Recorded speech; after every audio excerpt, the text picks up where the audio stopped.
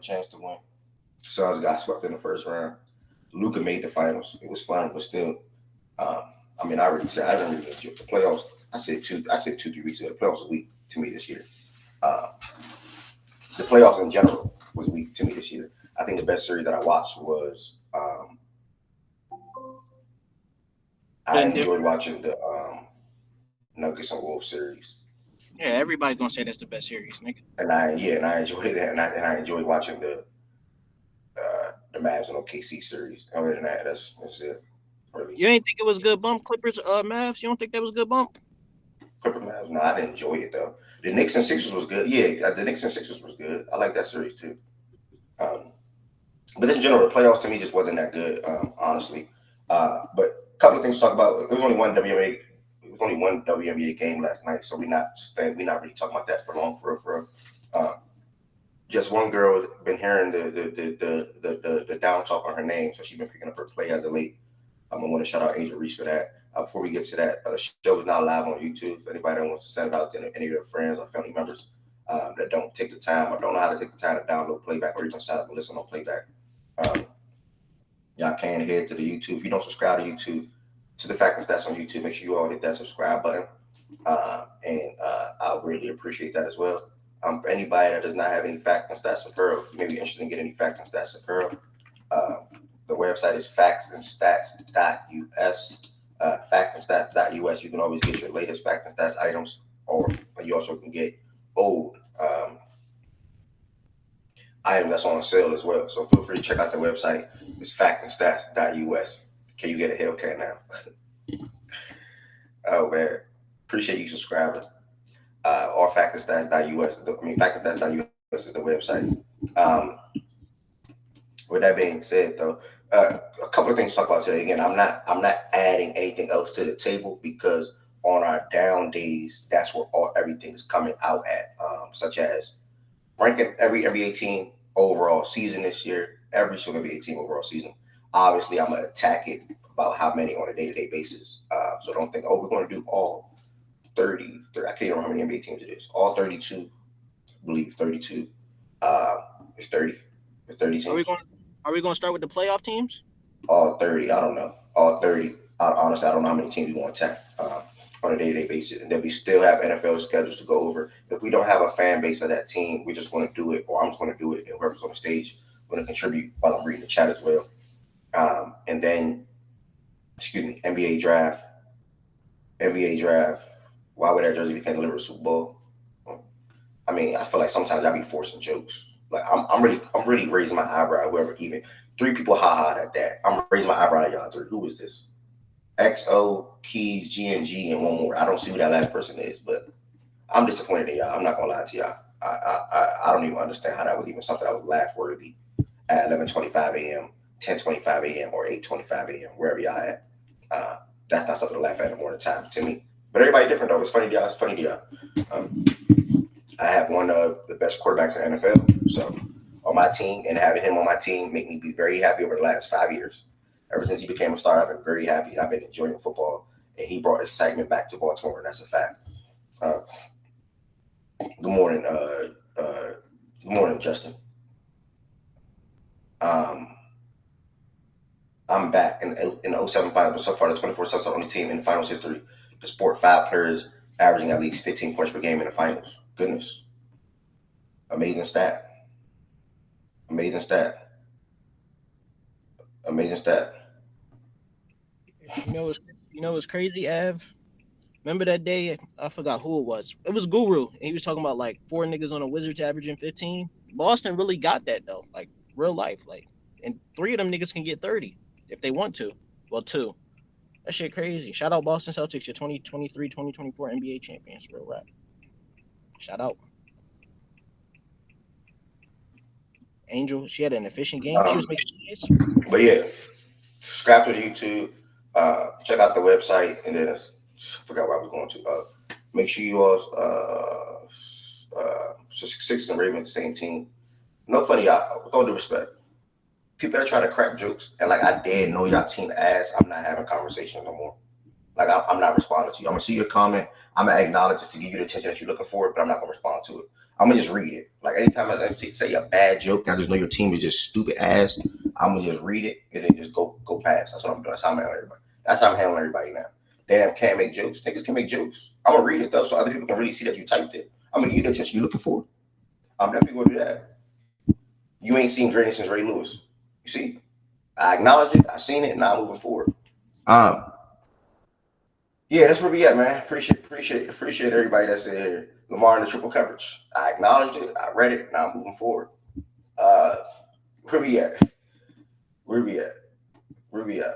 Nah, that's growth for sure. Who's my favorite Raven ever? Ed Reed. Ed Reed, my favorite player. Favorite Raven all the time, bro. Ed Reed.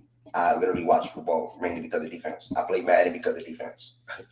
I love playing defense on Madden. I love watching football mainly because of defense. Defense is my favorite side of football.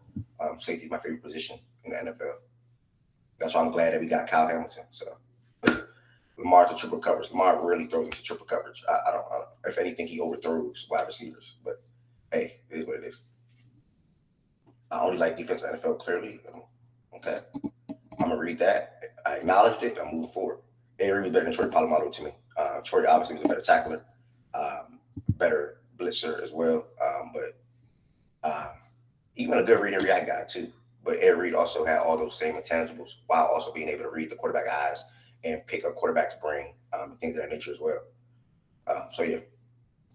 But if you got to give back the energy you give out though, if you do throw shots, I'm not throwing shots at teams that's at the bottom of the barrel. Like, see, y'all gotta realize, y'all gotta realize, niggas don't have a Lamar Jackson jersey. Niggas don't have Lamar Jackson as their quarterback. Niggas don't have, you see that? Niggas don't have Jackson on the back. So niggas be jealous. I already know what it is, bro. Listen, if my team didn't have a top 5 quarterback too, I'll be mad too. I got Lamar Jackson. I get to watch Lamar Jackson in 3 months. Niggas get to watch Daniel Jones. No disrespect to anybody. Niggas gotta watch Derek Carr. Somebody in here that I know, my good man, gotta watch Jacoby Brissett. You see what I'm saying? You see what I'm saying? Like niggas gotta watch Kyler Murray. Shout out to Kyler. I'm gonna go to a couple of games this year. Shout out to Kyler. Kyler's a good quarterback. I like Kyler. Kyler's cool. You know what I'm saying? But shit like niggas gotta watch shit like Will Levis. I don't gotta do that, bro. I don't gotta do that. Like, you know what I'm saying? So it is what it is, bro. I know what it is. Niggas are just because they cannot wear this jersey and get to watch this guy play football for 17, 18 weeks in the NFL season, knowing they're going to make the playoffs, knowing they're going to get 10 wins, knowing you're going to be electrifying, knowing the offense is going to score points, knowing the defense is going to strap the fuck up. Like, you know, it's so many things that I can say, bro, but it is what it is. Good morning, every somebody that's in here. Clearly, y'all getting me turned up this morning. I'm sorry for all the bottom of the barrel ass teams. I'm not throwing shots at them, bro. I'm not doing that at all. Is my camera blurry? Because I feel like my camera's blurry. It looks like my camera blurry. Is my camera blurry on y'all? Eat my porridge. I actually do want some porridge. I ain't gonna lie. Is my camera blurry? Anybody? Look like it's blurry. Can anybody respond? Or it is blurry over there? I'm like, damn, can nobody answer a simple question? My camera's blurry on there. All right, here we go. All right, here we go. All right, now it look clear. Nigga ain't eat oatmeal yet. I haven't had oatmeal like 2-3 weeks. Oh yeah, Marie. Oh yeah, y'all want the attention today. I promise you, I'm in no rush today. Y'all want the attention? I got y'all. Nigga, you eat porridge? Yes, I'm Jamaican, 100% Jamaican. Okay, hold on, let's get it. Let's acknowledge this one, y'all. And listen, when I acknowledge the comment, don't just leave them on zero flakes. I hate seeing zero flakes. Give them some laughs. Your quarterback got more turnovers than TDs in the playoffs. Fuck is you bragging for? Lamar only got 2 more playoff wins than Derek Carr, but he lit. 6 games, 6 passing TDs, 6 interceptions. Give him some ha-has, y'all. Laugh at it. Lamar's such a great quarterback. Man said he 100% wild going. You see me? Okay. Okay. All right. Cool. No more jokes in the chat now. We get to the show. Make sure y'all subscribe to Fact and Stats on YouTube. And don't forget to check out the Fact and Stats website. Usually you see me in Fact and Stats Apparel. I'm in Fact and Stats Apparel all day, every day. Yo, what started this football talks, bro? That And jersey you had on or something? I'm wearing a jersey and niggas jealous. That's all it is. Oh, okay. I'm wearing a jersey and niggas We, jealous. we making football jokes, nigga. The Jets Uh, right there, nigga. That's fine. Yeah, you want to bet on the season too? I already got 3 bets so far, or 2 bets so far. You want to do the What's the third? bet? That my team be better than yours? Aren't you a Cowboys fan? Where the fuck did you get that at? I don't know. Oh, what's your team? The Rams will be better than you this year. We can put that bet in. ha ha ha. Yeah, how much? What you trying to put on it? Something petty? Nigga, I'll put any amount. You pick the amount. What's up? Let's put 100. Let me put in my NFL notes right now. We locked. Nigga, bro, y'all hear this nigga donating bread? The fucking Rams. Y'all gonna be top 3. Y'all even gonna finish second in y'all division, bro? They might finish top 3 in their division. Nigga, you are no, a three. Hey, No, real three is shit. three Hey, is, real shit though, bruh, Josiah. three is Real best case. shit. You are a Giants fan. Sit this one out, my nigga. Real rap, my nigga. You employ Daniel Jones. silence Hey, is bro, deafening. bro, like Damn. wait. So T, we're betting team records for 100. Team records for 100. Any Team record. stipulations? No, that's what I'm saying. So team records for 100. Any stipulations like if Stafford get hurt, no, Let's best do off let's like do both. Let's do both QBs. A-Rod and Stafford, and let's do oh, 5 games or more hurt. So if it's all right, 4 games, they still should make it. Like 4 games, they still should have the opportunity to make it. bro. So Yes, Say you less. can talk shit, Wes. It don't matter who your team is, cause All you right, can talk shit let me regardless. put this in my notes, Unless bro. you This nigga, Jets fan like that. bro. I promise you, bro. Like you're a Cardinals fan. I can't believe you're making So jokes I right don't now. seen most success in my lifetime of being a What fan. what Yeah, success have you seen being a I've Cardinals seen my fan, team nigga? in the Super Bowl, fella. You haven't. So Bro, shut you up. was a Cardinals fan then? Duh, Why nigga. are you a Cardinals fan? Why are you a Jets How that? fan?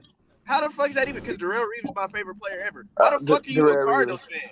Cause, Yeah, why are cause you I a am. Cardinals fan? Like that Cause don't I even am. make sense. What do you mean? Why don't it make sense? Because like what the fuck? Like you ain't even give me a reason, bro. Where did it start? Nigga, it's my reason, nigga. Fuck you mean? I ain't gotta explain myself to you. Nigga was just playing Madden one day and was like, Nope, fuck it, I I'm a wasn't even Cardinals playing fan. mad. Nope. Nigga, Wasn't even playing fuck out of mad. here, No, bro. sir. Fuck Nope. out of here, bro. Nope. Next thing I'm like, Nope. Kurt I ain't Warner, dumbass. gonna lie, bro. I ain't Larry finna let no. Fitzgerald, nigga. I ain't finna let no Dumbass. Jets. I ain't finna let no Jets fan talk Patrick crazy to me, Peterson, nigga, cuz. you ain't got no reason, bro. You ain't never seen your team do nothing, bro. So I'm not trying to hear Hey, what some people say. I mean, I seen back-to-back AFC chip games. You know what I'm Did they saying? look? Didn't they lose, bro? Bro, it Didn't don't they matter, bro. I lose, bro? seen greatness, nigga. I seen That greatness, ain't nigga. greatness, nigga. You Bro, you I ain't seen play you ain't greatness, play on nigga. Super Bowl Sunday, nigga. Be quiet. Hey, You that was got me talking greatness. about that old ass shit, bro. Hey, bro. Hey, I'm hearing Broncos fans talk about ass off, bro. That's crazy Okay. as fuck, Nah, nigga. nah, Yo, you have shit, clear. bro. Like, what She we didn't get doing? her breakfast this morning, bro, because she talking about Nah, we on the food. serious note. My nigga Peyton Manning had to save that weak ass franchise. Fuck wrong with y'all ass. On the serious note. Dry, relax, bro. I be supporting you because of my nigga CJ Stroud. Don't do too much, nigga. NFL talk is coming very, very soon. What the hell? Like I'm saying, It's the best time of the year, Ev. It's the best time of the fucking year. it is. It is. Um, two things before the show started. I told y'all, fuck the parlay. Obviously, they ain't get a double. I looked y'all right in the camera yesterday. I said, if y'all want some money yesterday, it's plus Half of money. the parlay hit though, bro. Bet the Celtics money line. I bet the Celtics money line. I made the parlay too, but I bet the Celtics. I told y'all, if y'all want some money yesterday, bet the Celtics money line. I don't know if y'all did it. I hope y'all did it. They were still underdogs at halftime too. If anybody was smart, they would have seen it's 51-50 at halftime. Luka and Kyrie's having a great first half, and the Celtics are still down by 1 point. Obviously, the better team is going to put it out in the second half. It was rocket science. I mean, it was not rocket science. So I doubled down on it at halftime. I hope y'all did it. If y'all didn't do it, oh well. But now I came up real quick before we start the show with WNBA I, and the game. What you about I, to say? I just wanted to apologize to Montez because wasn't he right about his Kyrie bet, or was he Oh, wrong? Kyrie. I mean, yeah, he did. Kyrie did go off. I think he had Kyrie My going off. my I bad, can't my remember. bad, Tez, my bad. Sorry, we doubted you. You was right. They still lost though. Yeah. So shout out to Nana for coming up, apologizing to Tez. Could you have said good morning to the stage? You didn't care that much. PJ Washington didn't cash out my Good bet. morning to the Oh, chat. You said good big. morning. I said hi to the chat. Nobody said good Okay, morning you to said me. hi Good to morning, Hola, Nana. everybody. the Hello. Good morning. Hope y'all had breakfast or lunch or whatever. Have a good day at work. They said shot. Somebody's name is Death Grip. What the hell? The fuck? Shout out to the Death Grip. You feel me? The fuck? Wait, what's that mean? Jesus Christ, Nana. What does that mean? What type of name is that? What's going on, bro? Man, that's the wildest name I've seen in here by far. What does that mean? Anyway, That's what I asked. My bad. I had to read that out. I'd never seen that name before in playback. I don't know what that is right there, Byron. I know what it means. Whoa. I don't know what it means because some people's thinking negative, and I'm not Bruh, thinking. Just use your A own death grip imagination is and move never around. negative. You feel me? Oh God, like Hold on. Hey, just use your Hey, imagination y'all and don't Ram fucking move shit. I King, around. am not on that. I'm not on that shit at bro, all. it is 10 Live a.m., y'all bro. life. Live y'all life. Do what y'all do. My niggas talking about Y'all some live crazy. your life, bro. We I care arguing. about football. I care about sports. I care about facts and stats. No, you hear this nigga, bro? I don't some other shit. He's so fake. Give him to about 5 Hey, o'clock hey, today. He gonna cut Oh it. God. hey, good morning, Nana. I heard your nice good morning. Good morning to all my Hi Denver T. Broncos Good fans and morning. shit. Well, it's just You know, me. All of them. oh, It's just Wes me. ain't in here. I was gonna be rude. I'm gonna be nice today. He don't count though. Oh wow. It's My West just don't me. count. My West don't count. Oh, he Cause said no. He tweeted. He said, "Fuck that team. I'm over that shit." he not Yeah. Zach down for Wilson, real. quarterback one. I'm watching Fuck West. off, West Dan. watch a whole Fuck Broncos game off. in person for no reason. He watched that game for no reason. He still watched it though. I be watching for no reason, Nah, you wanting to see he kill winning the That means motherfuckers. quarterback y'all even battle? doing. Yeah, he winning the quarterback battle. Wow. I'm Dan, reading the chat. Okay, so I see where y'all please. haters at with this death grip stuff. A death grip is gonna have me sent her down for 9 months, granted to buy a baby crib and other shit. Man, shut up. That's a rookie, fellas. Listen, Lorenzo guys, know, bro. this is a Lorenzo sports know, show. bro. Lorenzo, This that's is why a he my sports nigga, show. bro. If you have an unprotected sex, pull out, fellas. Pull out. Nigga, Jesus. we good? Boo. Here Are Pull we out. we good? go. Boo. I Pull ain't out. gonna lie, Ev. You too old to Boo. be that boring, nigga. Shoot Here that shit we up, gang. The go. fuck wrong with Raw you? is law, nigga. Whoa, whoa, whoa, whoa. I Ev, agree with raw is law, T. nigga. I I ain't gonna lie, agree bro. with I ain't gonna lie, bro. T. We all Fuck getting the up there club in age, up. guys. We Fuck getting the up there in club age. up. It's time to Fuck the pop them out. club up. Fuck the club. Hashtag raw My is law in bad. Not the me chat, though. Not man. me though. Not me though. I can have it. Hashtag meat to meat. I What? support that. What you just say? I support that. I support Everybody that. has some Bro, babies. Wait, Hell what did you nah. just say? Me, What did you just say? me to me is kind of crazy. T. You're not Shout bro, supposed out, to shout out. say I that. support Oh, that. oh no, Ev, Diddy. bro. My pause, pause, Ev, pause, Bro, pause. that's Ev, not pause, nigga. What the that's what the hell? Q's That's say, Hey, bro. hey, that That's is what hey, the hey, Q's Miles, say. Miles, pause. Miles, you knew the I reference. do. These I Guys do niggas, know got the out. these reference, niggas nigga. don't know Come the on now. reference, so I get I why know they the saying reference. pause. Meat to I meat. So know the y'all ain't never been reference. to I college, was in bro. Y'all ain't never college. seen no I Q was in dogs, college. nigga. I'm currently in No, school. I know the reference, Hey, but hey, I hey, just nah, feel bro, like real, nah, no I nigga get like that's it not the sound bruh should crazy. say it. I Nah, get not it get it, sound bro. crazy, Nah, but not I get it, did bro. make the reference because of like what the I can reference of the look. See, song it's not. is. I caught it, bro. I caught it, bro. I caught it, They, fuck bro. they that I hoe. see what Take you're saying. that rubber Bro, off. hey, bro, Yo, relax. Beast. yo, yo, yo, yo, yo, yo, Oh, yo. no, Miles gonna no, get no, his All people right, to jump. You better shut no, up. yo, no, You doing a yo. whole no, lot, bro. You doing a whole They lot, gonna bro. no, get you. no, All right. You no. doing a whole Hey, lot, Oh, bro. it's You hey, doing not a whole lot. Friday. It's I not thought y'all ain't know clearly. the I I'm not can't gonna lie. tell, bro. I can't tell. I would have It thought it do was I a think Friday. What the I My hell? bad. Friday. Y'all just need a little spice before Hey, that hey, my DMA fault, top. Ev. I ain't My mean to bad. ruin the No, no, show, it's I cause gang. don't know. it's cause I you don't came know up the here being reference, and nice I today. don't That's want what to it know. is. I don't want to know I the think reference. that's what it is. I gotta be mean for it to be It's a calm. song, Ev. It's a song. They wouldn't And, expect it. and That's and what it was. Miles and his brothers from college, they dance to that shit at the party in the middle of the party and I don't just want wait, shit. nothing that say meat Miles, to you meat. a Q nigga? No, nigga. How long you done Uh, known me, bro?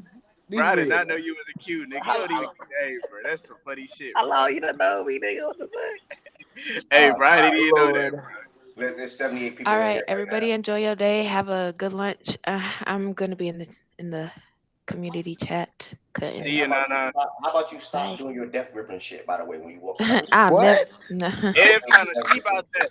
Ev, Yeah, you, you have to. Ev, Whoa, I'm out. Whoa. Now Yeah, it's time to go. yeah, hold on. That's Ev, you so keep yeah. bringing it up, bro. Hold on. Yeah, He start got the show, bro. he gotta Start the go. show, No, bro. Start he the gotta show, go. bro. He gotta go. He need a break. He on some other shit. He need a break. Yeah, he need a fucking break. That was fucking ridiculous.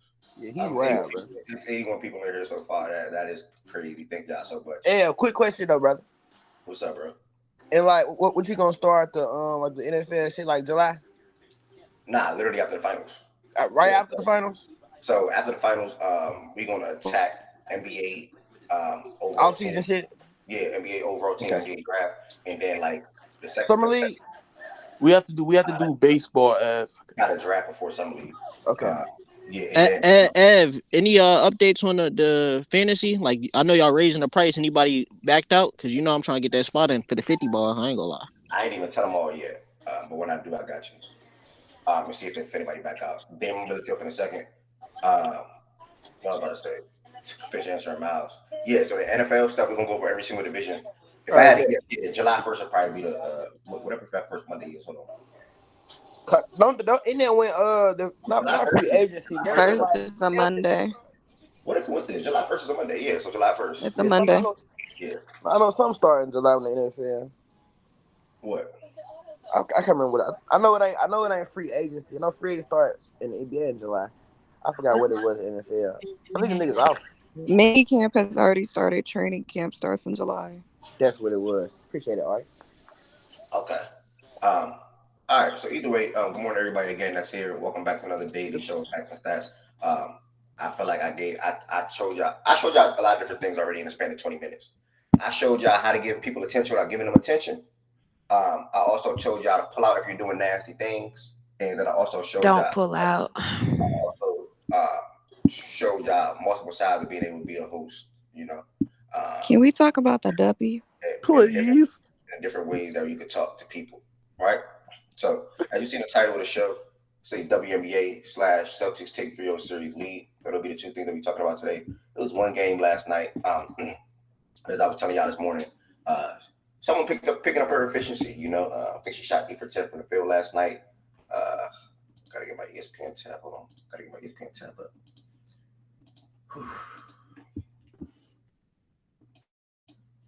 Vino, you a little too HORNY, my brother. Bro, that nigga is crazy, I bro. was like, what? Bro, what? Wow. But why you spell it though? I didn't want to say it. Well, he didn't say the whole thing. Yeah, little kids probably can't catch on if any little kids are listening. We're okay. I'm crying. Hey, Ev, bro, I apologize for my actions, bro. Mish, grab a bro. mic. Yeah, my fault, bro. Me, stay away. Stay a little wild. What's in the here. word, me? Green hearts in the chat, man. Green hearts. You can see I that. was say grab a mic, but it's too classless up here. I love you, Yeah. Mish. The Sun won 83-75 last night and moved to 11-1 on the season. Currently the best team in the league. They've been that since the season started. Shout out to them. Their best player, or obviously their three best players, had a good game last night. Dewana Mata, as you can see, probably didn't shoot. She didn't shoot too good from the field. I'm going to pass to the kid in our Angel because I feel like they watched some of the game, or if not all, versus me. Not I watched it some all. of it. Okay, Kid might have watched all of it, but I watched I some was of it. asleep. What you say? No, I said you watched all of it. Most I likely, did. right? The fun. Yeah, I watched did. some of it. The most funny thing is, I could have had a good highlight last night after that Camilla block on Dewana off the backboard. If Marina decided to hit that goddamn three, That three. like, bro, it was perfect. Like, literally, I think Angel sent it out of bounds. Marina had it in the wing. Dejanay. His mic went out.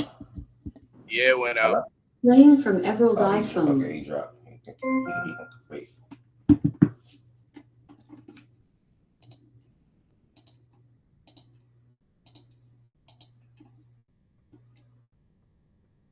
Kick me out. I'm not gonna bitch about being kicked like some people do. Not you, kid. Like some people do. I'm like, kick me again. I'm just gonna request again. This one, I'm like, who kicked? Pussy ass nigga. But yeah, Damn. let us Well, continue. damn, hi. What we were doing. Or you could go, because I think No, you watched the whole game. I watched like the latter half of it. Oh my gosh. Go ahead.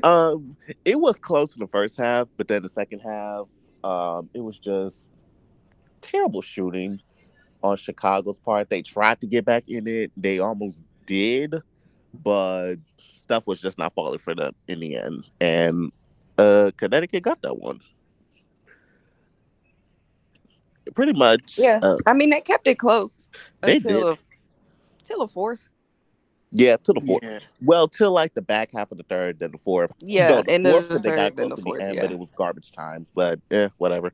Angel double, and I think this was her best efficient game so far. 8 for 9. She shot 8 for 9 from the field, right, kid? 8 for 10. 8 for 9. 8 for 10. That's good. Yeah, because she got that double. I'm very happy that she had this type of game. Hopefully by next season she's developed at least a good 15-footer mid-range to add to her game. Yeah, no, she needs a mid-range, their issue is that, I mean, not just, and I think we're gonna see this becoming a problem for both Camilla and Angel. Their guards can't make a fucking entry post pass to save their Damn. lives. That's what I'm saying. So, you want to know the funny thing I saw last night? Angel, So Camilla, Izzy will be just open. Open. Hey, hi, I'm here. And they can't make a pass on some Haley shit. like, I'm Like sorry, they you have can't make an Camilla. entry post pass to save their fucking You got lives. Camilla guarding Bree Jones and AT, obviously a mismatch. If you don't give her the ball, what are we doing? Someone literally said fly Raven in to show the guards how to make a post entry pass. And I'm not opposed Nah, to dead that. ass. I'm not opposed to that. Dead ass. They need to fly in somebody because Marina, Dana, Diamond, none of them can make an entry can make a post pass They to can't make a save their proper entry lives. pass. They can't make a proper entry pass, and that's just gonna be what irks me. Because I promise you, if y'all can't make a dang post entry pass, we're gonna be in for y'all gonna be in for a long haul. Yeah. They they Mm-hmm. they are stunting the offensive like impact that their bigs can have because like Angel literally I want to she scored almost all of her points off of either like turnovers or for let me not say all majority of her points off of either turnovers or just like rebounding, Yep. getting an offensive rebound and then putting it back up. So that's pretty much what Camilla does majority of the time. It's just putbacks and getting a rebound or stealing a ball. Like they just they make my head hurt. Hopefully Angel can build off this game though. She actually looked like she was looking at the basket when she was Okay. going up. Yep. Great for her. Wait, who do they have next? Chicago. Yes. Let me check. I think it might be Indiana. Oh Oh, no, it's the Mystics then Indiana. that was the Mixers and Indiana. Well, Melissa's about to have fun.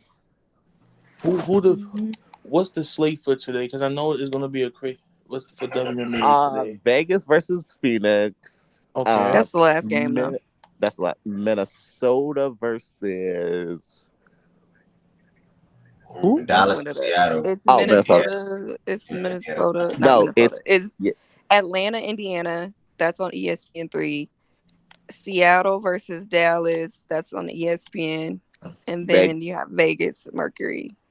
That's on Prime, but that's That's on Showtime. Prime at 10 o'clock. Thank you, Listen, Jesus. I got the Vegas. Vegas is gonna whoop on Phoenix. You just what the heck? What define what? You ain't Because been watching, have yeah, you? you have not been watching. What's I mean? You I mean, haven't they been having a watching. rough patch, but You I'm haven't not been worried. watching. Indiana Whoop, home. If you're talking about the whoop. first one. I don't even think that. You ain't been watching, Josiah. Ain't no Yeah. way you can confidently say Vegas is whooping up on Even anybody right I now. don't say that. Even I'm not saying that.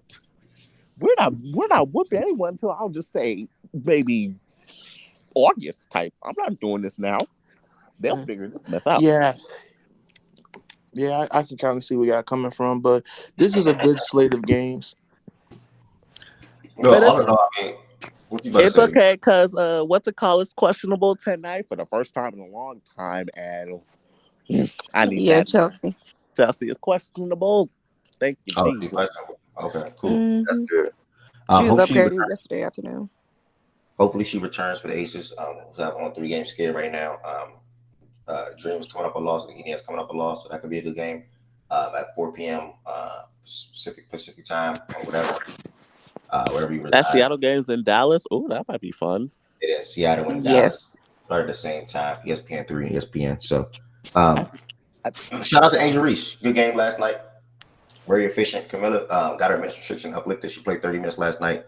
Poured in 9 rebounds and 3 y'all blocks. think the Fever win tonight? I have no idea. I don't know. It depends on. Oh Lord. That's what Judge said. I don't know. It It's depends. either It really depends on the Atlanta that shows up. Is it it's gonna the be Atlanta depending that on which shows up coach. when they play Vegas and when they play Chicago? It's going to depend on which coach is actually competent tonight. Very true. Because That's they're going gonna to be outdumb each other. Because truthfully, Tani- they should both be Tanisha gonna there. be an idiot. Christy gonna be an idiot. It's just which coach is gonna be the less idiotic. Yeah. AP 20 baller coming. Rock, please stop. Please stop this. Please stop this. I She mean, they not. gonna need it to win. I mean, shoot, they might. I mean, but this is the Fever's first game in a few days. So, you know, they'll be rested for the first time in like a while. I think since the beginning of the season. Yeah. But yeah, I was about to say this is the most rest that they've had. So it'll be interesting to see how they play coming off of rest. I think they did last time and they won, right? In practice. I don't know. B9J. Who knows? Probably. Atlanta needs everything. Ryan needs to touch the ball more than 8 times. Yeah. All right, Ryan needs to shoot more. For sure. Switching over to the WNBA, I mean NBA, 3 games tonight. Hopefully, you all can tap into any of them. Excuse me. One on ESPN 3, one on ESPN, the last one on Prime Video between the Aces and the Mercury. And excuse me, I'm sorry, Aces and the Mercury. And then before we get to the NBA and the Falcons, a couple people sent in the chat already. Got stripped. Did anyone else see BJ in that Celtics jersey, or am I tripping? Yeah, he got a Tatum jersey. And then Falcons lost a 5th round pick for tampering over Kirk Cousins, and then the Eagles were cleared. No violation when it came to them acquiring or signing Saquon Barkley this offseason. So that's it. To the game last night around the NBA, the biggest questions, as you can see on ESPN, the biggest questions it says after game 3 of the Celtics Mavericks. The Celtics are now winning from an NBA record 18th title. Super duper impressive. Excuse me. Speaking to the game last night, though, before we get into any off season or any what are they going to do? Oh, my camera like it was frozen. The game last night, man. Celtics got a win, or got the win. I'm sorry. What was it? My stuff is freezing up, bro. What was the score? 106-99, I think. I'm freezing. Hold on. I'm freezing crazy. I got to refresh, but I'm freezing too crazy.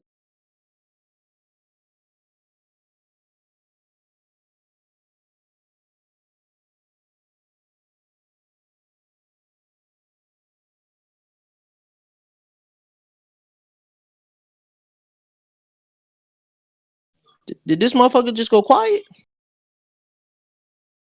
His thing froze, so I think his shit froze. T. Yeah. Good looks for the context, Jordan Wilson. He said that nigga full name. What the hell? Damn. Ev nigga finna get swept. My bad. My joint freezing. I mean, who says they lose though? Like at one point, we thought a 3-1 was crazy to come back from, and then niggas did it, right? 3-1, bro. Ain't nobody ever come back from 3-0, bro. That shit's never happened. Never happened. Nigga, there was a point nobody ever came back from 3-1, Miles. All right, T. If you think they coming back, we think they coming back, bro. We don't got. Yeah, bro. That's a pipe dream, man. I ain't gonna lie. Bro, we can't have hope, Ev. God damn. Last night the game, Celtics won 106-99. Oh my bad, I was freezing. I think I'm good now. Celtics won 106-99. Put the ESPN score thing back up. And listen, I don't know if y'all thought I was joking. Some people said I'm trying to cover myself. Some people said I'm trying to do reverse psychology, and I heard all type of random stuff when it came to me just trying to make money. Like I'm just trying to make money. I told myself I'm joking. I woke up yesterday. True story. I woke up yesterday, and I said, yeah, the Celtics winning game 3. They definitely going up 3-0, and I'm freezing again. I'm probably about to get on my phone. They definitely about to go up 3-0. Somebody said JB had 38 and 8, and he closed last night. That is a fact. JB is a phenomenal player. In my opinion, Tatum led the way. Tatum came out super duper aggressive. I also said I expected Tatum to have a better game than what he did shooting wise in the first 2 games. In the first half, it looked like he was on that track. I don't know his exact first half numbers right now, off the top of my head. Let me get it. First half, he was 46% from the field, so that's up from his 32, 33, wherever he's been at this series. He shot 15 times in the first half and made 7 field goals. I like that. That's aggressive. That's good. He also knocked down 3 threes in the first half. In the second half, he was 4 for 11, but the other star now, Jaylen Brown, picked it up. He was 10 for 16 in the second half, 24 points in the second half, and had 9 in the closing period. So, I mean, phenomenal player, 2 special guys. well deserving, by the way. They're on their way to their first championship. We'll see if this is their last. But to speak to the game, though, like I said, Tatum came out super duper aggressive. Dallas threw the first punch. They went up like 25-12, I think it was, in the first quarter. And immediately, Luka came out. When Luka came out, they went on a quick 7-0 run, made it 19-25. Jason called a timeout. I think after that timeout, Luka came back in. And then when Luka came back in, Boston still closed the quarter out already good because they already had that momentum going. So Dallas finished the quarter up 31-30. But you can feel the shift come after Boston answered to that first punch. Like they got punched. They said, okay, cool. I know we know what we got to do now. And they came out and turned it on, led by Jason Tatum in that first half from a scoring output. As far as the main issues for Dallas been this game, no matter if it's the first quarter, second quarter, third quarter, fourth quarter, Luka Doncic, bro. The defensive side of the ball, he's just been terrible. He don't rotate quick. He don't move his hips quick. He don't move his feet quick. He's just I don't even like his stance, damn near. And it's so funny because coming into the series, I knew you can hide Luka's downfalls against the only other team that could have probably attacked Luka the way this other team was doing it is the Clippers. Because they would have had the spacing. And they also would have had two wings that could probably score on him. Granted, Luka played good defense in majority of the first 3 rounds, but when you come to this Boston team, I say he's gonna be put in these wrong. He's gonna be put. Yeah, that part. Ev not lying. Ev not lying. Hold on, let me finish. Any pushback it can come. I think I'm not saying he was a great defender in every single 3 rounds, but what you're seeing now, as far as the liability aspect and clear on, this is a fucking issue. Yes, I think in majority of the 3 rounds, he was good defensively. Majority, if not, definitely not all, but majority. You've seen more good defensive plays than bad. Let me put it like that. But when it comes to this team, like I said, coming to this series, man, he's gonna be put in action 24/7. Boston does it every single time they play him in a regular season. Over the last 3-4 years, whatever it is, whenever the Jays are healthy. And this time, like what we've seen them do against Minnesota when they're shading off of Kyle Hamilton, look at me, Kyle Anderson, when they're shading off of Rudy, in the Oklahoma City series, they're shading off of Josh Giddey, and things of that nature. Like they could not shade off anybody in this series. So you're seeing Luka look pretty bad, looking like a wild squirrel running around or trying to run around or getting blown by. And then he even put himself in a position in this game to foul out. Like that was ridiculous. You're down 3 points, I think 3 or 5 points, and you foul out. But hey, it is what it is. Before I continue, Luka better than LeBron at 25. This is a nasty take. Nobody in here said that. I'm not sure why that comment is getting typed in here. Nobody in here said that. Not one person in here said that. If Tween said he agreed, I don't know. Well, maybe Tween said it, but nobody else in here said that. Apparently West did. West said offensively. He didn't say player. He didn't say player. Yeah, West said offensively. Can I elaborate why I said that though? Yeah. Go ahead. Actually, go ahead. The reason why I said that was just from an offensive standpoint. Like, yeah, the defensive, like, you feel me? As the offensive player, Luka, like, that's not a crazy take. Niggas is trying to get off. So you basically didn't elaborate, man. Like, bro, this is the thing. 25 Bron was I don't want to disrespect him, but he wasn't a 3-level scorer as Luka. But overall, but basically overall, you're saying LeBron was still a better player though because of the defense. That's basically what you're saying. Yeah. So you're not adding nothing then. Just let it go. I mean, I don't know. I mean, I just got confused. I don't think you were adding anything. But I mean, listen. To get back to the game though, we had a good thing about this game. Both star players for the Dallas side, they came out in the first half. But I took a different approach when I was watching this game. I'm like, okay, 25-12. Boston closed the quarter out good. It's a 1-point game. Both teams scored 20 in the second. You look at the box score, right? Or you just look at the feel of the game. Luka, Kyrie, 20-17. Then who else, right? Who else after that? PJ was over 3 in the first half. He had 1 point. Derrick Jones Jr., who only played a whopping 16 minutes in game 3. In the first half, he had 2 points. And And their next highest score in the first half coming off the bench was Derek Lively in 13 minutes, and he only had 5 points. So I looked at it as, okay, Luka and Kyrie is actually getting off this game. Kyrie came out aggressive. Kyrie came out hooping. Kyrie was scoring on whoever or trying to score on whoever was guarding him. So I'm like, damn, 50-51. Ain't no way Dallas. And I know I'm a Luka fan. I get it.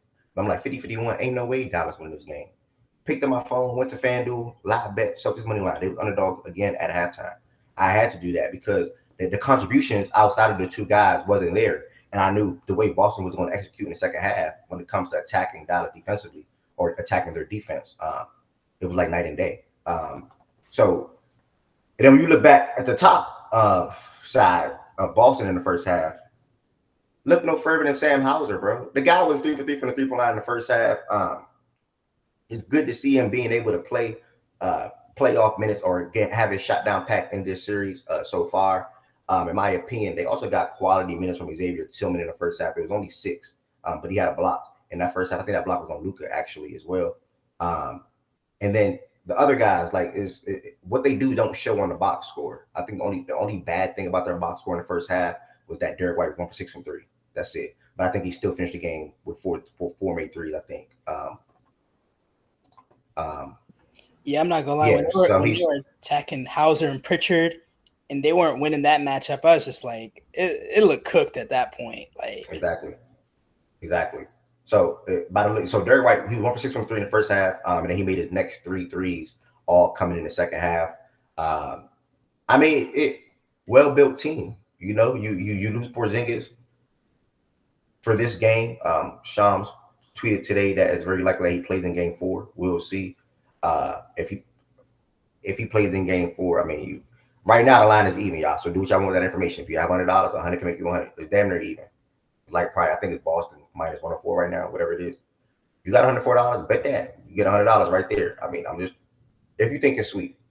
I don't got the feeling yet, but I think they do sweet. But it's not all the way there. I'm not gonna lie though, Ev, I think that like the real turning point in that game was really that third quarter. Like I get that they got back into the game, but like that third quarter, they outscored like 20 points. Then the Boston goes up 21.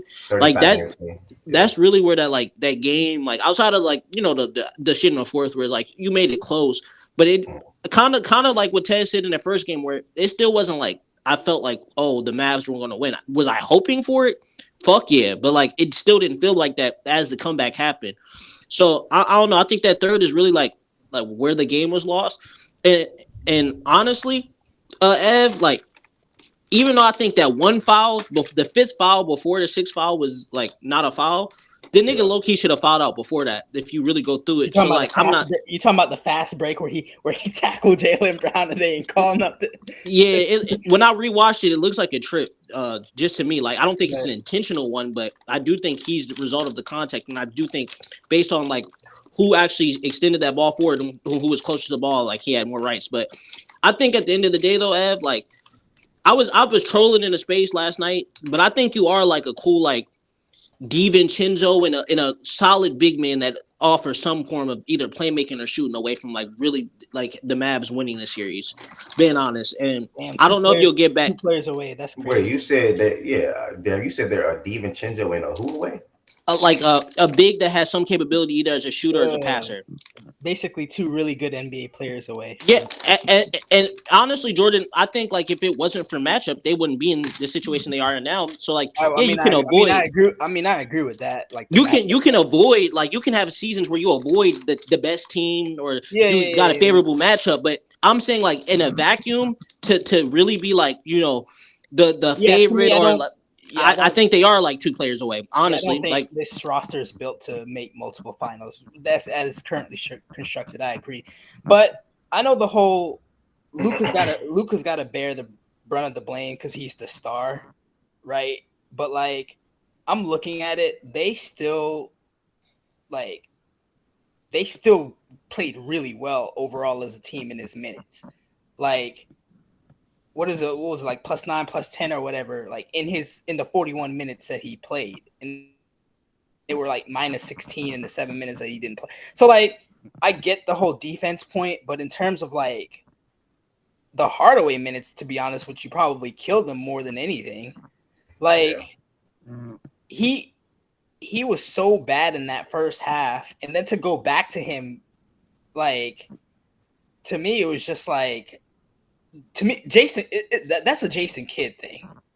I get that, like, but at the same time, like, you not understand like what the purpose of putting him out there were. Like, I get he did not produce, right? No. I'm not I going know to why deny they it. played him, which is why It's not like they have like necessarily great guys to like necessarily play in front of him, even though they've been playing guys in front of him.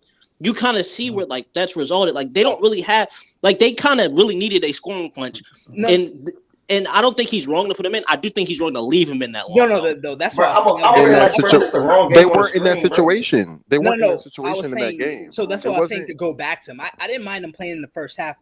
The real issue is just the wrong game. The Mavs, the they Mavs were don't up. have like what the fuck?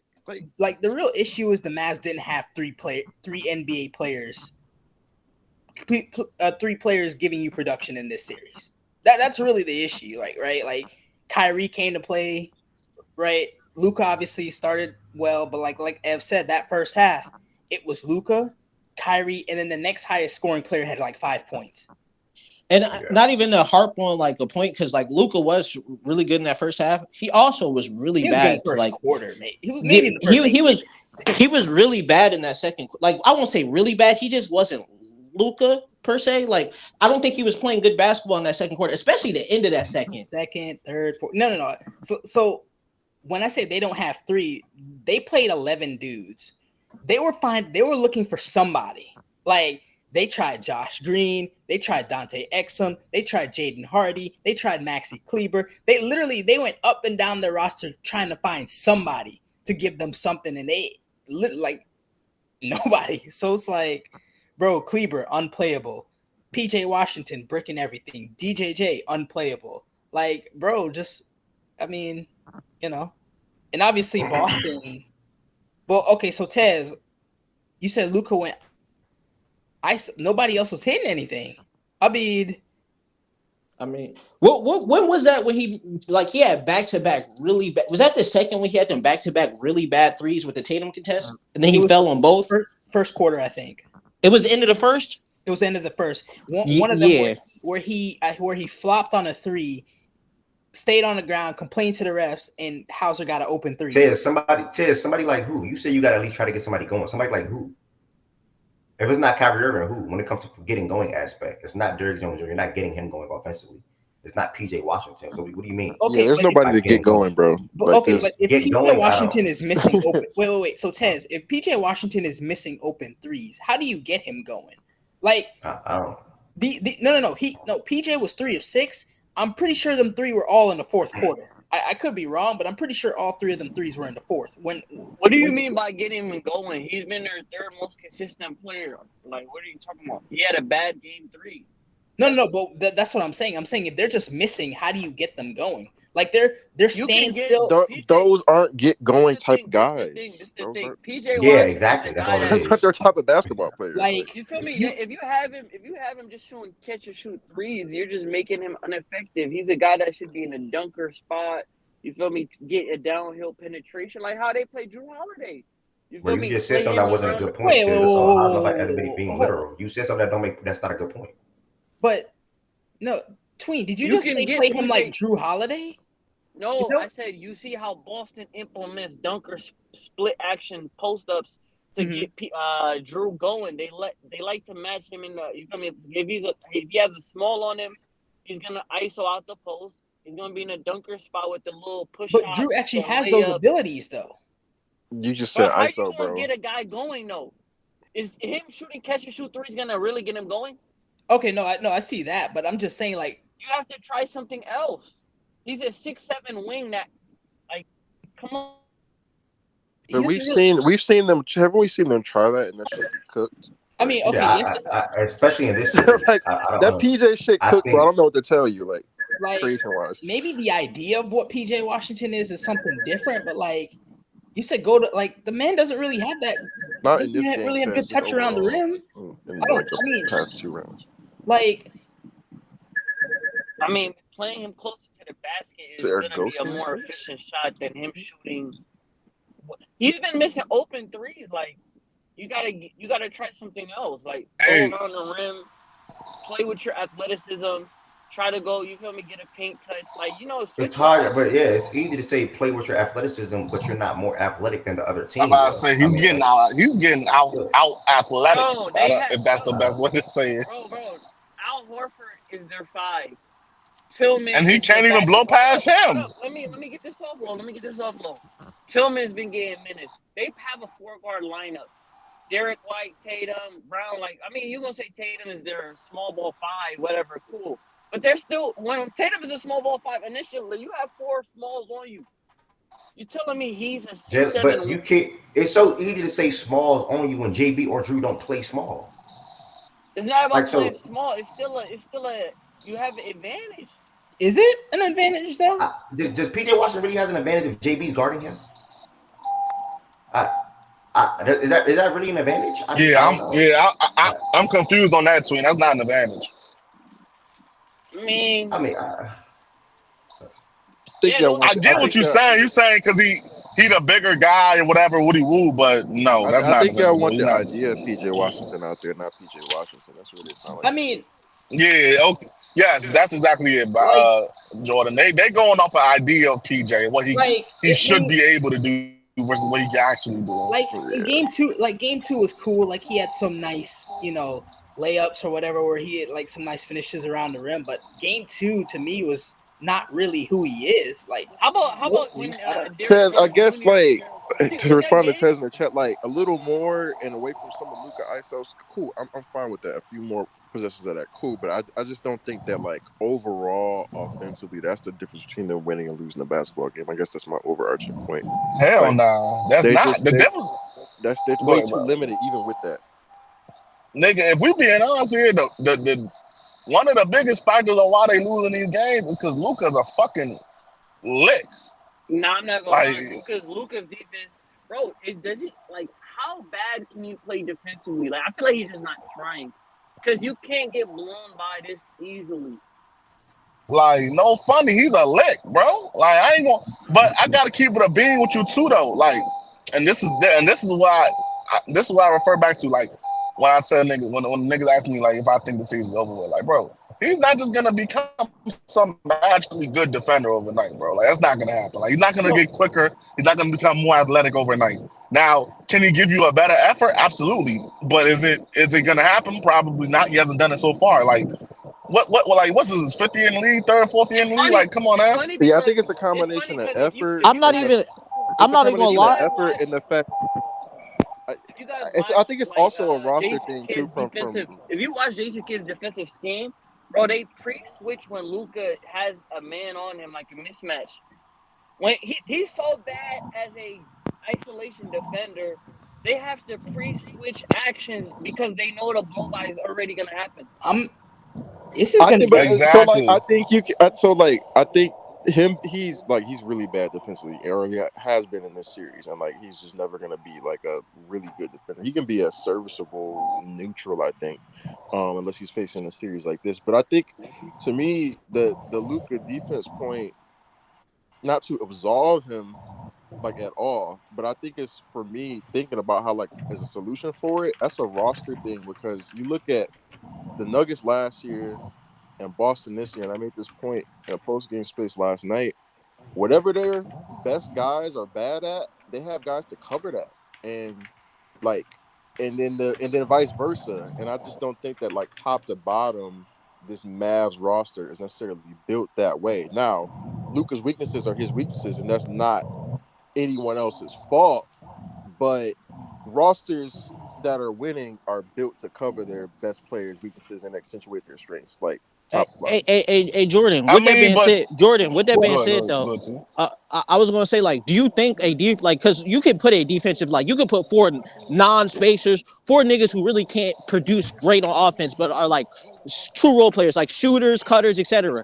I don't necessarily think you can put like a defensive four I don't think lineup you like you need can do to. with Jokic, Yeah, like I don't think you need to though. I think they just need one more PO creator. like a Nah, creator but or they did POA. that But yeah, Nah, before. I think their because offense is well, more I interesting don't than their agree with that. defense. I so think so their here They did so offense. that here so before here's with the thing though, right? DFS, and when they had Because DFS and they they're tried it with him, it worked.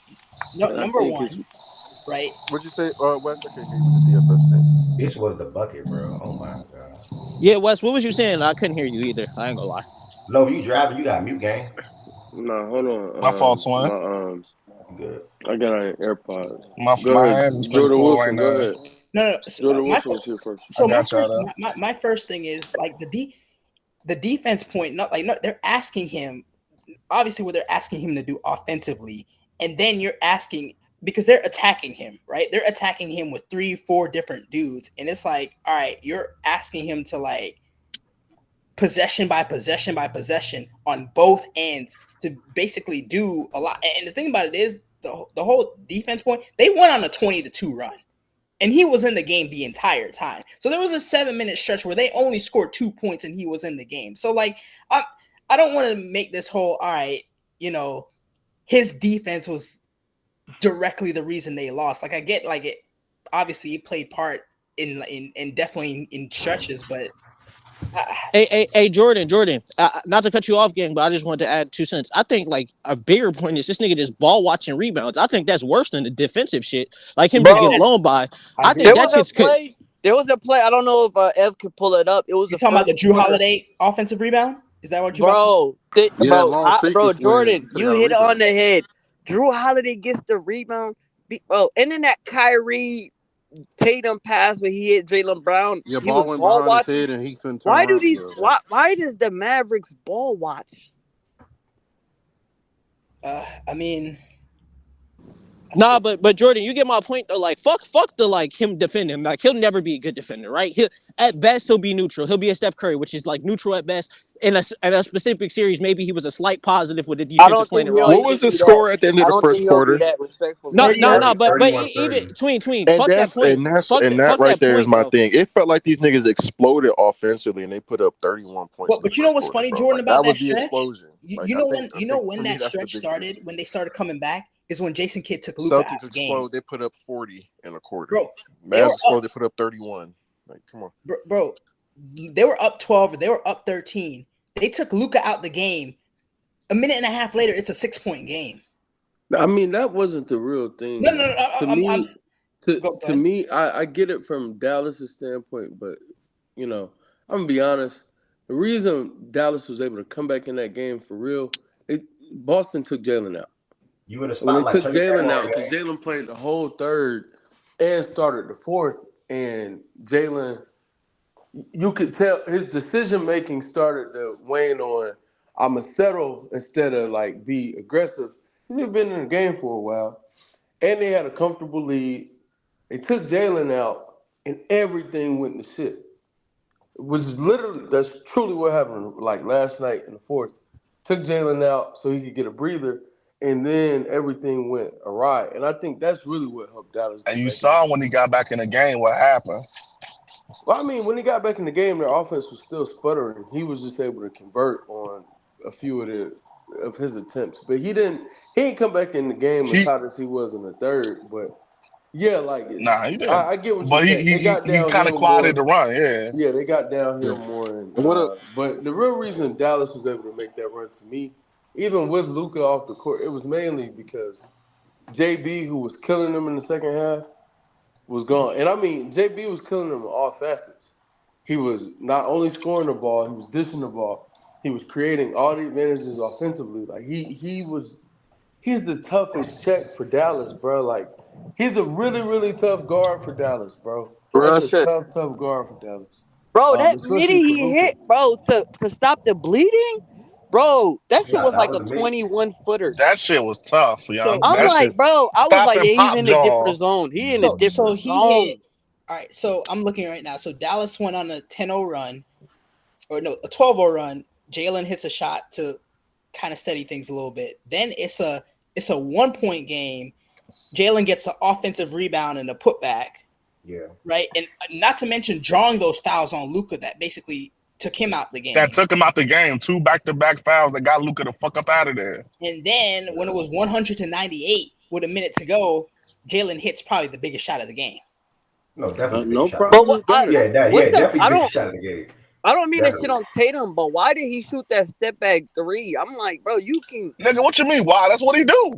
That's who No, he but shot like, bro, He shot 13 threes He do last that night. side step 3 sometimes. But listen, hold But up. did he really? You up 5, you up 6. It was double digits. I don't know if it was exactly 13. It might have been like 12 or something. Nah, Let he me shot double check. 13 threes last night. It was 13, yeah. He was Like, 4 come for on, bro. 13. He started the game, which is so crazy. He started the game off 3 for 4, and then went 1 for fucking 9. But It's because of the I think corner JT. 3. I don't know why he's.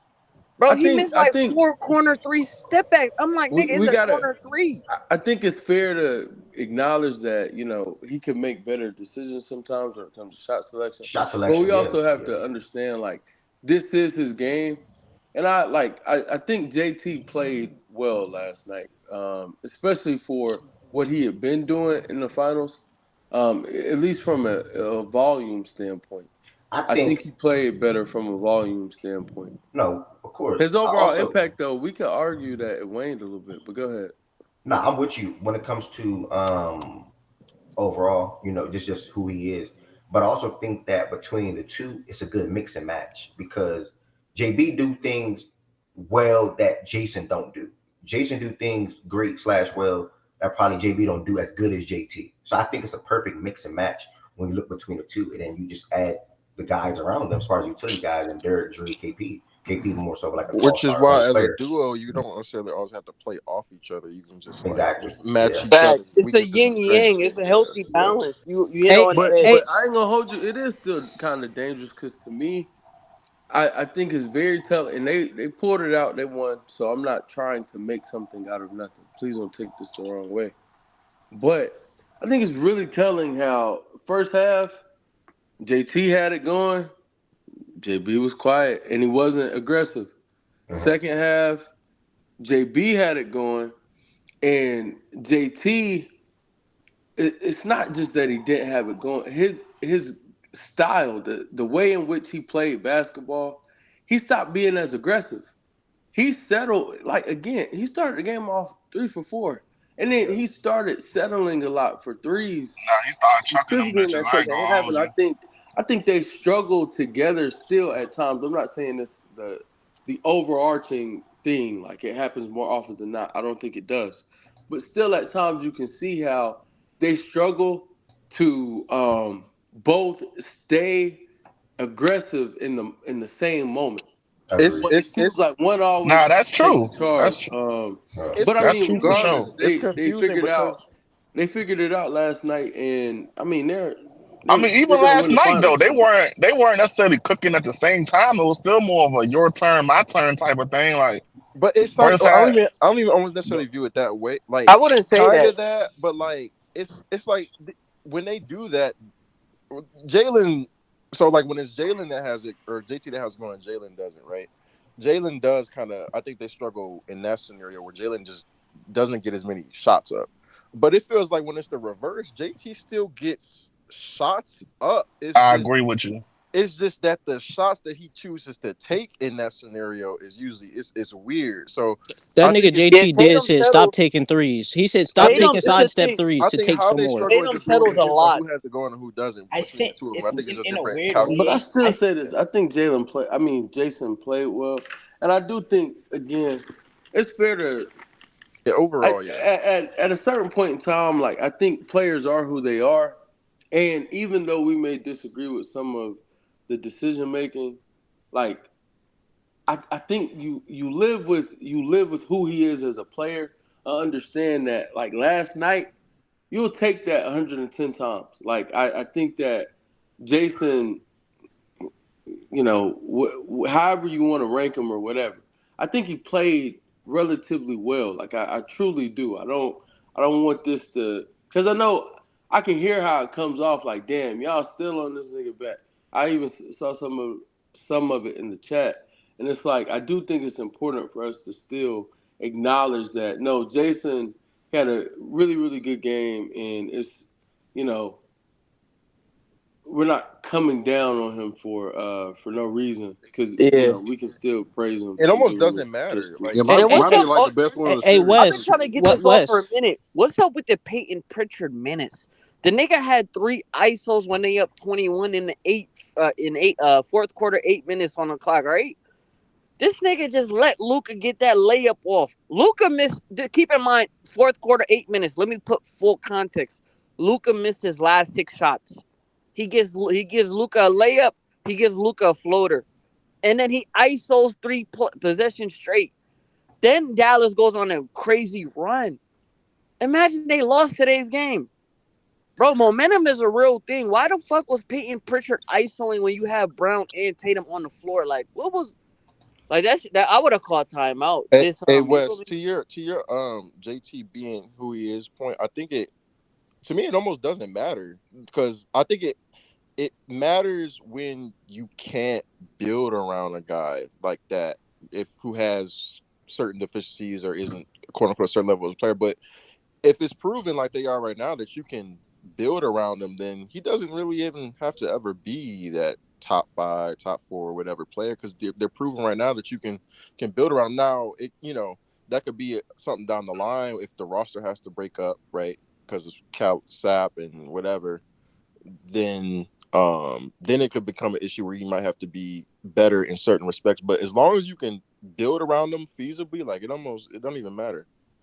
I'm with you there. I think that what's going to be really interesting, whether we do it today or some other day, the 1A conversation is going to be really interesting. And I think that that'll be really from what telling. standpoint? Huh? From what standpoint? When we have it, because I know it's coming. Whether we do it today, because this is a wrap. Like we know. No. I'm saying, are you saying from the standpoint of championship, winning the title, or like what? Yeah, we've never looked at 1A as anything other than best player on the championship team, like a 1A player. Oh, okay. Like 1A stamp, like he's truly a 1A player versus 1B type. And I remember we used to have that combo.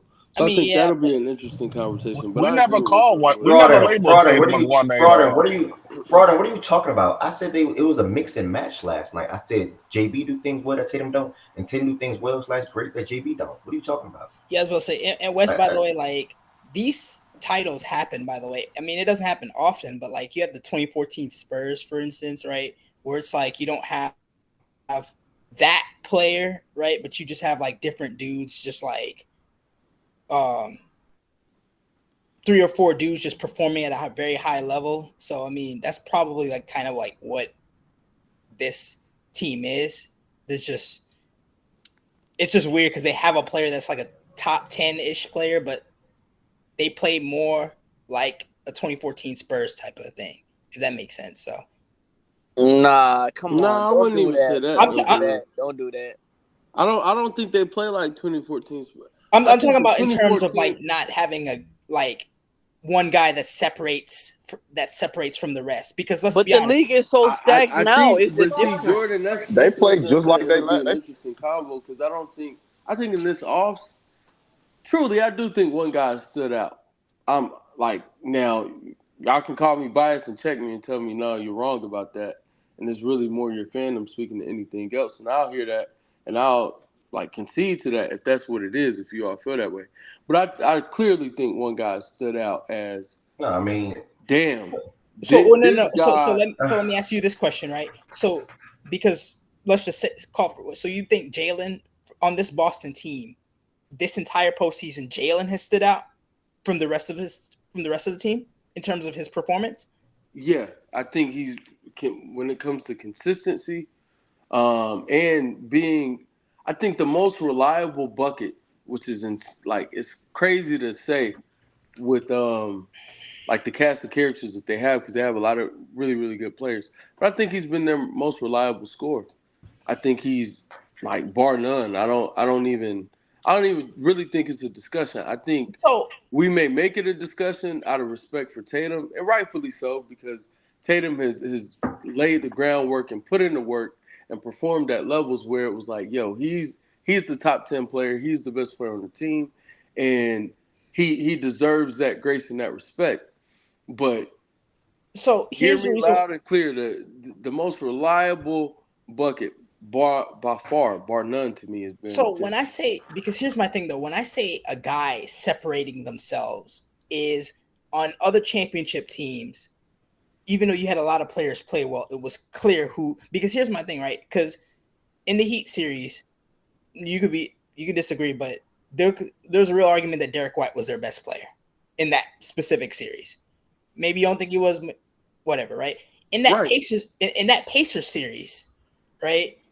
Like, even though Jalen got Eastern Conference Finals MVP, I could be wrong, but didn't Tatum average like 30 on Yeah, pretty good I efficiency? think it's important to understand. I'm not saying each individual series Jalen was the best player. I said there is clear that one guy stood out throughout this run, and I think Jalen is that one that has stood out.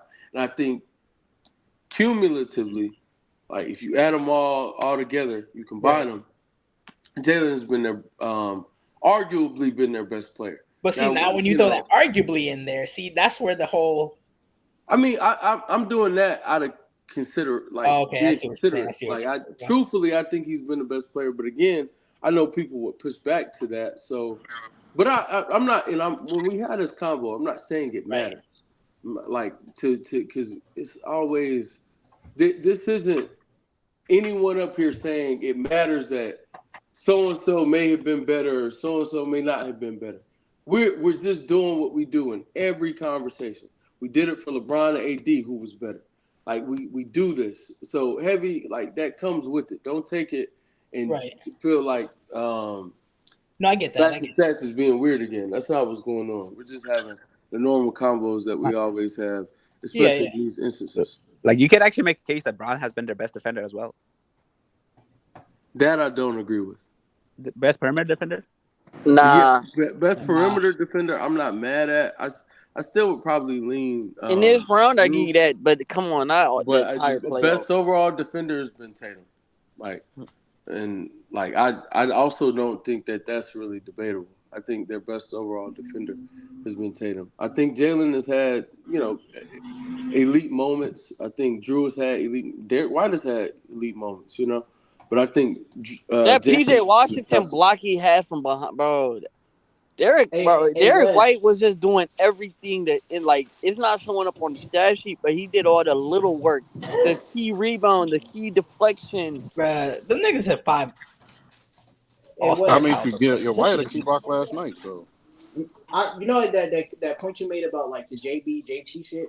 Like, while I do agree, like that mirror true, I do think it's better than like what we've seen before when it legit would be like they would try to go possession by possession. Oh, JP, your turn. JT. I think doing it based off like who has it going, I don't necessarily see like the issue with it. I do think like even like some of JT's like I think he's got better as a playmaker. Like he even set up a couple of those corner threes for JP. So I think they are like still learning to play with each other a little bit better.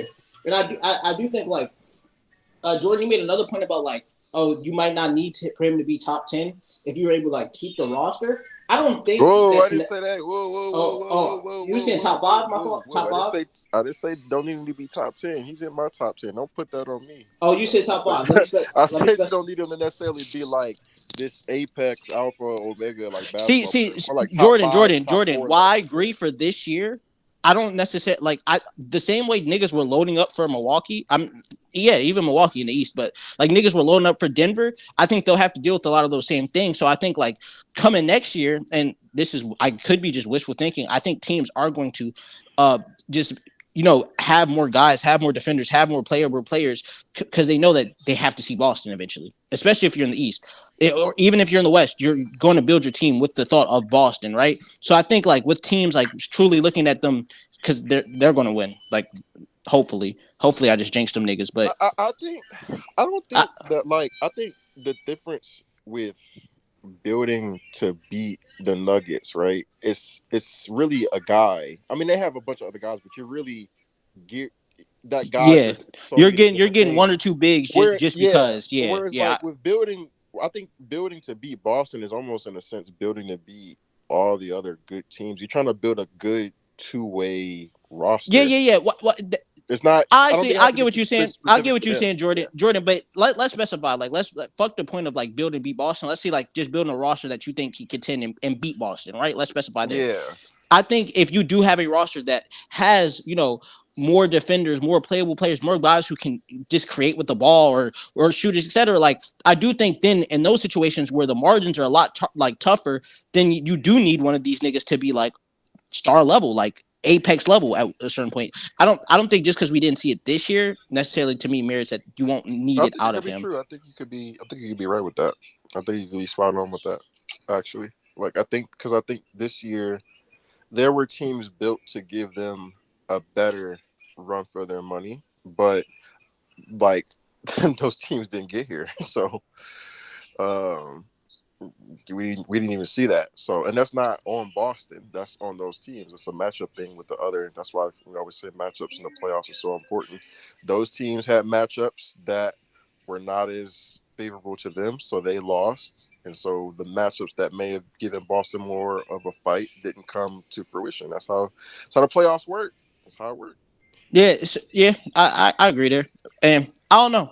I think at the end of the day, like regardless of like how people try to slice it, Tatum is still like a hell of a player. Like, as much as I hate on the nigga, he has done a lot as the low man this year. I can give him credit that I love defense. I will give him credit for being a low man, like consistently. And he's actually fighting. He's not allowing lobs. He's fighting for position to get boards.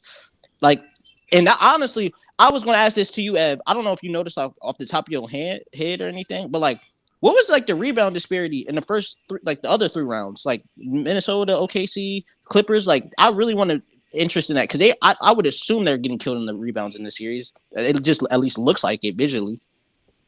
The rebound, don't think they're maybe. I could be. My Dallas, I don't know off the top of my head, but I think they out rebounded OKC probably for sure. I don't know the rest off the top of my head, to be honest. So Dallas was +7 on the boards yesterday. They were +7? Yeah. It didn't even look like that. Casual Brown, what's up, bro? Hey, what's good? What's good, y'all? Hey, I just have a quick question. So I said in the chat though, I'm asking like, does the best player have to be like the most efficient on the floor, or can he just be the best player overall as well? Like I said, What angle are you taking that from though? Because the best player don't have to be the most efficient. Hold on, the best player don't have to be the most efficient, but he can be the best player overall on the floor. But who are you referring to when you making that statement though? Mostly Jason Tatum. Like I said, that's the whole disparity. You think he was the best overall player on the floor last night? I would say yes. In the sense I personally disagree. But okay. Go ahead, I strongly disagree. Let me finish hearing what you're saying though. Yes, but because what? Because I said like I think of like I said as a complete player, like offense, defense. What do you help your team? What are you doing other than scoring and assisting and rebounding, other stuff? Like, what are you doing? He's initiating the offense, and plus on defense, he's talking to his team and putting it in the positions. He's done that multiple times during this whole series, where he's putting these players in the position that they need to be in. Because, like I said, JB doing great. Like I said, we love JB. This is what Celtics fans have been asking for years of JB. Be this player. Give us 30, give us 28, give us 8-8, give us this, what we've been asking. So this is the best JB, and we are proud of JB for doing this because this is what we've been asking. But still, the most consistent player and who's doing most of everything for the team has been JT though. And like I said, every game has been a different player that has been the best player. First game was Porzingis. Second game was Drew.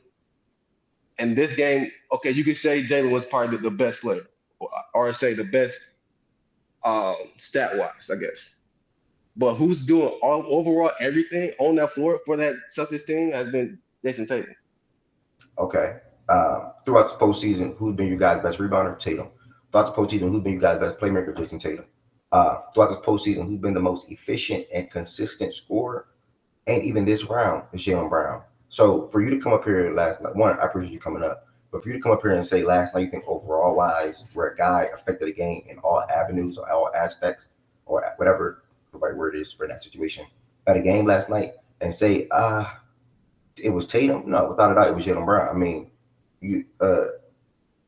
that second half was loud. And I think the way Tatum scaled down in the second half versus granted, did he come out and set the tone in the first half? Yes. But what JB did overall, 38-8, that just doesn't grow on trees. I mean, he rebounded the ball. He also set guys up, like Wes said earlier, and he closed the game in the fourth quarter while on top of having a great run in the third. I think overall wise, and his defense always been there when it comes to him guarding Luka or whoever the series. I think overall, on last night, he's been the best player. Jordan made a good point. You can argue Derek White was the best Celtics just against the Heat. I think Tatum was the best against the Cavs. Pacers, both of them had phenomenal series, but ultimately, It was definitely Jaylen Brown. It was definitely Jaylen Brown. But ultimately, both of them had good series. But ultimately, JB won it. JB's been shooting 50% or higher in 4 straight series. 4 straight. This is Jaylen Brown we talking about. 4 straight series, he's shooting 50% or higher, bro. I think one of them series he even shot 59%. Hold on, against the Cavs with the 59% series. And again, the initial question I asked: does the best player have to be the most efficient player? No. But you point. I said, what do you point at? You said you point at to game 3. So when you pointed it to game 3, was Tatum the most efficient? No. Did he come out and set the tone? No. Yes. But did JB have a better game overall? To me, yes. I mean, just to me, yes, he had the better game overall. But now, granted, if it was just JB, if JB was out there not setting guys up, not playmaking, not rebounding, then I understand. But Tatum didn't have his usual double-double. Tatum didn't have what he had the other night, 12, 11 assists. Did he still set guys up? Yeah. Did he have some bad shots? Yeah. But overall, I think JB had a better game. That's just my opinion, though. Reach is calling him a single coverage king. Well, I'm not getting into the JB versus Jason Tatum thing. I think they're both 2 good players, and I think Boston is blessed to have both of them. So yeah, and to the point that Nat says, JB is the most efficient scorer. That is his job, to be the efficient scorer. That's your job, bro. So to have him doing what he's doing now, that's fantastic. That's what we've been asking for JB this whole entire for the last 4 or 5 years.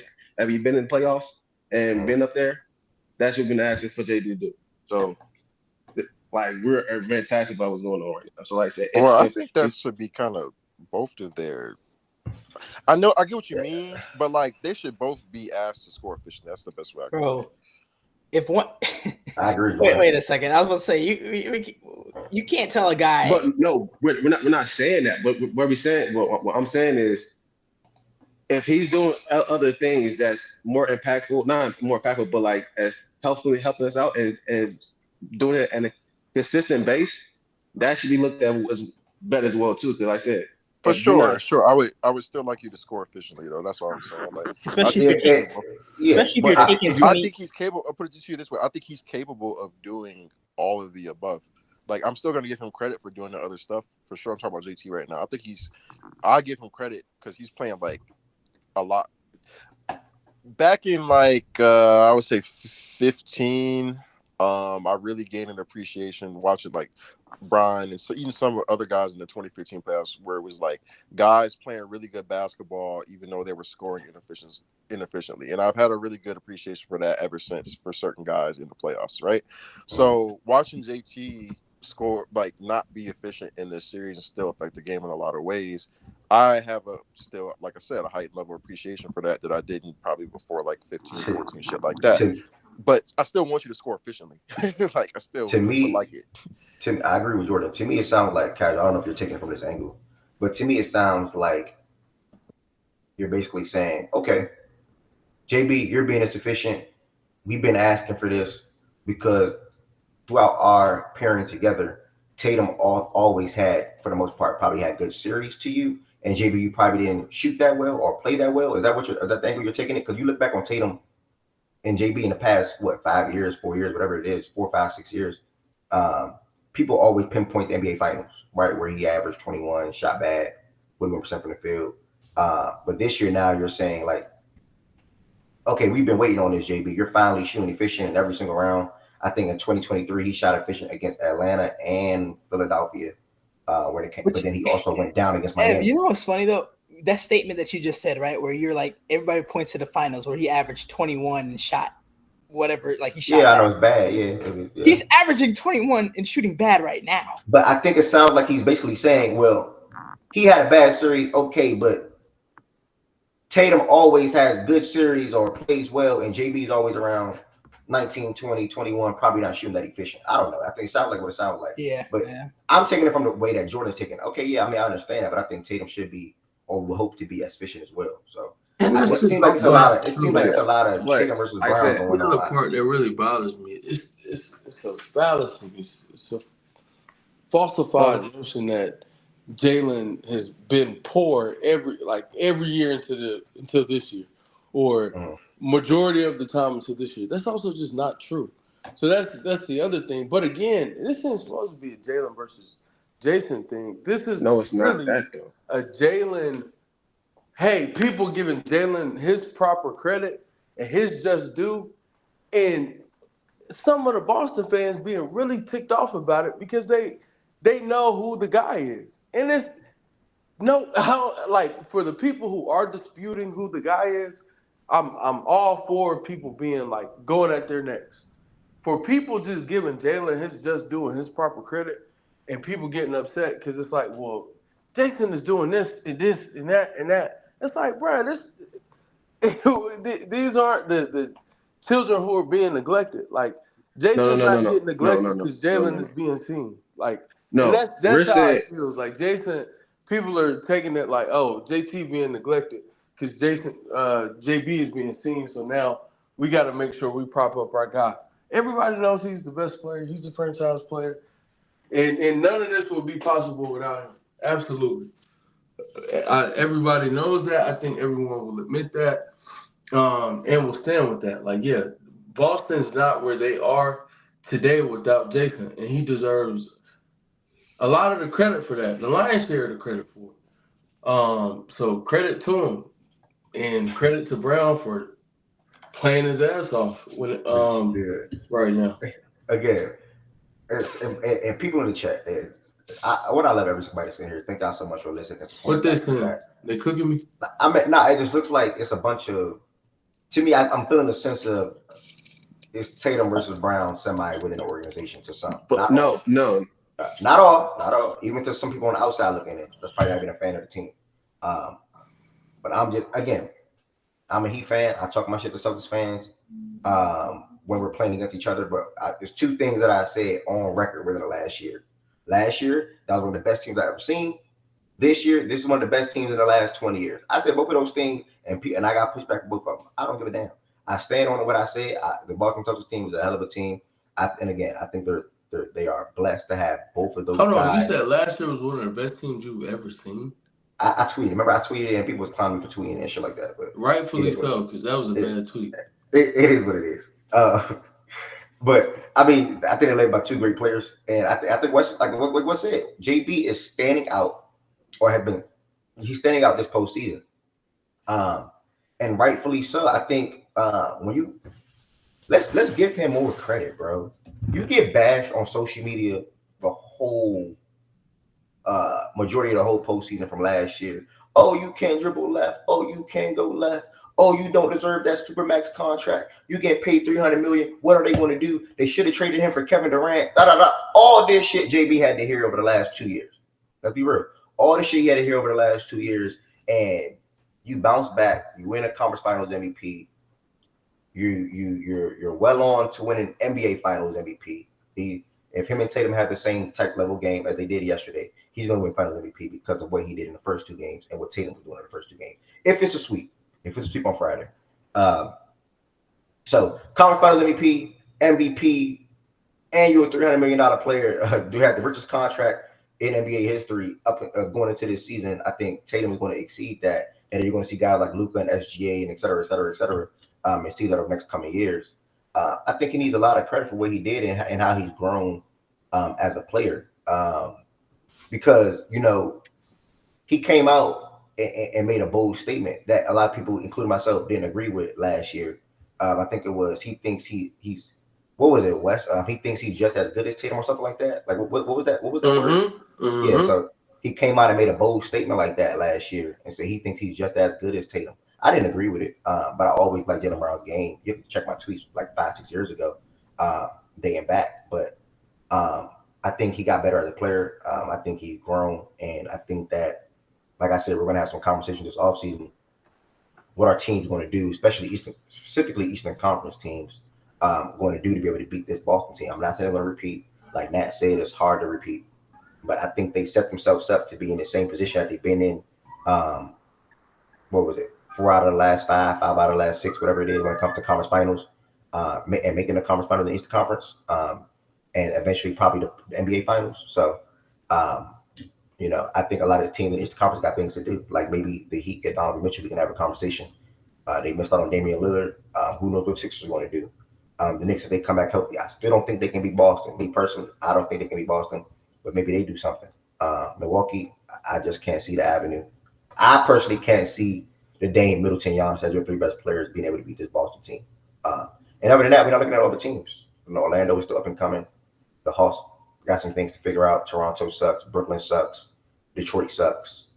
So the Pacers, you can get better. You also have the assets to make a move if you want to. But while they're still growing, they're not going to have enough ultimately to me probably to be able to beat Boston. So I don't know, man. I think we have some good conversations about this Boston team in off season. And everybody's locked up for the next 3-4 years. Are they going to get back to the finals? Are they going to win another championship? If so, if they do, it's going to be some good conversations. And we'll see what happens. We played them the best, though. I did. Shout out to the Pacers. Y'all sold a couple of them games, man. Y'all sold. But, hey. And all I was getting to was that you can't win a championship with one player. Like that's the reality. So you need more to a player to show up. So that's what I'm saying. Like he's now doing that, and now they getting over the hump now. So this is what they actually needed to get over that hump. Was have 2 players being dominant and being the best player they can be. Plus Drew, plus Kristaps. Yeah, but I mean that Plus also Drew, Kristaps, Derek, I Horford. also don't agree with the way he assessed that. I don't either. I don't think 2 players are being dominant. That's number one. Number 2, it's not just the 2 players. They treating Luka like a bad little kid right now, dog. What are you talking about? Like, they're dominating it right now. No. The point was you said Boston. 2 players being dominant. 2 players are not being dominant. You're making it sound like Jalen stepping up. You're making it sound like, not saying this with you. You're making it sound like Jalen stepping up is like the only difference between like previous years and this year, and that's the main reason why they're winning. Like the only main reason why they're winning, almost as if he wasn't pulling his weight before, which is why they weren't winning, which a lot of us disagree with. I'm saying like he never averaged like 24, 26 and ever in the playoffs like till like this year. So like I'm saying that, but yes. But like I said, he they got Drew Holiday too at championship. But yeah, he's right. He never averaged 24, 20. No, for sure. Like that's definitely I think he did average 24 in there's just a lot of other factors too. There's just a lot of other JB. Yeah. I could be wrong. You know what? For science, I want to see what he averaged in the finals. Because 23 last year on 54%, and 43 from 3. Yeah, I mean, and that was with the bad conference finals, right? 24. How many shots per game? Finals. How many shots per game? Oh my God. Shots per game, I can't see that right now. So he showed flashes of this last year. Just because 23 on 54, 43 tells me that he just didn't have like a lot of shots to get 24. Yeah, actually, in that postseason, that was a fewest amount of shot attempts he had in all 3 rounds. This is what matters, which is what I was saying last year, but we ain't got to get into that because we on the bigger and better things, man. On the bigger and better things. I mean, I do think his leap in other areas plays a big factor, but bro, they replaced Marcus Smart with Drew Holiday. Yeah, top 20 combos. And they replaced Rob Williams with Kristaps Porzingis. Like, come on. Of course, man. Like I said, we know those like championship players like Drew Holiday makes a big impact.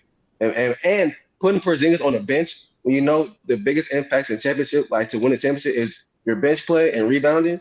That was a great scheme that Joe Mazzulla did. To keep him on the bench for a couple games. Man, nigga, he played 2 minutes on the bench. He damn near was a starter, bro. Like, let's keep that shit all the way real, bro. Real rap. Like, but still he had possessions where he wasn't playing as like starters, like you know what I'm saying, like, and he always came in with their life Yeah, too. nigga, he was playing in the second unit regardless. The go-to second lineup was literally JB and KP for the majority of the season. So like, I don't get what you're saying, gang. Like it was an adjustment or something.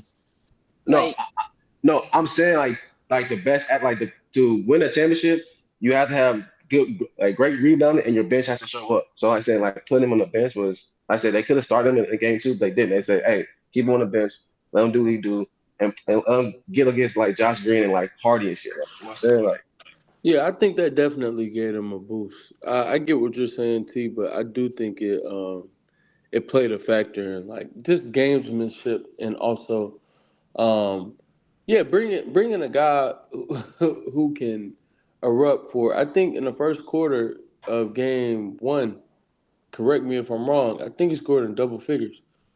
Like bench players, you want to get double figures for an entire game from a bench player.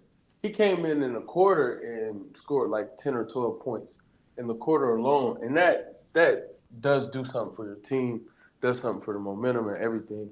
But I get what you're saying in terms of like he came off the bench, but we know like he was just an extension of the starters type shit. But I don't know, man. I think it's fair though. I will say this for all the Boston fans and Casual Brown.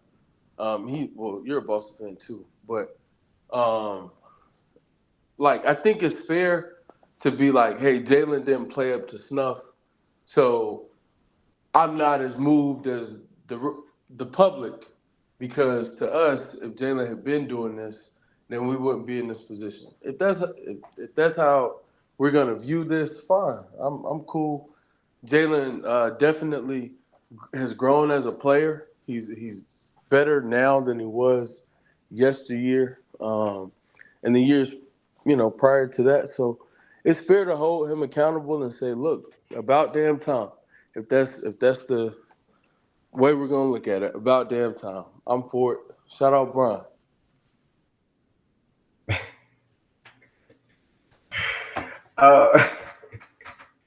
Wait, JB top? Is it crazy to say JB top 20 though? If that nigga won Finals MVP, I ain't gonna hold you, nigga. It's worth the wait. If that's the case. God damn. 20. I mean, listen, if you got I ain't gonna lie. I don't know too many people that would have said he would have won Finals MVP if they won the ring. True. Bro, all the analysts who picked the Celtics, but it was hold up, Byron. Because you said, I think there was a good possibility though, based on the way it was kind of shaping up, that if Boston won, there was about a good 3 or 4 players that you thought could have won Finals MVP. No, you're dragging that. What? No. How good they are? I don't. Yeah, how good they are. Yeah, 3 or 4 is gas. Really on some hindsight shit. Okay, maybe not 4, but like it really wasn't Come on, 3. brother. I guess if you say KP, like I can give you that. Who said she was gonna be Brown or Tatum? Bro, Brown or Tatum, bro. Not even Brown. Not even a smidgen of Drew Holiday. Okay. Let me. Well, I ain't gonna lie. Coming off Wait a Eastern Conference MVP, is it crazy for Jordan to have that expectation? 24 hours ago. Hold on a second. 24 hours ago. I could give him 2. Wait a second. 24 hours ago, Drew Holiday was the favorite for Finals MVP. We talking about coming into the season. No, Tatum was. No, I'm saying no. I'm saying coming into the series, not like but I'm talking about coming. I said I backed though what Wes said in regards to about damn time in regards to Jalen. My comment right after he said that was, shit.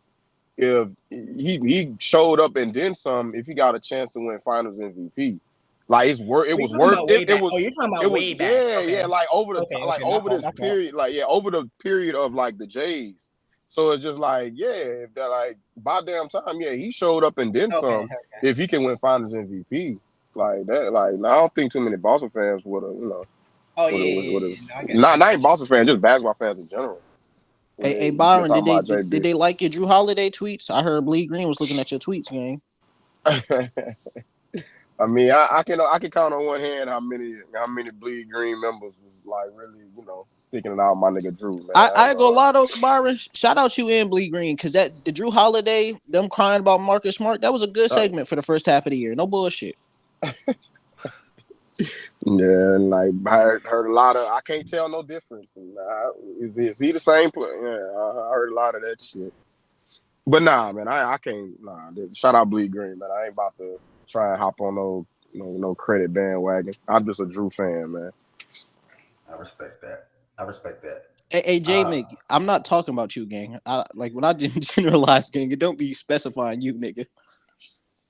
30 Hey, FCW's hey, never Bray, quit decided calling against me a Brian, brother. Quit calling me Brian, bro. That Y and that R be kicking y'all ass. It ain't that hard, bro. I'm weak, man. Where Jay Will, man? I know he ain't decided to take the day off after last night's performance. And I'm speaking to Lucas specifically. We gotta talk. We did a lot for Dallas. I mean for Boston. Now it's time to. We started on Luka for 15, 20 minutes. We can circle back. I wasn't here when y'all started. I'm Never like, mind. bro, I'm over here thinking. I'm over here sitting up here like, damn. Nigga, fry Luka out. I'm like, are they gonna talk about Boston yet? Like, damn. Like, okay. Bro, you threw the alley, and rightfully so, because you the Luka fan, so you had to. But yeah, them niggas doubled down, triple down on that shit for about 30 minutes. Yeah, they were gonna look for a little minute today, whereas I'm not gonna lie to you. I'm like, I do feel like Brian Windhorst dragged it a little bit. Yeah, bro. Man, You wanted his little moment so bad. Good for his gimmick. You could not Y'all like what Brian said. Bro, he wanted his little ether moment bad. I just feel like it was I forced gonna lie, a little Ev, bit, but it is. He probably was spitting facts, though. He was spitting facts. It did sound forced, and I ain't gonna lie. The first thing I thought I wanted to tweet, but I stopped myself. Like, I don't know, bro. It's just bad manners when you see like an obese person talking about sports, bro. That's like, bro, real shit, bro. I'm gonna just keep it. That's not funny. I don't like that. Yeah, I don't like that. Nah, but real shit though. Like a nigga who never played a sport in their life though, gang. That's real, bro. But he can still do his job very well though. Ev, it's one thing to it's one thing. Bro is, bro. Ev, it's one thing to like actually break down the game, but that's not what he did. He had a segment Mellow or some shit like that. He say what? He like a better Mellow or So this is like Ev, if you would have broke down the game, that's one thing. The nigga literally just looked for his moment. He looked for 60 seconds. He spoke to Luka weaknesses. I mean, what do you mean? That's what he did. So because I ain't even see the whole clip though. I ain't see the whole clip. Like if I'm being he said something about him being fat. I'm about to try to find it. I'm about to try to find it. No. Basically, what he said was when Luka picked up his sixth foul, how he went to the bench and he said, "You better challenge that effing call." And then he was just like, Luka blaming the refs after the game. He was like, if he wants to be a winner, he's gonna have to basically cut out some of that stuff out of his game. That's basically what he said, like in a nutshell.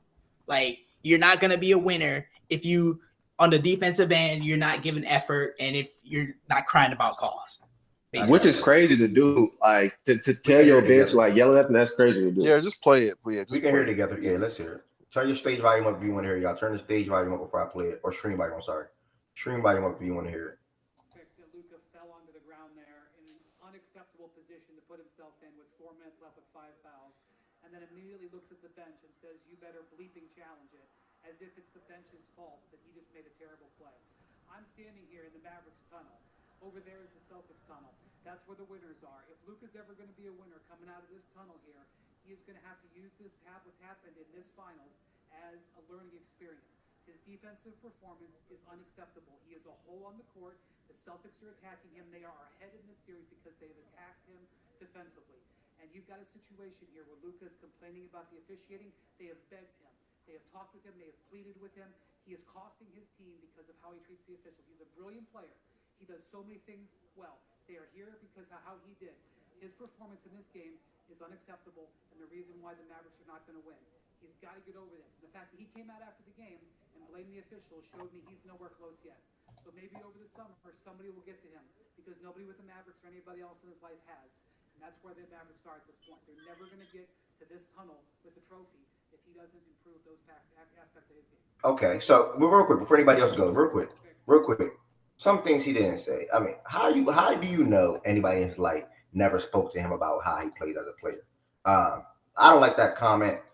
And it was one other part, I missed it. Everything else though, I mean, I'm fine with it. I mean, Yeah, that yeah, was. I just feel like that's why we're getting yeah. Ev, you wanna gassed. Like can I explain my starting to gas. disconnect Like that was outside of the the sole reason obesity? why they're losing. That's the only thing I Like didn't like. outside of Yeah, that, that Ev, part too. That part too. Ev, outside of that, the fifth foul was legitimately not a foul. If he's yelling at his bench, he's clearly yelling at his coach to fucking challenge. I think that's a dumbass point. I don't think him yelling at the bench to challenge a call that's that's not what he was. No, he's yelling the sixth foul. They didn't challenge the fifth one. It was the sixth foul. So did he misspoke or did I hear it wrong right there? No. Did he not? He spoke about the sixth foul. He's talking about the sixth foul. He was saying he was on the ground cursing to challenge the play, which I think is also stupid. I think players do that, bro. Like it's the heat of the moment. Players are going to curse. Players are going to yell. Players are going to be demanding, especially when they're great. So that's a part of it. The fifth foul thing, I think it could have been challenged. I think it could have been overturned, but it probably stays the same because he hooks as a result of being fouled. That's what led to him hooking. Him getting contacted and then like hooking. It wasn't they were posted up, Jalen hooked, and then like because of Luka being hooked, he fouled Jalen. That's not how that play went. But again, they didn't challenge that, and that's not what we're talking about. It was about the sixth foul, and you know, it's unfortunate. I wanted the league to step in and make the call, but yeah, I still don't like how Brian Windhorst went about that. But that's a part of journalism. So whatever. Yeah, it's a part of it. Ev, you ain't even got to read the message. I looked at you waiting to say it. Look at you, nigga. For me to disconnect, not to disconnect, but it's Luka's defense has obviously been bad. I just hate it's framed like, okay, if he was better defensively, they'd be winning this. No, like if he was a little better defensively, they would still be down 0-3 because they are getting nothing else from no one else of the others. Kyrie was a no-show in the first two games, and everybody but Luka and Kyrie was a no-show, and you cannot win a basketball game when only one or two players show up. But no, it's not that though. Just the effort that he's giving out there is piss poor. Like you're really walking up the floor, you're being a dummy right now. Just out there being like a trash can, bro. Like what are you doing? Like you're not even being a part of the play. I don't think he's showing no effort. I think game 2, it was a close enough game to where if Luka, Grant, two things can be true. Mm-hmm. If he had more contributions, they could have won that game. If Kyrie wasn't so bad, yeah. If DJJ wasn't so bad and shy about shooting, absolutely, they could have won that game. At the same time, if Luka was a positive defensively as opposed to a complete negative, and like a lot of people have said, like a black hole on the court, in a sense, defensively. If he was a positive, they also could have won that game because he was good enough offensively to put them in position to win and keep them in the ball game, keep them close. And if defensively he wasn't just a turnstile and giving up so much. So is him not being a positive because of his effort or because of lack of capability? It's not lack of capability. We've seen him defend. I do think he has some bad matchups. I don't think this is a great series, and this is why I haven't brought up his defense a lot. I think this is a poor series for him to be a good defender in. Mm-hmm. I think that sometimes that has to be acknowledged, and I think he's 6'8". Go about him being 6'8" has nothing to do. Like, what are we doing, bro? What you mean? Like he's slow. Jokic is a 7-footer. Like Jokic is good at defense. He's moving. What? He's around. What? He stays a little bit in front of people, but like he big man, not guards. Big man, not guards. Another thing Luka can do. What the fuck Jokic stay in front of, gang? You said big man not as well. Someone his size, yes. He said he's good. He's decent front. That's what I'm saying. Like these players are really the same size as Luka is, bro. He should be able to stay in front of those guys. But that's not. I'm sorry. Jaylen Brown's a really bad cover for Luka. Like that's one of the worst people you could ask him to defend because Jaylen's too strong for him to be physical. Like he's too strong for that. So you can't. It's not like you can out physical Jalen if you're Luka. Did y'all see that graphic? Wes, did you see that graphic with the blown by percentage? Right, where it said where it was like most blown by percentages, like in a series where a player's been blown by the most ever, and the top 3 were all Luka series this postseason. Nah, I didn't see that. I'm not gonna lie, Jordan. Where does that stat come from? So people who track it, you can track it. No. I'm not, no, Wes. I'm not even denying that. I've just never seen that be a stat, like the blow by stat. I've never seen. Yeah, that's my first time ever seen. But it was like something like in the Thunder series, I Thunder didn't know they players tracked blew that. by him 59% of the time, and then in the it was either the Clippers or the Wolves series, players blew by him 65% of the time, and I think in this series it's almost 80%. Part of this is, I think, Dallas's defense. There it is. That's the one. Like part of it is some of it, like their defensive scheme. Sources second spectrum. I think part of it is they're kind of not counting on it, but involves Luka being. They went back 10 years and tracked that. Like, so I don't like to me. So some of it is all right.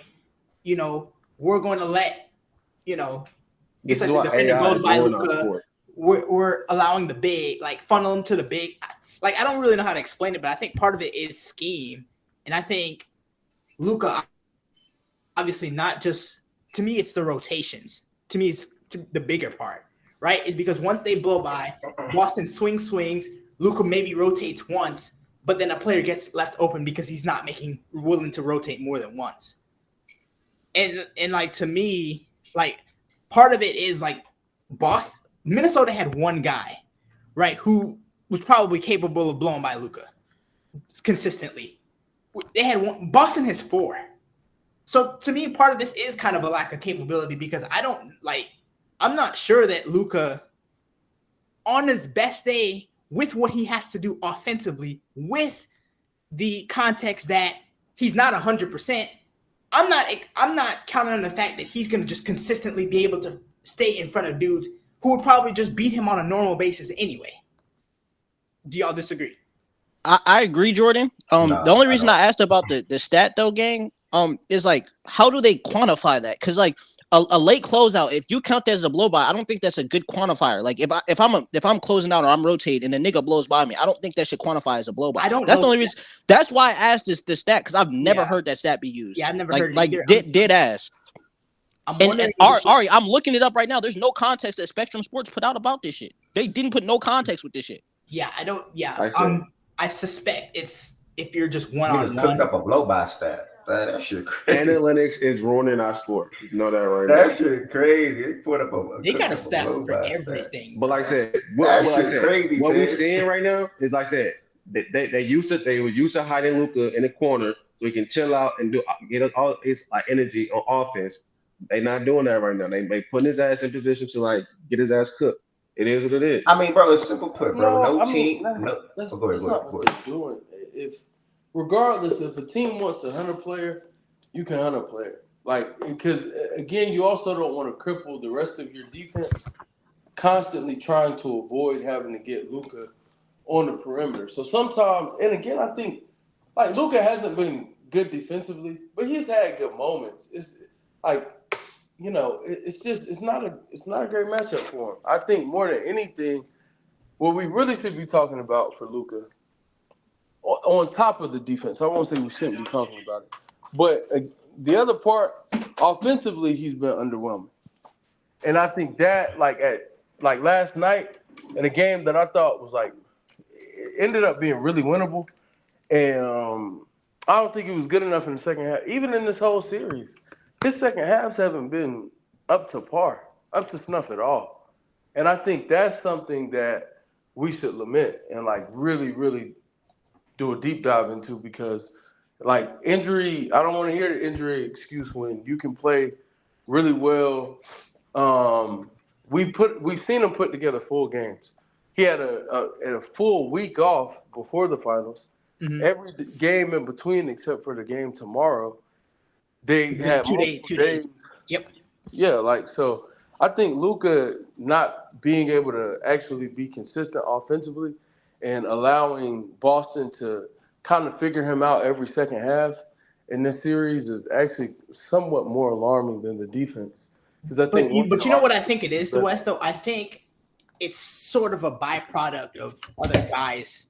Because here's the thing, this reminds me of those Clippers series when he used to just explode in the first 3 quarters and just not play well in the fourth. Like this literally the same script. He would average 30, 35 or whatever, but a large portion would come in the first 3 quarters. Like I think if other guys aren't producing, like it's almost like he has to produce at a certain level almost to keep them in the game. Now, yesterday, I mean, you could make a legitimate point because Kyrie did give you that production to where, and he was bad post first quarter, to be honest with you.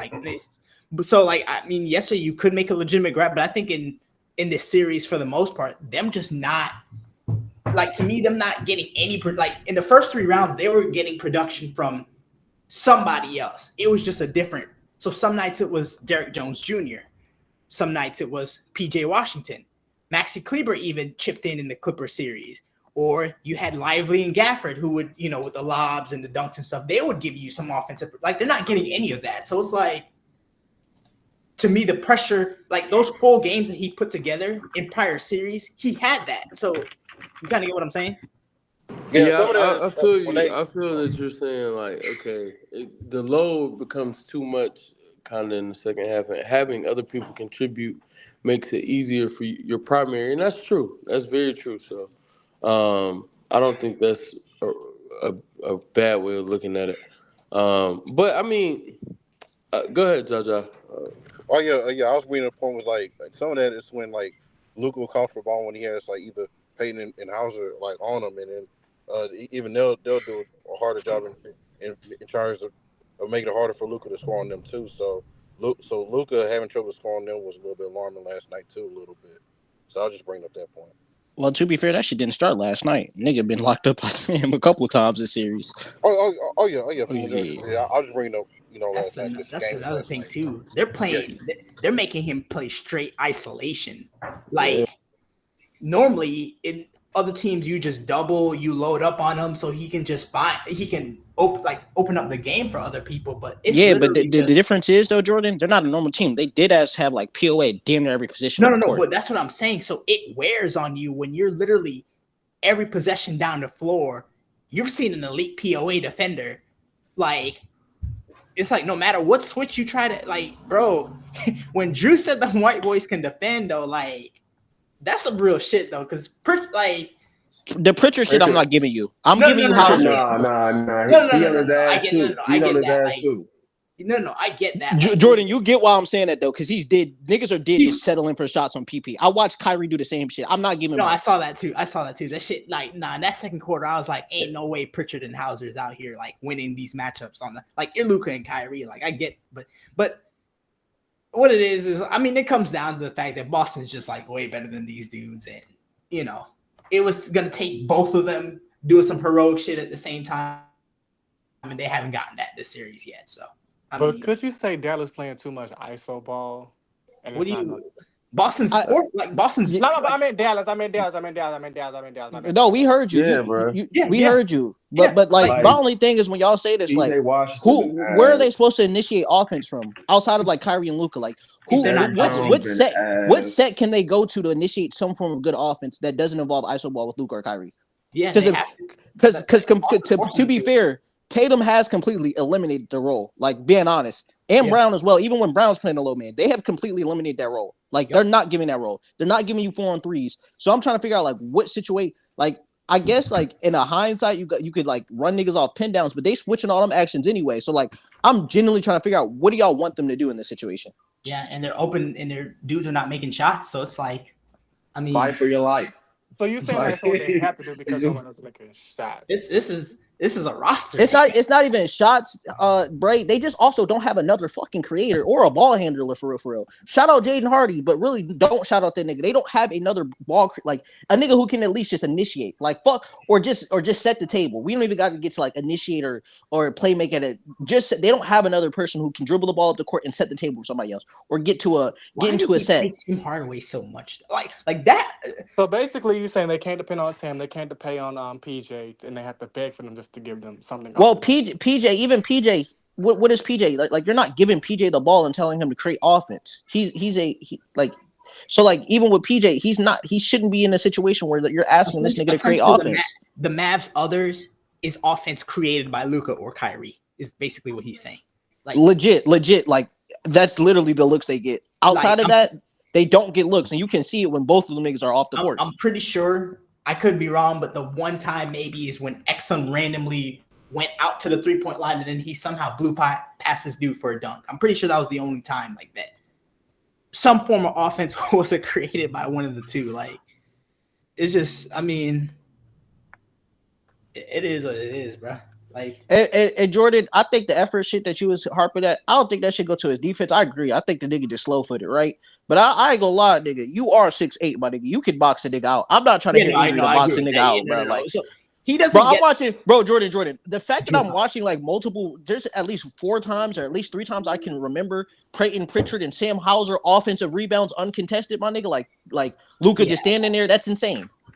The Nice place where you been at, Mo? The most annoying part to me wasn't the defense. To me, it's the crying for calls, bro. Like the first quarter, I ain't gonna lie, Jordan. That don't annoy me as much as like no. So because it's like if you do get fouled, my nigga, like you are a star player, you should make it known. He does. No. I agree with that. If he does get fouled, like there are some bad calls in there, but that first quarter stretch, that last 30 seconds of the fall and shit, where he fell down twice. And they didn't touch him either time, bro. Like, I watched that shit in slow motion. I'm like, all right, maybe he's got a gripe because they do with the landing shit be weird sometimes. But, bro, I think the second time it was Tatum. The first time I forgot who it was that was guarding him. It might have been Horford, where he down 2 feet, nobody in his landing space or anything, and he just falls down. And then bro is crying to the ref. The first time it was an open Hauser 3. The second time was a wide open Tatum transition. I'm like, bro, that's literally 5 points right there that you just gave up where the game could have been 10 or 11. And it's like them little swings. It's like a team against Boston. Like them little swings matter. The moment they were up 13 and they finished the quarter only up 1, I was like, yeah, this shit's cooked. Like the shit just looks cooked because I was like, all right, this is game 2. These dudes are just trying everything they can to just stay in the game. And then it's like, Boston just goes on one little 3-minute stretch and they just blow the game open and this shit's done. So, I forgot Kid did call the timeout in the middle of the run. That nigga's special. I'm not gonna lie, I forgot about that. Damn, that's actually so. But wasn't it because of a? I forgot that. My bad, Ev. Like, but wasn't it because like a foul or something? Or nah, he just caught. But I think the last 2. Let me look at the play-by-play real quick before I say what I want to say. It was a possession before Kyrie had 3 free throws, and then the possession after that, I think they had a chance to tie the game or put it to 1, and they missed a shot. And Boston came down and missed a shot, and Dallas called timeout. Oh yeah. I mean, PJ made a 3, and then Kyrie made 3 free throws, and then PJ missed a 3, and then he was like, "All right, I'm gonna just call this timeout." PJ missed a 3, and then Drew missed a 3, and then he called the timeout. At the time, I got it. I get it. In a moment, would be forgetting they was on an actual run. I get why he called the timeout. He just wanted a good look. He wanted a good possession. But damn, like that's not even a fair thing to say that allows Boston to regroup in that tweet because after that timeout, they weren't scoring for a second. Al Horford missed a 3, and JB missed a mid-range shot, and 2 minutes after that timeout when the first field goal was made. And that was the Kyrie Irving 17-foot pull-up jump shot. Yeah. So I get the tweet, but it's not even like it didn't really affect it. It didn't affect. He just wanted to slow down the game real quick and get a good possession out of with them capitalizing or minimizing the lead that Boston had. So I didn't have a problem with the timeout. Why they got my dog looking like an unlocked character? Man, it's about to be such a good time to watch Ravens. That's why I'm in a good spirit. I'm in a good mood. You see my Lamar Jackson jersey on. Did you order the Derrick Henry jersey? Derrick Henry on. My next got to be Kyle Hamilton. I got to lock in Kyle. I think Kyle. I ain't gonna lie. Kyle a good cop. I ain't gonna lie. That's a good cop. I ain't gonna lie. That's a good cop. What's up, y'all? What's up, Swiper? What's up, Swiper Cam? No, not much, man. Just enjoying this. Tell us how they're good unathletic Atlanta and day. how we see the difference in the team. We got it, Swiper. No, I'm good. It looks like the talks is weak today, based on the chat. People saying like, is everybody down on the I series? mean, it's now? more of the same thing, but this time it's Luka. Nigga, they're down 3-0, gang. What you expect us to say? Yeah, I was like, No, I'm saying, oh but my like, gosh, they're there's down detail. 3-0. There's Like, definitely they wanna details to cook the you game, and we can, so. I mean, it's probably no details that. Hi, make- Bray. There was a shooting at the Hyatt, Bray. Oh no!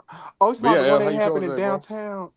I'm feeling great. Swiper, do you think know? there was a moment specifically last night, not that in the there? series, but do you Yeah, think there I'm was feeling a great. I'm feeling great. I'm feeling great. Can you hear me? Can y'all hear me on the stage? Yeah. Yeah, we can. Okay, yeah, I'm feeling great. Yeah, I'm great. Okay. Swiper. Yeah, I think everybody spoke to everything in the series. And it's 3-0. You know what I mean? How are you feeling? No narrative, because I don't want to. I'm real talk. Like, what do you feel about the overall situation Luka is in, with everything, the crying, the complaining, the defense, the offense, the inefficiency, all of it? Like, how do you feel about it personally? 'Cause I haven't, just no troll. Yeah.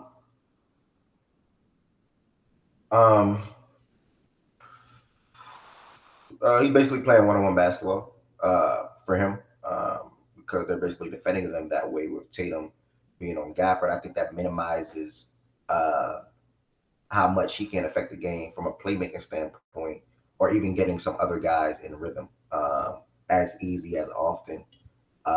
He's also missing a lot of his opportunities. Mid-range shots yesterday, that was clear. Three is always going to be a hit or miss with him this postseason. He hasn't been shooting for three at all this postseason entirely. I think the biggest issue for Luka this series has been the defense. How he been such a like Brian Windhorst said, a hole, or I've been saying today, a liability on that end against his Boston team. But every time Boston played Luka, they did this. They always hunted him. They always put him in action, make him move. Make him move one time, he's not gonna move the rest of the time. Like, if you make him move, he's not gonna move. One thing about Luka, he's not gonna move for 24 seconds on the defensive side. It's simple put. He might rotate one time, but if he has to rotate twice or three times, he's not gonna do that one possession. So he obviously got to get better on that end, or show more of an effort on that end. And really, bro, not shooting the ball well, not able to. I think he enjoys personally skip passes to the corner, lobs to Lively or Gafford. He had a couple of nice wraparound passes to PJ or a couple other guys this series, but those guys, you can't bank on them to finish too often. Derrick Jones Jr. played 16 minutes last night.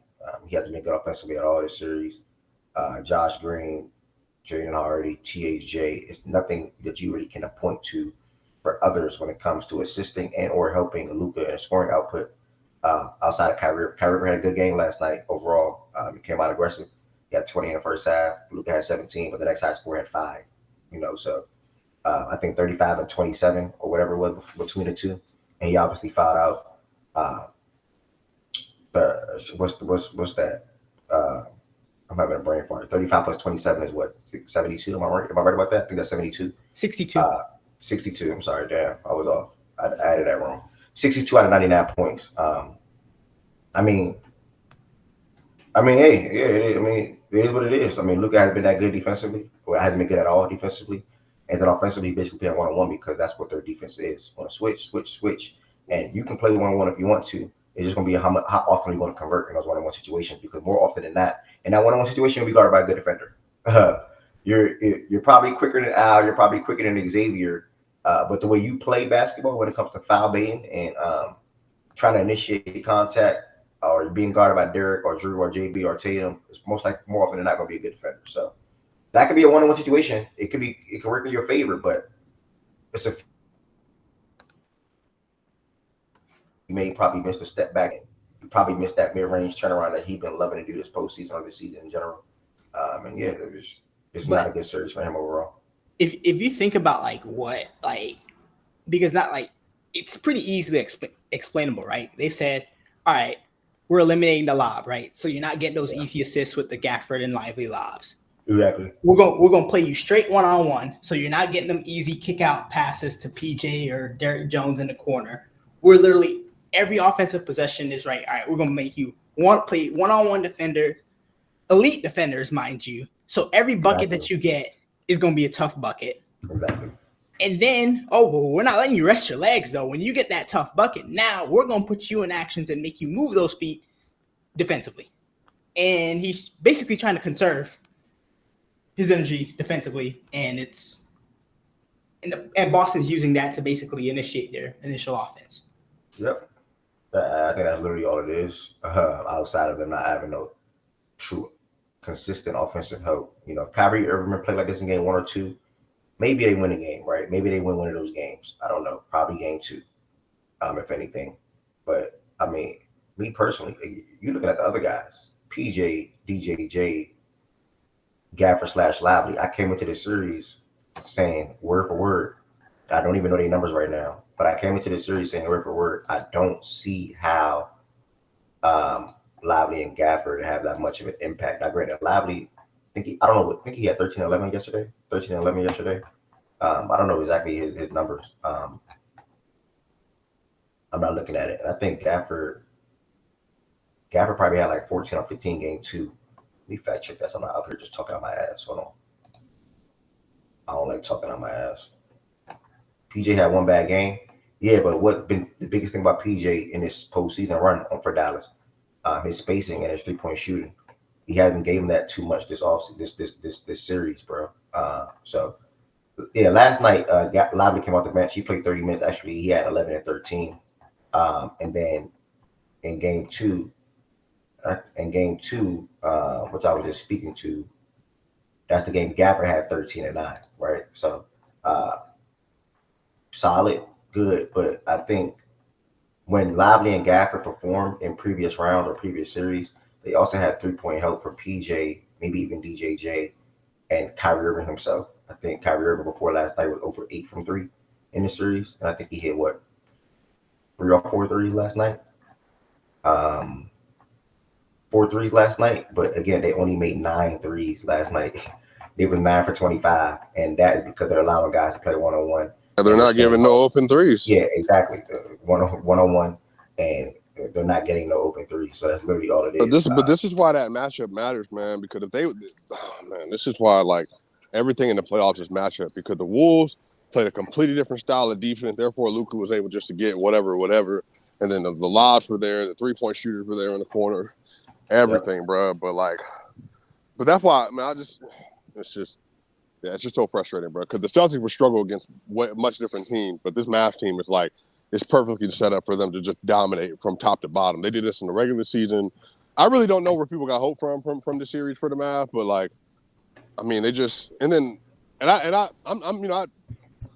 I get Luka is because Mavs fans are right. A part of his defense is funneling because that's what he did to Ant Edwards and stuff last series to Lively and them. But dudes, they are just getting destroyed, and I just honestly have not seen a superstar get talked about this way in I don't know forever. Maybe since that 11 Bron series, but that wasn't about effort. Bron was just being passive as crap the whole series. Luka legit is just he's refusing to just play basketball the right way, refusing the rotations, refusing to get up and stop chirping at the referee. And the thing is, I figured he would stop Jordan. I figured in the NBA Finals of all places, this would be the one time he's well, let me not make it about me and my situation and go play ball. Go ahead. Yeah, no, the ref thing I understand. Defensively, it's because the thing is, right, they're wearing him down offensively, right? With all the one-on-ones, isolation. We're not letting you, basically, everything's going to be tough. You're either going to be seeing Drew, Derek, Jalen, Jason. So now it's all right, we're not letting you rest. So it's to me, the defensive thing, it's I get he could be better, right? For sure he could be better. No one's disputing that. It's just, I'm wondering how much effort am I really supposed to expect, and then what he has to do on the other end. But Jordan, that doesn't make any sense because he's not in shape though, bro. That's the problem. It's not, and again, you can't die. You can't just outright die on closeouts and rotations. That is that's they're into game 100. I don't even but Jordan, that doesn't make any sense because every superstar does it. Everyone does it. Everyone does it. There's a reason why that style of basketball doesn't win. They do fatigue out. But you never saw James Harden when he was with the Rockets at his apex do this. But he was even never if at he this played that stage. way. He was never at this stage though. But I'm saying, but that also speaks to me why I just think, and again, this is the Mavs deserve to make it. But this kind of team, the way this is just not an NBA Finals team. No, they're not built. They're not a team that's like built at to all. make They're but even Luka, but I'm saying, but even Luka and Kyrie, bro, like that one-on-one nonsense and like to pull up dribbles and all that stuff, that just doesn't win rings, bro. And I think like this whole thing with Luka, I get it. I definitely understand like the fatigue and all that. But Jordan, I'm sorry, I'm not making excuses for that. Like you have to be able to make a rotation. Like they're literally scoring. Yeah. I don't even know. You got to pull the numbers up. But Luka basically, they're probably scoring like a 1.20 points per possession on every time they attack Luka in the game. That's just, you can't do that. You could never be that bad. And then he's letting people blow by, and then he's trying to strip them. Now, again, I also told Ev after game 2 that PJ Washington and DJJ and them, they haven't been good either. So it's not just Luka, but it's all of them. It's literally every single one of them have been bad. But I think if you're telling me that your whole offense, Jordan, they built their entire game plan out of putting you in action and starting their offense. That is ridiculous. Now think about this. On the other end, wait. Now think about this. On the other end, they built their defense on making Luka just play one-on-one and making every bucket of his tough. So they've essentially built their game plan on wearing Luka down on both ends. That's how Luka plays. They're playing into his style. They're saying if you want to do that, but Jordan, listen. That's they just got the defenders for that style of play. They say if you want to do that, nigga, you want to take Tatum one-on-one, God bless. You want to take Drew Holiday one-on-one, God bless. You want to take this or that person one-on-one, good luck.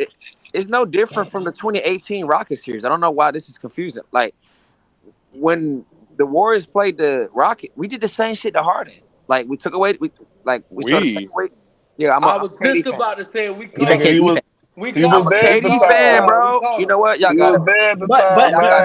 Now, Jay Will, though, you know what's funny about that, I'll talk Jay hoops Will? another day, bro. No, I forgot you were talking about. I didn't know what year you were talking about. Wait, Jay Will, you know what's funny about that, though? The Rockets also sort of did the same, where they built their defensive game plan, basically making the Warriors play one-on-one. Like, the Warriors would have lost. They would have lost if CP3 was there. What? The Warriors were about to beat. Why you act like that's crazy? Why you act like that's crazy?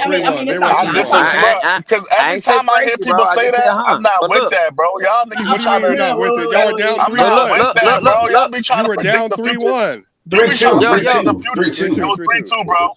Bro, y'all be trying to predict the future that y'all wish to happen, bro. That's not like no way. I wasn't no Harden fan. Y'all be trying to predict the future that y'all wanted to see happen. Fuck all that. Listen, when it happened on both sides, we played Harden a certain way. The Rockets played us a certain way. Durant was cooking. Steph was cooking at times, but he was struggling. Right. And then, guess what? They went up. So the thing is, bro, if you can't play this game and do it effectively, bro, just own it. That's what I had. That was the pet peeve I had with Curry fans. Y'all was blaming Durant. Oh, man, Durant, man, he taking us from our style of play. They not fucking giving us nothing. They not the switching, the screen setting and all the fucking split actions and all that. They took it all away. What the fuck? It pissed me off. Y'all was really blaming Durant, bro. Like the Lucas shit right now, bro. Let's just be honest. Tillman played good in space. Right. Tatum got cooked. Tatum started playing better a little bit. Drew, he's doing solid. Jalen, oh my gosh. Talk about it. So just get a defense credit and then give proper criticism to Luka. You just not playing that well at times, and it's hurting. And on defense, I don't want to hear this funnel shit.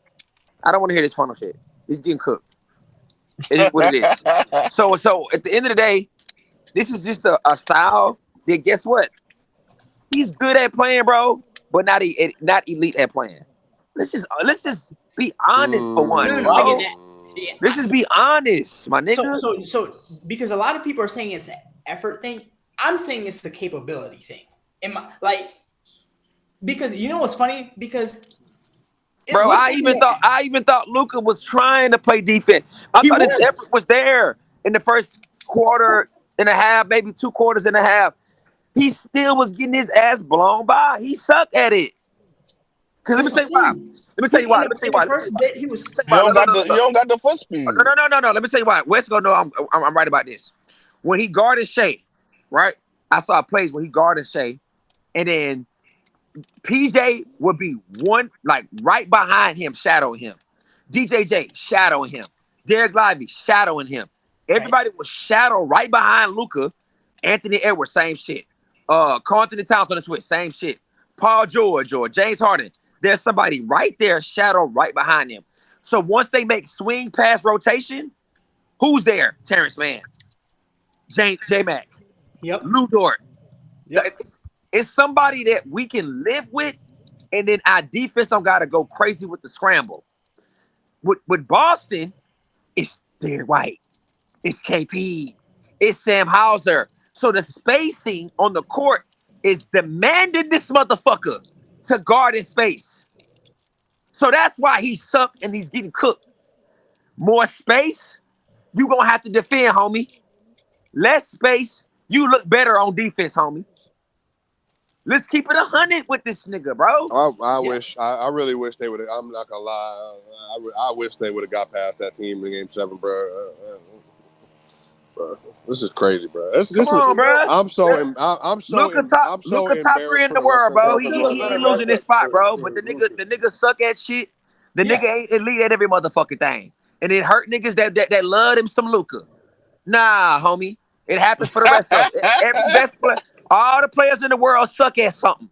And I done told Steph fans, your boy sucks at guard at one-on-one coverage against elite defenders if he had to play this type of a solid basketball.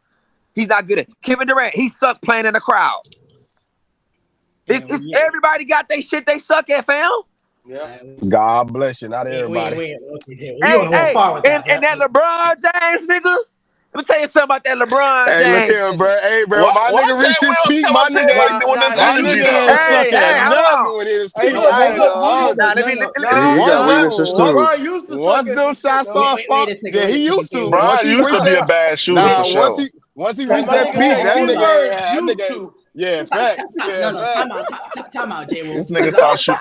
I mean, hold on, Byron. He's still a bad free throw shooter. His jumper got better, but listen, he average free throw shooter. Correct. I'm not letting you that elite defender. His jumper got better. I'm gonna tell you something. That's fine. He's still struggling with elite rim protection, nigga. Elite what? So, yeah, I got the numbers. What do you need? Hold on, wait. I got the numbers. He gave the White 39, bro. Yeah, bro. I don't know what you. He still was. I got the numbers, nigga. Hey, you can say, Strong. You saying something. Jay Will put it up like he had this already ready to go. Once LeBron reached a certain level, he ain't.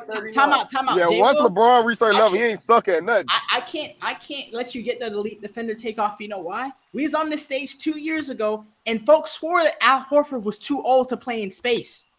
They swore Derek White and Marcus Smart wasn't really like that, man. Bro, like, we was creating space effortlessly against Marcus Smart and Derek White and Jason Tatum and Jaylen Brown. Like, we ain't gonna do all that now. What do you mean we? What is this we? I'm talking about 22. This nigga talking about Marcus Smart, bro. Like, come on, bro. He was DPO wide that year. Here when y'all try to rewrite history, bro. He wasn't a better defender than Bam. I don't care. Wait. Hold on. Wait. What you bringing up right now, Jordan? I'm saying you talking about him struggling against elite defenders or whatever. He said offense. He said offense. He's not a good defender. That's what he said. Yeah. Oh, I thought he said one-on-one against elite defenders. No, he said one-on-one, and he ain't wrong. And Curry was cooking and pick and roll. He was not taking Marcus Smart, isolating him on the wing and going to work on Marcus. That's what he was doing in Game 6. Bro, he was not doing that for the majority of the series. No. They tried different. They tried different coverages and nothing. And that's not again for an entire series. If Boston had just that, we're playing straight up the entire time. Jay Will's, I think his overall point is, hey, Curry wouldn't excel. They'd have lost in 5 doing that. We, That's we not saw we true, saw nigga. we What are saw y'all it talking 2018 about? with the Rockets. What are we doing? No. So the initial game plan was we shut off we're gonna do the drop coverage, right? We're gonna shut down the Draymond, the roll. We're gonna shut down the 4-on-3 opportunities, and we're gonna let's see how efficient Steph can be hitting nothing but contested threes or threes with dudes screen No, navigating. But I give you credit though. Like the difference between Luka and Curry though is Curry will cook Al Horford in space, for sure. I'm with you on that. Curry has always been able to cook versatile bigs when he's healthy. Any type of big, yes, for sure. He did that for sure. And another thing he did different, which I say, I told somebody the other day, when you going against like a Marcus Smart or Jaylen Brown, you can't let them get set. I feel like when Curry come down in transition, his bag already start working. Dribble, boom, boom, boom. I'm getting to my spot. I got them niggas on there. I got their feet moving. Boom, boom. I pull up real quick. Oh, I got them niggas reacting. I go downhill. Yes. I know Steph Curry's game. But if he come down like Luka doing and Kyrie, walk the ball down, let the defender get set. Let his feet get set. Let him sit down in a chair and get up in you. Yeah, Curry. No, that's not his game. I mean, that's That's like not a his speed. game, bro. Wait, Keep it 100. That's not his game. No. Okay. That's Luka's like a speed thing. I mean, Deal with that, Jay. Yeah. As long as you said the first thing, lacks Jay, that I'm ability. good with that That's second another thing y'all thing. don't want to talk about. That slow-footed ass nigga. But Curry is a better overall offensive player than Luka is, though. So I mean, there's just more that he does and brings to the game than Luka does. Like I'm not, bro. Luka doesn't have any real like off-ball value at all. Like no, I'm not even trying to troll, bro. Like he just don't. It's okay though. That's fine. It's just that's the difference. Steph is just like, because he's so like everything he does from half court in is just so problematic. Like everything he does. So like even his movement. That nigga stay moving. Shit. Right. But y'all don't value. Y'all ain't gonna stop trying to devalue and undervalue, and not everybody up here, specifically Swiper. We talk about Luka's on-ball presence and what he creates and the task that comes along with that. Right? It's a different task than what. And granted, Steph has more ability off ball, which makes things easier for him. Sure, fine, give him credit for that. But again, the tasks and the responsibility on ball are just totally different, bro. And the way that they're often, and granted, it's because of deficiencies that Luka has, but I'm not like, oh, he's just a way better offensive player. That's not Steph. Peak, sure, but not now. I wouldn't Well, even yeah, say not now. 22. Who's talking about I right wouldn't now? even say 22 Steph was a way better offensive player than Luka. Like that's hella disrespectful, bro. I said I didn't even use the word way. You used the Yes, word you way. did. Yes, you did. Okay, but what I will say, Is a better Steph because is a I'm better curious, though, overall right? offensive player though. Because Wes, I used to have those same arguments in my head. Okay, cool. You take Luka off the ball, who's supposed to be on the ball, right? Like that's the natural argument. Like, oh, you're not gonna put the ball in Tim Hardaway Jr. or PJ Washington or have one of them create offense. But I'm wondering, perhaps they designed this roster and they designed this offense for Luka to just have the ball in his hands because he's generally such a great decision maker and such a great playmaker with the ball in his hand. So to me, I'm wondering if they just designed the offense for him to just be able to. Yeah, it's hard to find players who operate really well both on and off the ball, and that's the thing that I think gets lost in a lot of basketball discourse. Like, it is a really tough task to find players who can do both. A lot of players in the history of the league, even. Well, I won't say the history of the league, but for sure now in this era, a lot of guys, you are what you are. Either you're one of those more dominant primary types of players, and even if you're not a primary, you're a player who really excels with the ball in his hands, or you're a player who's an off-ball guy, and it kind of has to be spoon-fed and may be able to attack closeouts and things of that nature. But when it comes to like individual creation, you don't really have that in your bag. And you gotta kind of choose like what you want. And when you have a Luka, you don't want a lot of guys who need the ball in their hand. And rightfully so. And I think that's just what it's an interesting conundrum because they're gonna deal with that. I think the thing is that we only saw two players play this way though. Like I think him and Harden are only players that would dribble. Nah, Like, Russ. We saw 17, Russ. nah, bro. You can't do that. You can't. I think You mean no? No, because I think when Russ is coming It was down, a different 40%. style. It was a different Yeah, but a style, but 40% usage percentage. He still yeah, was. He was the peak of this. I get the usage I rate mean, thing. usage is tracked a little Russ differently than just crossed the Well, ball. but he finished. He finished those. I'm saying he finished the possession 40% of the time, similar to how Luka and Harden do at their apex. I mean, that's So he's essentially. Go ahead, Jay Will. Finish what you Go ahead, yeah. I hear y'all on that, bro, but I don't think it's the same to me. I think when Russ come down and the way he gets into his action is quicker, bro. It's not sit there and let the shot clock go down to fucking 11, 9, 8 seconds. Yeah, no, that's very true. No, sir. It's a slow, methodical. All right, we're gonna take our time, find a matchup that we want. High ball screen. Let's get that guy in that. Yeah, action. bro. It's Yeah. on some real shit. It's some grandpa basketball type, bro. Luka play grandpa basketball. Nah, I told you he play like a fat. He play like he fat. I think, bro, you're a grandpa, bro. I tell people all the time, bro. Luka really not fat. He just play fat. So it's just people just like put that on him. Like somebody like Russ, I agree with you. That shit was there. Like if you check my tweets, bro, I wasn't. You can probably tell I wasn't a Russ fan. But what made Russ at his peak like so dangerous is he can manipulate pace a little bit. Like he can approach like a set defense like he about to like be on some slow methodical stuff, and then just you could blink and then he turn into 100. Well, so that's what used to make Russ so dangerous. That's what made his rebounding so important because he could just get the ball and then get a full head of steam. Yeah, type shit. So yeah. I ain't gonna lie, bro. I wanted to ask y'all though. Do y'all feel like all right? So let me ask y'all this before I ask the other question. So do y'all feel like this Dallas Maverick team can get back to the championship? Like fully healthy West, like I say fully healthy West. As currently constructed, no. Currently constructed. So if they get listen, they get this is what I got. If the West healthy, no. Okay. If the West stay healthy, no. If there's like a proper a good side of the bracket, a couple of injuries here and there, then yeah, I could see it. Because I think we got to evolve from just saying flat out no. Because bro, what we didn't see is circumstances evolve into certain situations, and then now you can take advantage of that circumstance. True. Right. So yeah, I think circumstances happen a lot, and you can't rule it out. But if the shit is everybody healthy, everybody ready to go, nah. Yeah. So, but you wouldn't want to build you wouldn't want to build like on some. Yeah, we gonna build for some just in case something janky happens.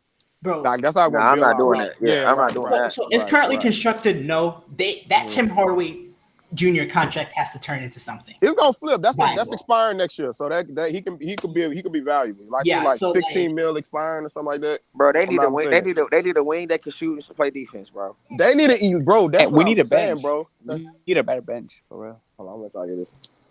You may not get that, buddy. But that was gonna be my question though, y'all. So I wouldn't give up on the Luka and Kyrie backcourt just yet. I will say though, they do need some type of elite defense. Like I think right now they just got a bunch of like average and above average defenders around them too.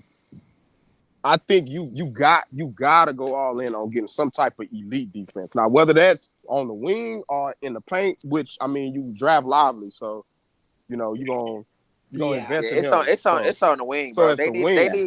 they need one wing that can strap up but shoot the ball well. It's that simple. Like we need someone like Mikal Bridges, for example. Hey, Byron. That's Funny enough, a guy like Aaron Nesmith would be like kind of perfect for them. And I would also No, sir. No, sir.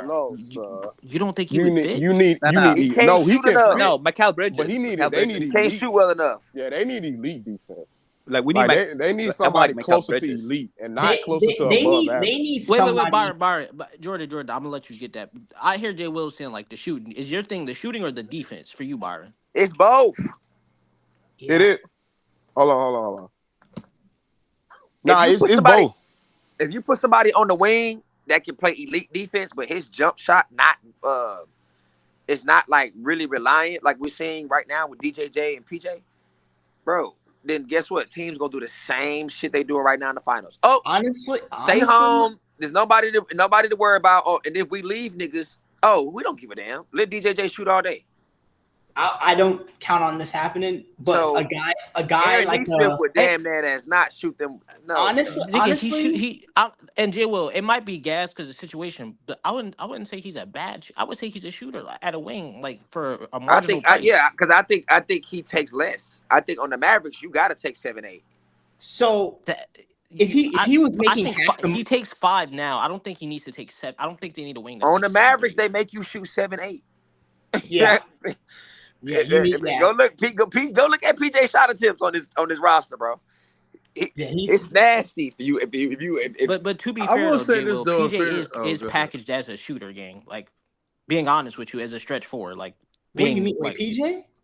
But I mean, he's never had those. He's never actually had stats to back that up in a high volume sense. Like PJ's always like I think hasn't he always been in the mid to low 30s from 3 at least. He's been mid 30s for sure. And Naismith is and be honest, Naismith is a bitch player, bro. And he's not a starter in the NBA. I like Naismith. I like him, bro, but he's somebody. No, you're tripping. Aaron Neesmith is a starter. And no, sir. Wait, Jay, you think we can get Mikal Bridges? If I'm trying to build me a championship roster, honestly, Aaron Neesmith cannot start. If he was making 75, PJ's first 2 years, he was a good shooter. He was. If he was making, he came into the league as a stretch. Like so. I mean, but I'm my point. No. I'm not saying you're wrong, Wes. It was just the niggas push back. Like he's shooting sub 30. To be ironically, like if he was making 75% of the money that he was making now, a Wiggins type. Like now, this season aside, that's a type of archetype to me of a player that. Never mind. Wait, no, because Wiggins to me is you still. was gonna say Aaron a better defender than Wiggins? I was gonna say a better player. Wiggins is really good. And I still think Neesmith is a better shooter. I think the 1 year of him being a better shooter. Not only that. No, well, I think Wiggins. Neesmith is clearly the better shooter. I think it's not even close. And if one of the points you harped on, Jay, is the shooting. I'm talking period. In general, Neesmith is a better shooter than Wiggins. But Neesmith is a better shooter than Wiggins. It's like like that. Like Neesmith, you don't watch Pacer games, gang. That's how he got into the league. Like Neesmith wasn't even pitched as a really good defender out of college. He was pitched as a really great shooter. And then in Indiana, he he started in Boston, so I'm sure they got him right defensively. He just couldn't find real minutes because JB and JT, like they holding the fort down at the wing. Hey, although they could use a Neesmith. Bro, Neesmith was the reason why he couldn't get on the court for Boston is because the nigga was a bricker. Like every Celtics fan would tell you this. The nigga was bricking. He shot 37%. He shot 37% from 3 1 year with them, and then 1 year he shot 27% on very low volume. So I don't know how to just say he's a bricker or 1 year. Again, that was rookie season and sophomore season. And a bricker. But here's So here's the thing. Here's why I say Wiggins. Though Wiggins is proven right with the appropriate spacing that he can. Wiggins can shoot. That doesn't matter. It was a sophomore season and it was very low volume, very low attempts, and he wasn't getting a lot of opportunity regardless because of some things are just understood. And Neesmith wasn't going to get a lot of opportunity there. And this, like every wing who's come through who may have had some type of potential has literally all of the young ones that they ended up having to be moved to another situation because JB and JT were holding that fort down, and that's just what it is. Also, Jay Will, so you ignore that. Neesmith goes to Indiana, and Neesmith is a really good player for Indiana. This was funny. Jay Will, so Jay Will, because you about to harp on the shooting. You ignore 3 years for the 127% year. No. Because all the other shit, 37 and 36 and all that shit. Bro, Wiggins went 3 years in a row, 5 or more attempts from 3 on 38, 39, 39. Wait, niggas ain't here dissing Andrew Wiggins? Are y'all serious? That's what I'm looking at. Wait. Bro, Barry, stop. Jay Will is we're having a conversation about who's a better shooter. Who's a better shooter, Neesmith or Andrew Wiggins? It's Wiggins. It's Neesmith. And Oh, it's it's kind of What pointless the to try to do this I'm not gonna lie. because Neesmith gave y'all 1 year of evidence that he's a consistent three. I He mean, I gave 3 understand. years. He gave 3 bro, he years. came into the He gave 3 league years. pegged as a shooter. His Right. rookie season and sophomore year, he wasn't a great shooter, but he wasn't getting opportunity. In rookie season, he wasn't like awful. He was 37%. He was a rookie. That's kind of like par for the course. Sophomore year, he didn't get a lot of opportunities, and he did not shoot well. Excoriate him for it. Hey, Hold him accountable. what was the volume His for junior Neesmith? and senior seasons in the league, The highest 4, bro. it was 4.5, 4.6. 36.6 on 4.3, and then this year it was 42% on 4.6 attempts per game. He's a better shooter. There's nothing wrong with that's fair. That's fair. 40. No, but it's I mean, not fair, nigga. Like, bro, 4.6. this nigga Wiggins went 3 years in a row, 38% and But above I can on higher but attempts. nah. I'm still. I'm not worried about what this nigga trying to tell me, bro. Wait, Jay Will, A nigga can be pegged as a better shooter coming into the league. All the fuck he want, nigga. When you get in the league and you shoot the same at a certain value and you doing well for consecutive seasons, then we talk. He got 1 year shooting well. That's true. That's what I was The gonna fuck? say. He made a good case, nigga. Shout out to you. He's comparing Wiggins comparing Wiggins in the Warriors system and a much older version of Wiggins compared to Neesmith. Compare the first 4 years of Wiggins. If you really want to do something, let's do that. And tell us who's the better. Why would I do that? Nigga, because that's how it fucking goes. We're ranking players. Like, you Wait, nah, you're not. Nah, Wes, you just said Luka. This next season, they going to. Wes, we're talking about currently though, bro. We're not talking like, why would we be going back that far for Wiggins? Currently, the better shooter is But wait a second. No, stop. We don't need outside voices. Let me and Jay Will have a conversation and let's go back and forth. Well, I was about to jump in with the same shit. Like I brought up Neesmith. With the shoot, because bro, y'all see niggas. No, because y'all are harping on one aspect of the game. Y'all so eager to be involved. Sit back and let us just go at it. Go, man. I don't even want to do this shit no more. No, but like because first off, the point is them two as overall players, and the thing is, y'all are getting bogged down on one aspect of the game. That wasn't what we talked. That's bro, number. We literally specified the shooting because Jay will push No, back no, to me but saying Neesmith was a better shooter. but Jordan. None of us said that Neesmith was a better defender. We never or a playmaker or any of those things. Okay, but we specified next to Luka because he specified putting up 7 threes a game like PJ Washington does. So I specified as a shooter, would you not prefer to have? That's where the specification happens. Okay, but T, you asked the question directly. You said, "What are you more focused on, the defense part or the shooting?" And the answer to your question was both. Right? Yeah, I said, yeah. Right. So the answer to the question was both. Okay. The shooting thing, you said at the end of the day, Wiggins, right? Because of the Warrior system, because he's playing with Steph Curry, basically, is okay, it improved him as a shooter, right? You can expect that with Luka, you're probably getting something to a similar effect because with Luka, you're going to get a lot of wide open threes, and Wiggins has proven that in this league, if you're giving him a lot of wide open threes, he's a good shooter. Like you don't just shoot 38%, 39%, then 40% from 3 on 5 and 6 attempts. That just doesn't happen by accident, right? So even if you want to say Neesmith is a better shooter, I promise you that gap is pretty minimal. To me, in my opinion, that gap is not very big, given what Wiggins has proven in prior seasons, right?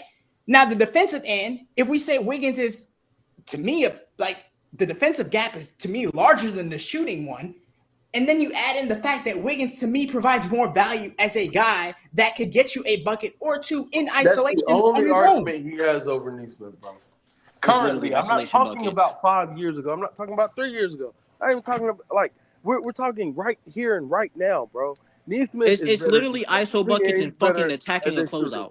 And I'm not defensively doing things where we go and find other years that work in favor of a player just because we want to hold on to that version of somebody. Hey, Jordan. For 3 years. I'm off of West. Jordan. I know the Pacers as a whole suck defensively, Jordan. How big do you think that Wiggins gap is defensively? I'll concede. If you niggas are looking at Reese, the most here in time, present day, fucking Wiggins, bro, offensively, defensively, bro, then yeah, it's a conversation way closer when it comes to Neesmith. And then when it comes to shooting, yeah, you can say Neesmith is the better shooter. And if you're projecting that his most previous season, which right now is better than Wiggins, and it will stay that way because you think his capability as a shooter is better, then I'll concede to that. My only thing is, I say this all the time, I don't use 1 year and rule a nigga out. If you did this shit for 3 years, shooting at this level for 3 fucking years, and this year was a lot of shit going on with Wiggins being on the court, off the court, a whole bunch of shit going on. I'm not ruling out the fact that Wiggins cannot retain the level of shooting he did. And you said 3 years ago. Nigga, this was last season. Bro, It's only 1 year. It's only 1 year he didn't shoot the same way in the past 3 years. And last year, when it mattered most, Wiggins was not good. Wait. You know what's Well, that's funny? also because he missed time last year, though, Wes. You can't. Again, when it mattered most, he was on the court, my nigga, and he was not good. Yeah, he was, but he dealt with his family. I'm literally acknowledging he dealt with his family shit. But when it mattered most, he was on the court and he was not good. And that carried over into this season. He was on the court and he was not good. Those things matter. And that's I disagree with him. Because I'm looking at this right now. I mean, he was the best player on the court. I mean, I don't know. I don't know who you saying all right to. I already conceded to you, dude. So I gave you my argument of why I still feel like at the end of the day, next season would have to completely rule out the fact that you take Aaron Nesmith over Wiggins. Both sides of the ball. Hold on. Also, can we discuss on how two players are being guarded? And I agree with Jordan. Better like asking to go get a bucket. Like Wiggins is way better, and I think that for that reason you could argue he fits. Like turning THJ into Andrew Wiggins would do a whole lot. THJ and whatever else they might have to throw in to Andrew Wiggins, assuming that deal is there, that does a whole lot for the Mavericks. I agree. The issue is, and I'm like, when it comes to these two specific things, currently, I think it's the fact that we know if he peaks, he's going to peak higher than Aaron Nesmith. But we just saw a full season where Aaron Nesmith was really, really, really, really consistent at doing these two things that we're discussing, and which Andrew Wiggins wasn't. And that's where I'm like hanging my hat on right now. It's not banking on Wiggins getting back to the player that we know he can become, because also in it's a whole different system and style in Dallas than it was in Golden State. So are we sure he's going to be able to actually do that in Dallas? No, that's a good argument, and that's why I said the present day argument. It's really no fight back for real. He has a lot to prove for himself. We basically got a hold. I'm holding on to him retaining this when he gets to playing a fully healthy season now. Because listen, Aaron Nesmith in the playoffs this year, 29% from three. He was ass. 27 actually. He was really bad. So I'm looking at, and I wasn't even finna go for the percentages as a whole. I'm looking at game log, because game log mattered to me as a shooter. Didn't fucking whatever. 1 for 6, 0 for 2, 1 for 3, 1 for 5, 2 for 2, 0 for 4, 1 for 3, 0 for 4, 2 so for even 3, if it's good, even if it's good games, he's only shaking. So I'm looking at, okay, damn, as a shooter, not that different. Wiggins, 0 for last year, 0 for 3, 2 for 5, 2 for 6, 2 for 4, 2 for 4, 1 for 5. First round, he went. Now, mind you, that first He shot better in the Lakers series, but he only he didn't shoot more than what, 5. Yeah, he wasn't really shooting in the King series. Like No. He shot I'm saying threes. No. He was ass. No, he was shooting threes. Nah, he was bad in the King series, bro. But that's because he had just came back though. Like Hey, Jay Will, I'm not trying to throw your point off, gang, because I do want you to finish your point. Look. But there is context for these playoffs with Nesmith, like, and I can provide some of the context with some of those threes in some of those games. But there is context behind a lot. It's context with everybody, bro. I respect that. But you know what's funny though, the Wiggins thing though. Wiggins, hold on. Wiggins was 1 for 5, 0 for 3, 2 for 5, 1 for 2, 3 for 6, 2 for 8, 1 for 8. The first 2 games atrocious, and then and then the last 2 games atrocious. He had 3 games in the middle where he was high. So yeah, bro, these dudes are in the playoffs. What I'm looking at right now, I would slightly say Wiggins. So you know what's funny though, right? Because Wiggins last season, you not think situation matters though, Jay Will? I mean, even these to that niggas, point, Jay Will, one both of these niggas. nigga also is considered a veteran in this league. Like, and not even trying to like do this. One nigga, this is really his first playoffs with the actual dignified role, as well as like context of being in a better offensive ecosystem. And another thing about this too, I think another thing about this for me personally, I know in the NBA niggas are classified as wings. I have no problem with this shit. Me and Swiper got into an argument that Bruce Brown was a fucking wing. So I know what a wing is in the NBA compared to this league. Me personally, though, I'm still traditional and I will never change. You think Neesmith is too? Okay. He's really a guard defender to me. I don't think he's a wing defender. Tatum is not the type of guy to be like, oh, that's a good example of, you know what I'm saying? He guarded Tatum and Nah. We know Tatum tendencies. We know his mentality. Right? A wing to me, 6'7" and above. I give you 6'6" maybe, but it depends on his wingspan. It depends on his athleticism. It depends on how big he plays at the position at 6'6". But I'm 6'7" and above because Wiggins is 6'8". He can play. He can play the 4. He can, and I think he can rebound better than that nigga. I think with Luka, them little small wings, Josh Green, and all these other niggas, that shit is not cutting it, bro. I think Neesmith plays more as a wing and operates more as a wing, even like size wise, how he looks on the court than a 2. But we could agree to disagree on that aspect. That's true. No. I know. No. We're not disagreeing. I just told you, bro. I know in this NBA, He just don't consider him a wing. I know he's a Jay wing. Will I just know feel he like plays. Jay Will just feel like Luka need a legit big wing. Like I big think wings around. Like 6'8", big wings is where I stand tall at, bro. Yeah. I'm sorry, niggas that win chips.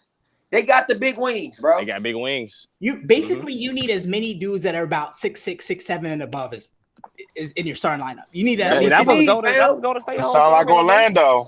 When you Orlando Jay Will, not to but those guys also need to be able to shoot the ball. But funny enough, it was in Ash Space. I think last night, I forgot. It wasn't Ash who said it. It was somebody else. A nigga mentioned Jeremy Grant for like the Mavs because he does. That's another good name. Jeremy Grant would be a good pickup for anybody. I ain't gonna lie. And let me tell you why about the Mavericks I wouldn't do it. And he's a That creator nigga too. He's a creator too. It's just the Nigga shooting make is kinda about 35 M's. No sir. He can't pass, nigga. He can't pass either. Bro. That shit ass.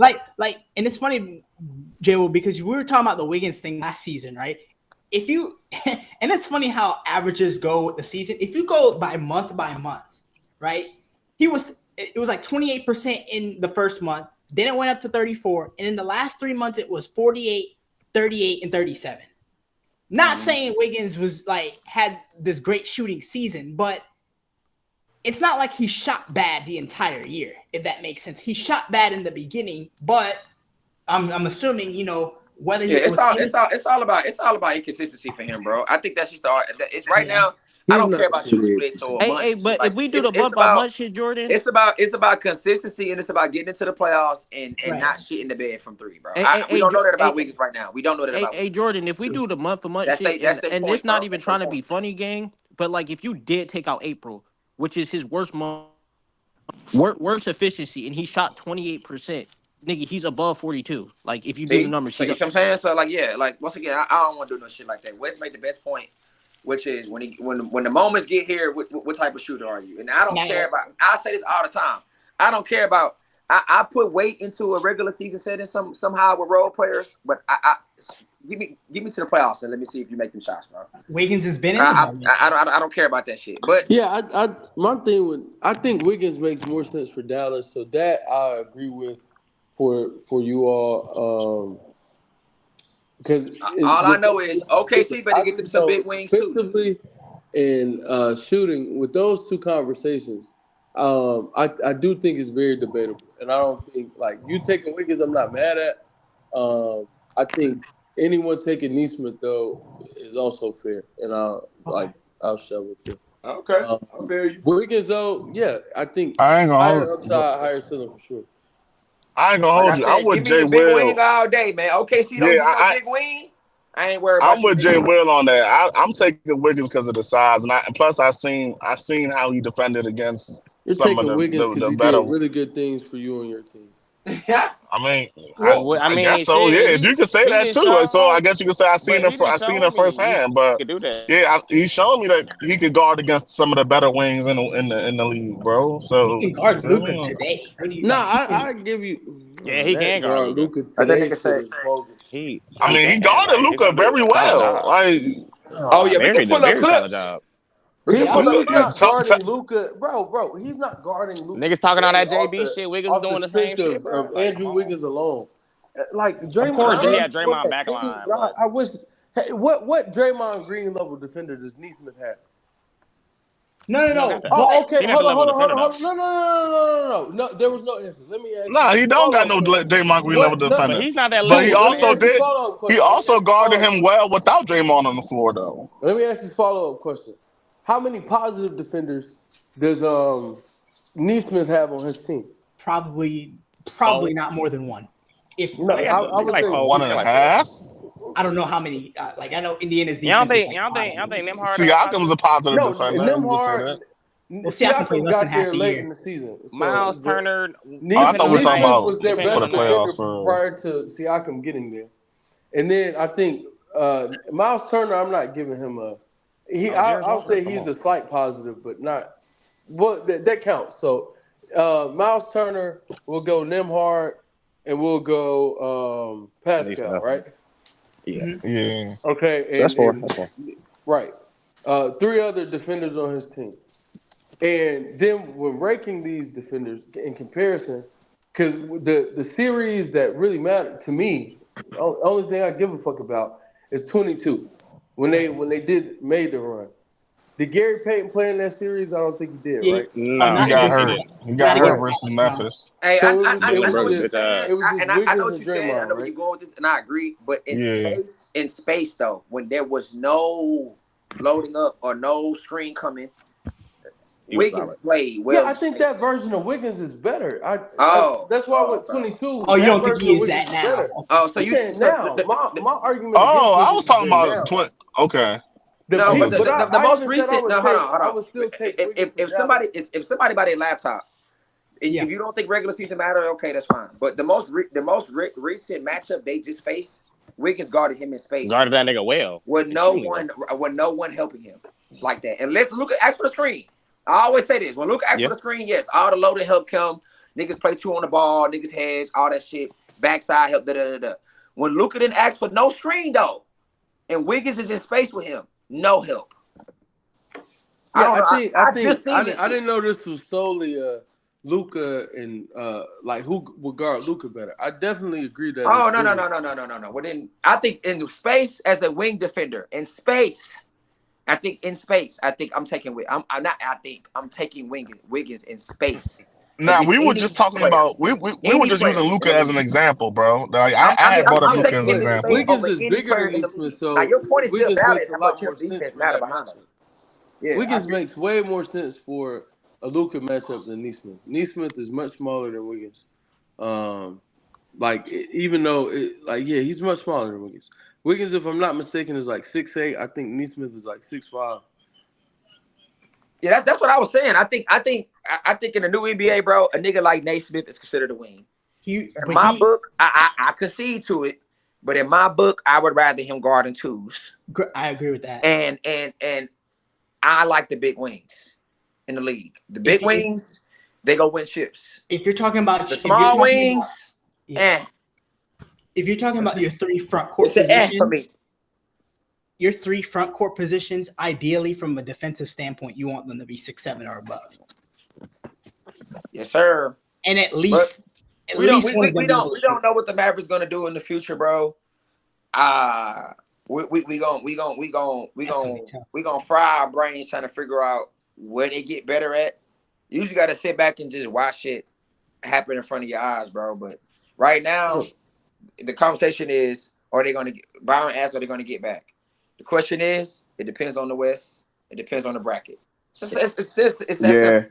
Yeah, that would, and like to the question I was gonna ask after that was, okay, if they, if y'all feel like they not, then would you start looking at? Well, we kind of for the most part like alluded to the next question or the answer to it, and that was like, who would you? Luka and Kyrie needing something like some level of like elite wing or like paint protection.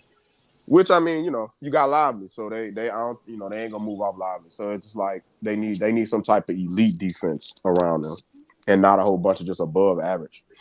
Hey, Jay Will, And they not gotta to get cut they. you, not to cut you off, Byron, because I want to answer that too. Nah, I was done. You good? I bet no, because I'm gonna like pivot back to what the combo we just had, but then I'm gonna answer what you said. That's why I said that. Jay Will, to one of the points why I lean Neesmith too is I think he's more a natural shooter, and I think that means a lot when it comes to playoff time. I Yeah, think now being see, I think yeah. that means a whole lot. Is like not even of if niggas are going to guard you, if it even looks confident when you shoot that motherfucker. Okay. And I think coming out of college being a shooter, coming your whole life being a shooter, while Wiggins was just a hell of a See, player, I think there's a difference. I'm not equipped with his skill capability like y'all is. Like I'm not equipped with that, so I can't push back to that. I don't got nothing for that. All I got for is what that nigga look like. What that nigga look like in the light in the playoffs? Nah. So let me ask this question to you. My because thing for Neesmith, I think I'm not Neesmith too- gets guarded tougher on the 3-point line as opposed to Wiggins. I think Wiggins and T took a different angle, but my I guess an angle for me with Neesmith, I just go to how they get guarded. I think teams truly try to deny him the 3-ball. Okay. Is he good off the bounce? Like in terms of He's solid. He's solid. Okay, so like he's just a really good spot up. Wait. Just don't send a nigga left. You send him Yo, left is over though. Yo, Goods, tell me what championship contender in the last 5, 6, 7 years, whatever, did not have a 6, 7 and above wing. Nigga, you go back the last 20. I'm not gonna lie, like it's no team. You can't find one. Ron Artest. I know you love your squad, bro. I know you love your squad. You trying to cut corners for him, bruh. You need like, one. It don't matter who you pull up. You're not gonna You find. need one, Famo. You're not gonna find a team that didn't Bro, win. you Without can't say that's bad to look at it that way. That's what it is, fam. What you mean? I'm trying because at the end of the day, there's so many having 6'5" and 6'4" dudes just guarding wings. And I already told you, Goods, I would be willing to compromise with 6'6". I will be willing, but it depends on how he's framed at 6'6", bro. Good. That's just more of a reason to go get a certain nigga in Washington, bro. You good? If you're gonna be 6'6", you gotta be like Iguodala, bro. No, damn, Bino, you went way back to 07? Sheesh. 07. I'm about to say, like, who was the wing on though? I ain't gonna lie, it still was Bowen. Bruce Bowen is not a. I don't know. I don't know if I like that example because Bruce Bowen had a certain tenacity on defense that Sean Marion was the wing, bro. Dirk Nowitzki was the 4, and Tyson was the 5. You're not gonna find a team that don't got one, bro. I'm sorry, like you have to go back to the 90s. I'm not going that far back. I'm not saying 20 years. I'm saying the last Bruce Bowen was 6'7" era of basketball where the court is spaced out in the 3-point line and shit. And you got these quick ass guards, and you need to be able to switch on and have people to do different things. Nah, fam, you gotta have a 6'6" and up wing. I'm being kind with 6'6", but 2006 Heat wasn't that Antoine Walker? Yeah, let's be real. Let's be real, good. James Posey coming out the bench, 6'7", 6'8". Like they had one, bro. Every team got one, bro. I'm telling you, the Pistons, Tayshaun Prince, like Tony Allen's more of a 2. I'm not gonna he's a wing. Quote unquote. Tony Allen wasn't a starter though. He guarded guards. Wasn't it him? He's more of a guard. He guarded for us too. No, he can guard other positions. He was a guard that could guard up. He wasn't a wing. But he wasn't a starter though. I don't count that type shit in my opinion. On Boston? Yeah. Yeah, nah, he wasn't. Sure. And I don't even necessarily think Boston had Paul Pierce, bro. Yes, I'm saying Paul Pierce was their main wing, and they had other wings too. They had. No. I was talking about Tony Allen on Memphis. But they I'm talking about teams that didn't want it. I ain't gonna lie. No, your issue is that what you missing, bro, is that we almost could have beat the Mavericks without the wing. So it's like, do we really need that? I get right. That's cool. The Mavericks are not in my opinion. The big bad wolves. They're not the standard to measure if you need a wing. Like, not the way they're built offensively. It's disgusting. So then you get to the Wolves series, y'all probably say, well, we're gonna beat the Wolves. That's we don't know that. We do not know that. We don't know how much their size would affect y'all. We do not know that. So let's say you do come out of the series, right? Then you get to the Celtics. Stop it. With this team you have right now, stop it. The wings will be a difference in the series, and not having one to guard one of them will hurt. Like, don't do this thing where you overlooking the context of the basketball as a whole because you want to sit up and think you can get away with it. Nah, you got to get you a wing, bro. Like you do. You need somebody to replace Josh Giddey. Hold on. Is this argument OKC needs a taller wing? Yeah. I think if you to close, I think when you take I think you need a taller wing. It's funny. I've been saying that I think I don't mind J-Dub at the 3. He can't continue to be the 4 though. He a 2, bro. I've been nigga. Come on, he a 2. I don't even care about that. I think he can be a 3, especially if like I think we could win with Mikal Bridges. And sure. I think Mikal is 6'6" or 6'7", one of those two. I think we could win with Mikal Bridges. I do agree. We have to get a bigger 4. Like J-Dub at the 3 though, I hear you. I would want to see it first. Like, but the thing is, Wes, if you put him at he's strong enough. I think when you lack height, and you got to be long and be strong. Pause. Yeah, he got the frame. He got the frame to play he got the frame to play the 3. Nigga, you still need the bigger wing next to him though. Like it's not act crazy, nigga. Like you need that, bruh. So J-Dub is guarding Jaylen Brown. Cool. You need the wing. You need the 6'7" up guy to guard Tatum. It's just what it is. Like it's just no other way around this shit. Yeah, no, that's why I said I think we need a 4 for sure. Yeah, because if you put J-Dub at the 2, bro, you probably like the best team in the league, like defensively at that point. Honestly, I ain't gonna lie. 6'7". You need like a 6'8", 6'9" guy. You don't like guard Tatum. Why you don't like him at the 2 though? Like 6'7" for real. I don't think you say what, Lo? I think he's too shy when it comes to shooting. Lo, you said what? I said I don't even really like 6'7". I might say you need like a 6'8", 6'9". Nah, 6'8". I ain't gonna lie. This guy. Hey, look, 6'8" cool. I think you put Mikal Bridges in the Mark system and the players around him cool and all. I ain't a Mikal Bridges nigga. Not me personally. That's fair. I'm not entirely against that. That nigga's food. Defensively, oh yeah, niggas don't know, bro. Because, bro, that's why niggas. Y'all are saying he's food in a situation where, come on, bro. I thought this in Phoenix, bro. I've been consistent with this. I thought this in Phoenix. I don't think he's a good on ball. Yeah, Phoenix didn't have a lot of great defenders, bro. Oh, okay. But he was touted as his great defender, though. So it's like, and I don't think he was a poor, like y'all said, food. He wasn't food in Phoenix.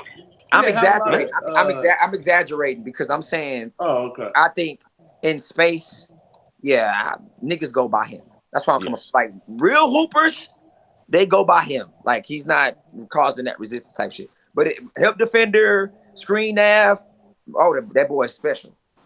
On the ball in space, please. My dog. So give me Dory Finney-Smith over that nigga. I ain't gonna lie. Hey, no bullshit. But I don't know. We'll see though. The nastiest tweet I just seen was niggas asking what Boston team would win, 08 or 2024. Bro, 08 is whooping they ass so bad, bro. 24 is 24. What? Whoa. What? Bro, you just be talking. What? You what? Wait. What?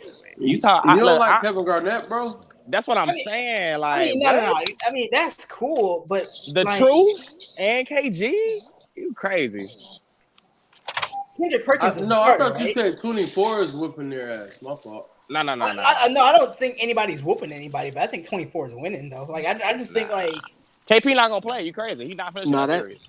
That nigga Vino I can't definitely agree with 24 winning. That nigga said Rondo is unkillable in that bro. series. That's not true. It's not true. They hate that. 08 got they start 2 non-spacers. Like I don't know. Okay, it don't matter. KP not finishing the series. Bro. I mean, that only matters if we play in this era.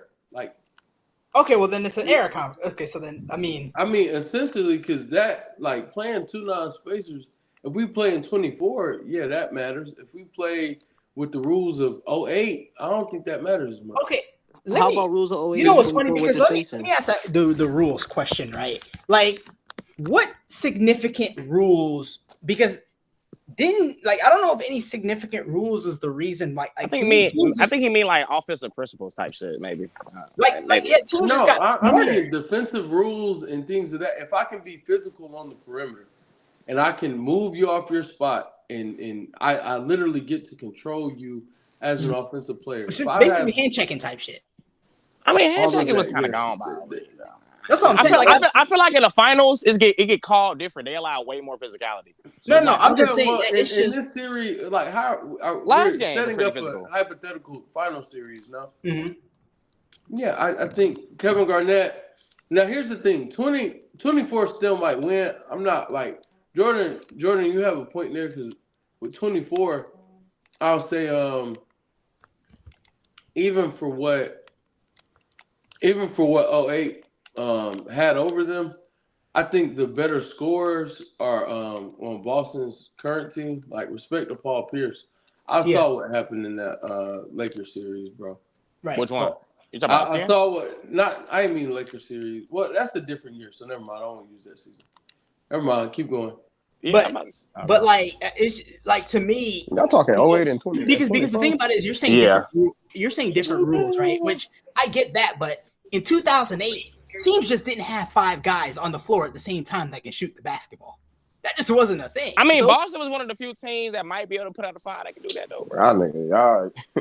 They can throw a nigga like I they can got throw a nigga like Eddie news. House out there, bro. Like the don't do idea that. of Bad news spacing, for Rajon Rondo. the idea of spacing, Mari, was Kevin Garnett being able to hit a 22-footer. Exactly, but like, which is nice, but I'm just like at the end of the day, that's just walk with me though. Walk with me. Them Perk Eddie House and Ray. can't play.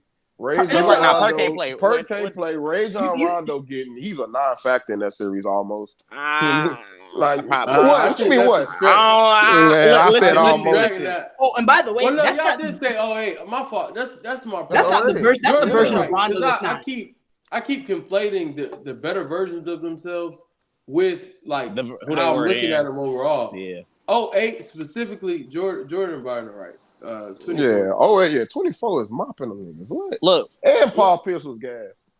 Paul Pierce is not gas. Come on, bro. Nigga was all right, bro. That nigga will outplay Tatum. Y'all crazy. He stole Ray Allen the Finals MVP. That's just keeping it funky. So again, he gas. Just like JB from the steal this final MVP from. Actually, I don't know said that Finals MVP belonged to Ticket. Could have went the ticket already. I wouldn't have been mad. I wouldn't have been mad at all. He like just as long as we know it didn't belong with Paul. He did not belong to Paul Pierce. I'm just like he was that's just the Bron hater in him, bro. Paul Pierce. My nigga Paul Pierce got he. I ain't like Paul Pierce before. I ain't gonna my nigga got hurt. I'm just of the mindset that most of the elite teams, I think that's Barry. Just like your mic was cooked a little bit, but I'm of the mindset that to me, just based off offensive principles alone, most of the elite teams of this era would pretty handily beat a lot of the teams in previous eras. Hey Jordan, it hit different when niggas throw up 33s and the other team got 15 for the game. That's what I'm, bro. Like. You had bro, they had dudes that was just Wait, there. actually, Jordan, hold up. Landing space ain't a thing no more. Hold up. I ain't gonna lie. No. I get that, but here's the thing. Defense was basically played 20 feet and in. Bro, you had 5 guys that were all basically 3 feet within each other because there was no, they didn't really have to worry about the 3-ball line like that. So everything was, all right, we're going to play around free throw line area. Help and recover was so easy because it's like, what do you help? Like, bro, if you take the Pistons, for example, right? That shit that Klay Thompson does, right? That's basically Rip Hamilton, but the free throw line. Bro, that's just how the game was played, and defense it's easier to guard that. Like, these dudes are bombing 30-footers right now. Like imagine I really want to see what happens to a 2000 early 2000s team when they have to really guard a high PNR action. And their big has to really come up and cover in space. Like that whole you can hand check, you can knock a dude to the ground. Like that shit sounds cool. I also want y'all to know how dominant the interior would be for that team when when the team is always focused on trying to guard the 3-point line. So there's pros and cons to everything, bro. So no, because they would get monstered they would get destroyed on the board and they would get in paint points way easier. So and But get to the free throw line. at the same time, Jay Will, with them niggas having to actually come up and guard and play a 5 out, I don't think the paint points would be as crazy differential as Bro. you might think Yeah, it turns out to be. they slowing the Nah, game but you down. got So that mean when they walk the ball up the court, they're getting a established position to score. Unlike and then you gotta think about it. today's NBA is to hurry up and score. Like it's different. I Well, got post but I presence will like say that. this though, like That's just against a set defense though, you're able to help off of multiple guys though. So yeah. you But can. if my post player is like really dominant, the cuts to the basket are way easier. No. I get that, but like there was certain like it's just. And in that era, they believed in cutting, bro. Like this era, sometimes you watch niggas just stand there and don't cut. I get that. It's just Which I like the fact that Boston implemented this year. Man, Joe deserves so many flowers, bro. Y'all like that Ime nigga, man, but shit. He's probably not better. Never mind. As the offensive coach, Joe got that nigga by a mile. I ain't gonna lie. I would agree with that. And then when it comes to defense, I think he got a schematic thing going on too, bro.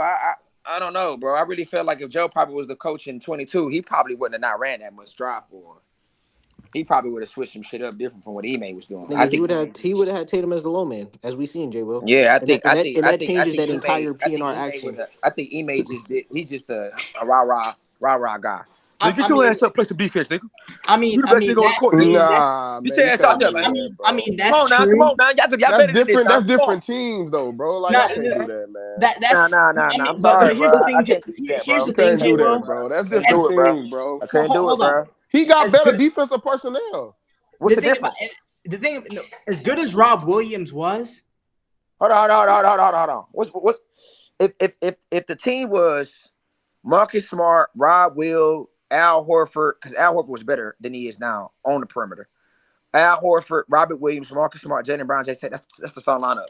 I can't put Tatum on fucking Draymond and move Al Horford to who the fuck was the wing for y'all? No. Who started for y'all? on the Warriors, it was Yeah. Steph, Clay, Wiggins, Draymond, and Looney, right? Yeah.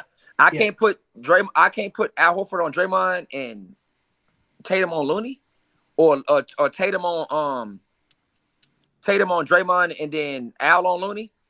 Why the So fuck? you make Rob Will unplayable? You think he just doesn't play Rob? I'm not playing him as much. No.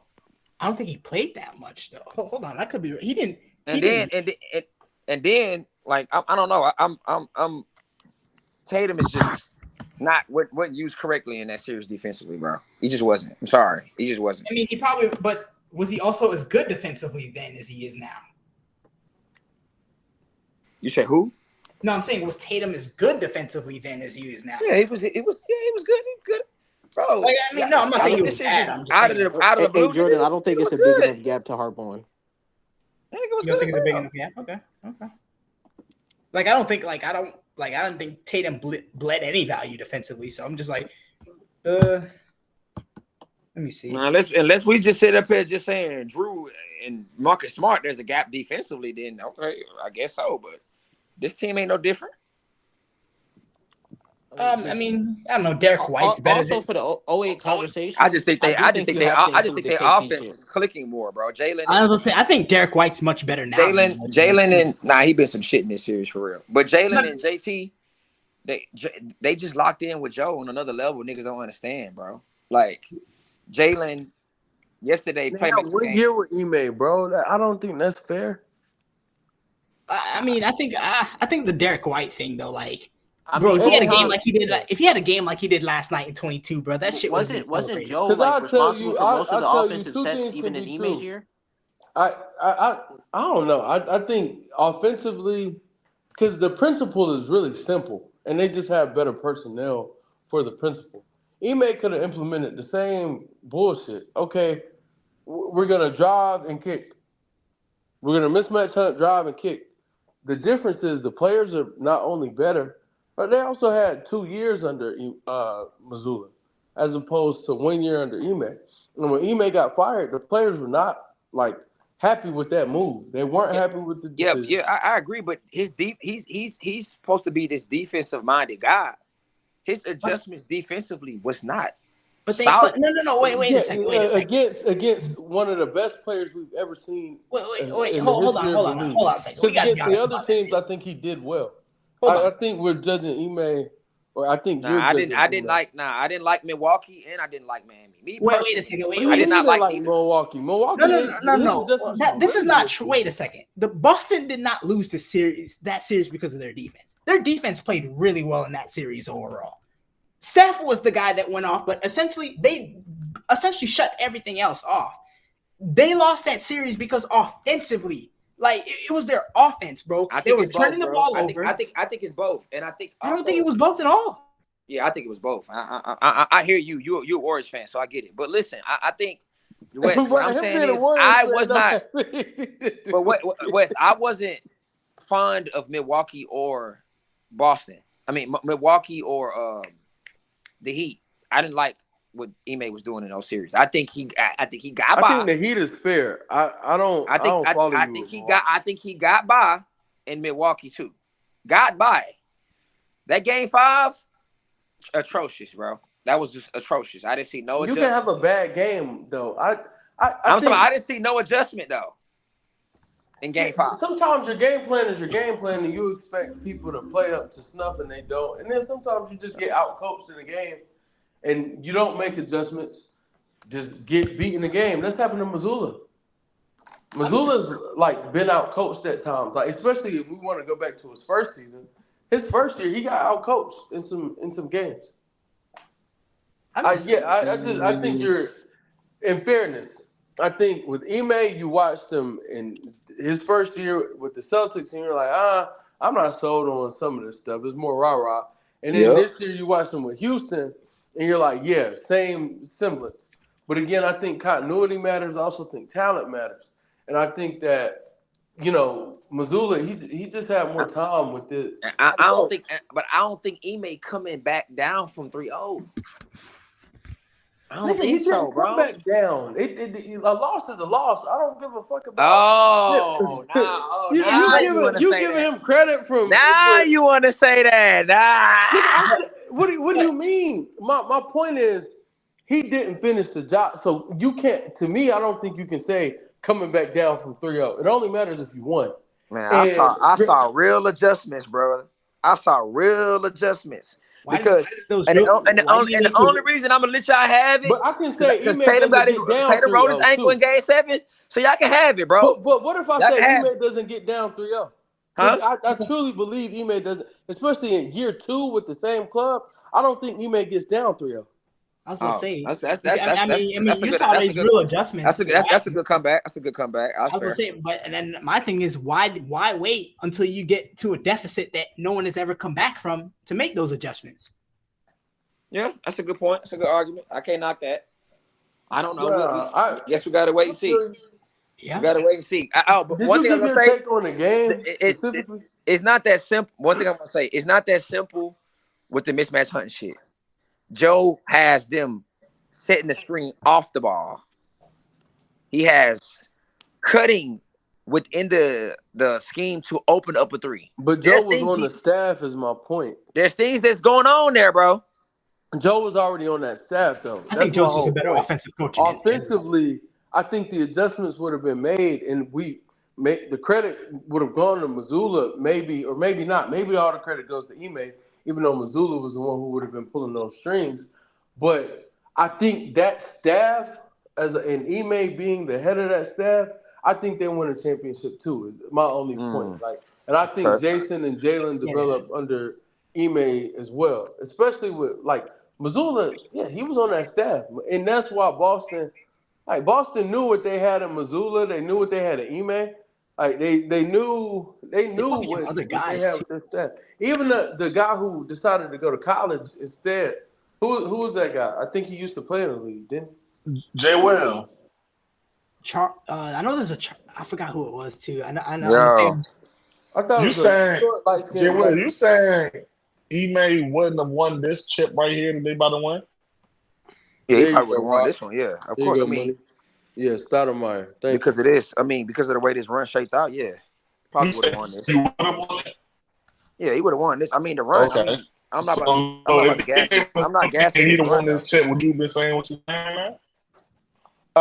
If he wanted with the type Okay. of things I saw, if I saw like adjustments made, and I thought like I saw this offense clicking a certain way, then I would have gave him the same credit. Yeah, but if I would have saw him without that win, then nah, I wouldn't be gassing it. So it depends on what I would have saw from him. I would say that. I mean, if you say Missoula's a better Because coach, Wes telling me in year 2, Ime would have put Tatum more on the centers and shit like that, then okay, I would want. I would wanted to see if that. We And can't prove that, but if he would have did that, then hey, that's okay. not what I said. What I said No. I'm was saying that's one of the major adjustments that I feel like unlocked their defense more. So I'm saying you said year 2, we don't know what type of adjustments he would have made. We don't know what type of growth he would have made with them. That's true, but I'm saying right. I think there's certain things that he would have to do though. That's there for him to do for me to be impressed. That's why I'm answering local. Yeah, and I agree with that. I'm saying I don't know how much the staff has changed since Ime left, but assuming this is pretty much the same staff and they just promoted Joe, I think Cassell knew. Cassell's new. Okay, I think so Cassell. aside from Cassell, like yeah, I don't know how many people are new, and I don't know that Cassell is the one who made that call. I doubt he did. That said, though, like Missoula and Ime were going to be on the same staff, so I think a lot of the same things you're seeing now probably happened. It's at least offensively. Yeah, that sound like Defensively, true. I don't know. Defensively, I might lean with Jay Will, but I also think that when you get new talent, like it was a necessity now. They never had to play Jason at the 5 in previous seasons, Yeah, that's what I was gonna go with. and that I It's a think different that roster. matters too. Yeah, go ahead, Byron. No, I was just saying it's a different roster. So like he had like I mean you had the Rob Will. Like what was the big like out of 5 to 4 rotation when Ime was there? Grant, Was Rob, it Grant, Al. Rob. Yeah, so like you got various like options to play like 5 or even 5-4 and even small ball 5. Whereas like this year with the KP injury, the Luke Arnett not even being playable, et cetera at times. You just like, you tweak it. You like make the best out of what you got. And he just maybe unlocked something in regards to playing JT where they playing them defensively just on the strength of necessity. Like that, this roster is different. They had more options in the front court previous to this year with Ime. And I ain't gonna hold you, Jay. Well, if you are giving, I agree with what Wes said. If you are giving Joe credit for example, right, putting Tatum on the center shit. If you are giving him credit for that, let's say he did come up with that, right? Then what the fuck? He still would have came up with it as an assistant coach. Like that shit still would have happened for Ime. Like it's like he would have changed his brain. It started to cut out at the end, but yeah, we got the gist of what you were saying. But shout out to Missoula. I don't. My thing. Yeah, I only push back in a sense of I think when you said Jalen, you think Jalen and Jason are responding better to Joe. That's where I was like, hold on. We only saw Ime with one year, and the players really from all Yeah, accounts I hear you, but I took to them. don't think they become these type of playmakers under Ime. Not both of them. I don't think so. I don't think the progression necessarily was Joe. Like even JB's But like progression as a playmaker. I think a lot of that shit was just he just got a lot of PNR reads in the second unit with KP. And like I think it's more like they actually had a situation for the on off based on the roster like construction. So Yeah, KP. even when you do the There's even when times you KP You don't talking play about though. you talking about play? You talking about what do you mean KP playmakers? don't play? KP did play a No, lot. I said there's times where KP don't play. I still see. no, but Jay Will, You what I'm talking saying is him playmaking just amongst the Jays? Progression Jay is, Will? yeah. Yeah, is yeah. something that Regardless, doesn't go he away. got a bunch of What I what I will PNR reads, and he has also Yeah, ample I'm gonna shooting tee around. that. It's a lot what I different when will you have what I will say what Joe did do, and it's not even nothing crazy from a schematic standpoint. It's on some like Budenholzer type stuff. He just emphasized space. Like he understand his personnel, what he got, And being that you got so many cats that can shoot and even put the ball on the ground, he just really, really like drove home, it seemed like, how important spacing is with this type of personnel. And in return, JT and JB just being talented, that, aided to their playmaking. It will, implementing space and like driving home how important space is and making that like a focal point of how you approach and how you like set up. That's just when you got talent the way that they got talent. That's that, like you can just naturally just fall into, okay, yeah, playmaking just gonna improve on the strength of implementing spacing habits, and that's important because you got a lot of coaches in the league that just don't do that. Unfortunately, even in the modern day, they don't drive home how important space is. When you add on the fact that somebody like Joe doing that on top of the talent that they got with the type of personnel they got, you get them, looking how they look on O at times. So I But think that's a big thing from Joe. to circle back though, Byron, I don't think like even what you're saying, I actually agree with, but I don't think those are things that necessarily Ime didn't like make a focal point. I thought they were still well spaced, even with like the less shooting around them, right? Like even how they positioned the minutes with Alvin Robb, I thought he did a good job. I think a lot of the things that he like that Ime was doing, I think Joe had influence in that as well. I think vice versa, like because they were assist, like he was the assistant. I do want to like add on though, like I do think just having like better spacing, having a KP to give him the reads to make a bunch of PNR reads and be able to give the ball and give and goes, etc. Having just more space and more driving lanes where it's not congested. I don't think that's just like, oh, shout out Joe. I think Joe's a good coach, but I don't think those are things Ime That's is a shout out, incapable of Brad. doing. Yeah, really. Like I don't think those are things Ime is incapable of doing. This really comes down to shout out Brad Stevens, if we really being honest. Like, bro, what was it? They got Tez, the defense also collapses a lot harder, and they don't have the same. They have way more open lanes to even shift the defense when you have more space.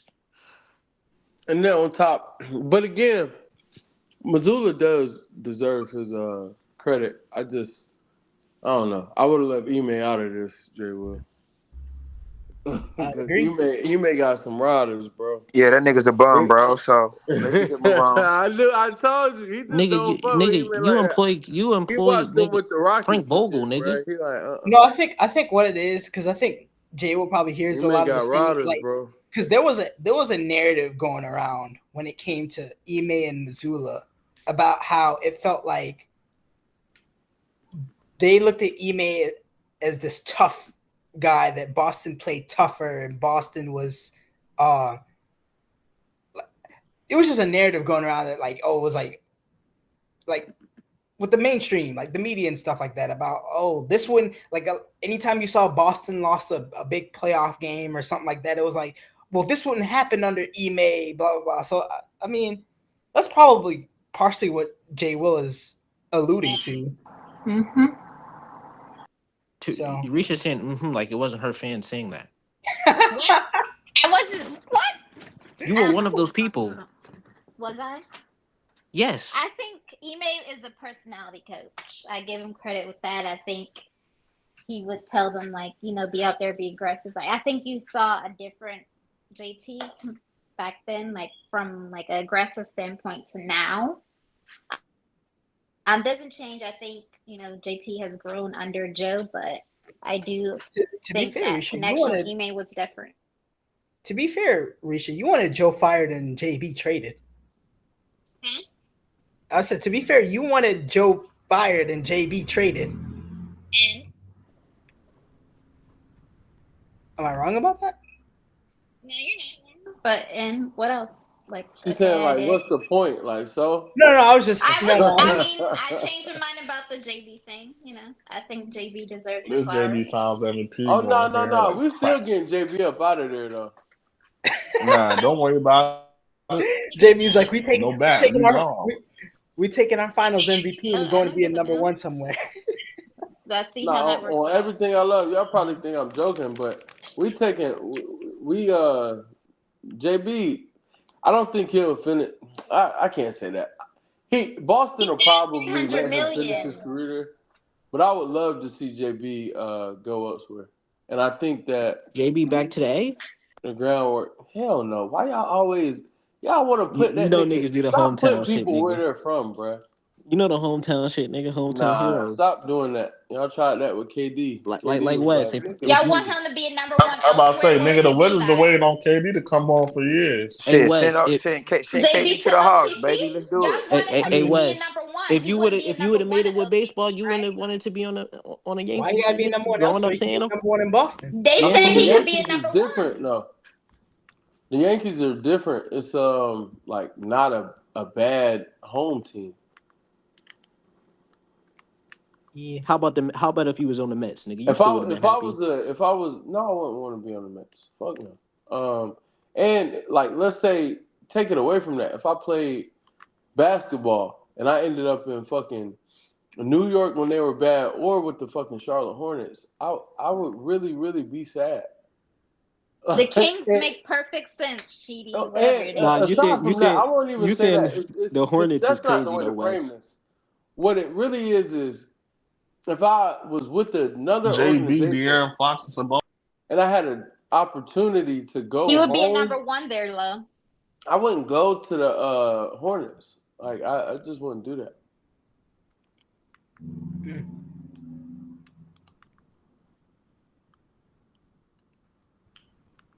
J Will, Hey you still Taz, he here? ain't even peep though, Taz. That's why I started laughing. What up? What up, gang? Did you give your opinion on the game? I didn't know how long was y'all talking about it before I came up. Yeah, for a Bro, we second. really didn't. Just We give didn't your even dive opinion. into it that much, bro. What we really did was we talked about JB versus JT type shit all over again. Even though it wasn't supposed to be that. It was really just supposed to be. And people were saying people was up here saying Tatum should be leading MVP or something. No. We were talking about. We were really just trying to give JB his flowers, and it didn't. Nah, one nigga did say that. One nigga said Tatum been the best player in the playoffs for them this whole time. Oh yeah, that was the Casual Brown nigga. He did. Oh yeah, it's not a bad take. Not a bad take.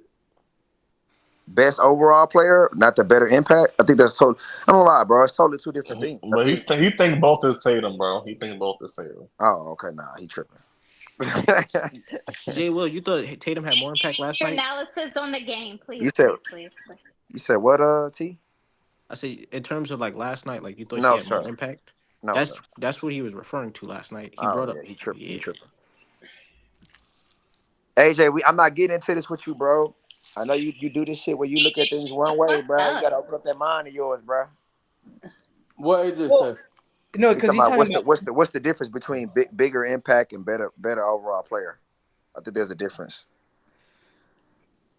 So yeah, I mean, I agree with that. I think a player can be more impactful, but not be.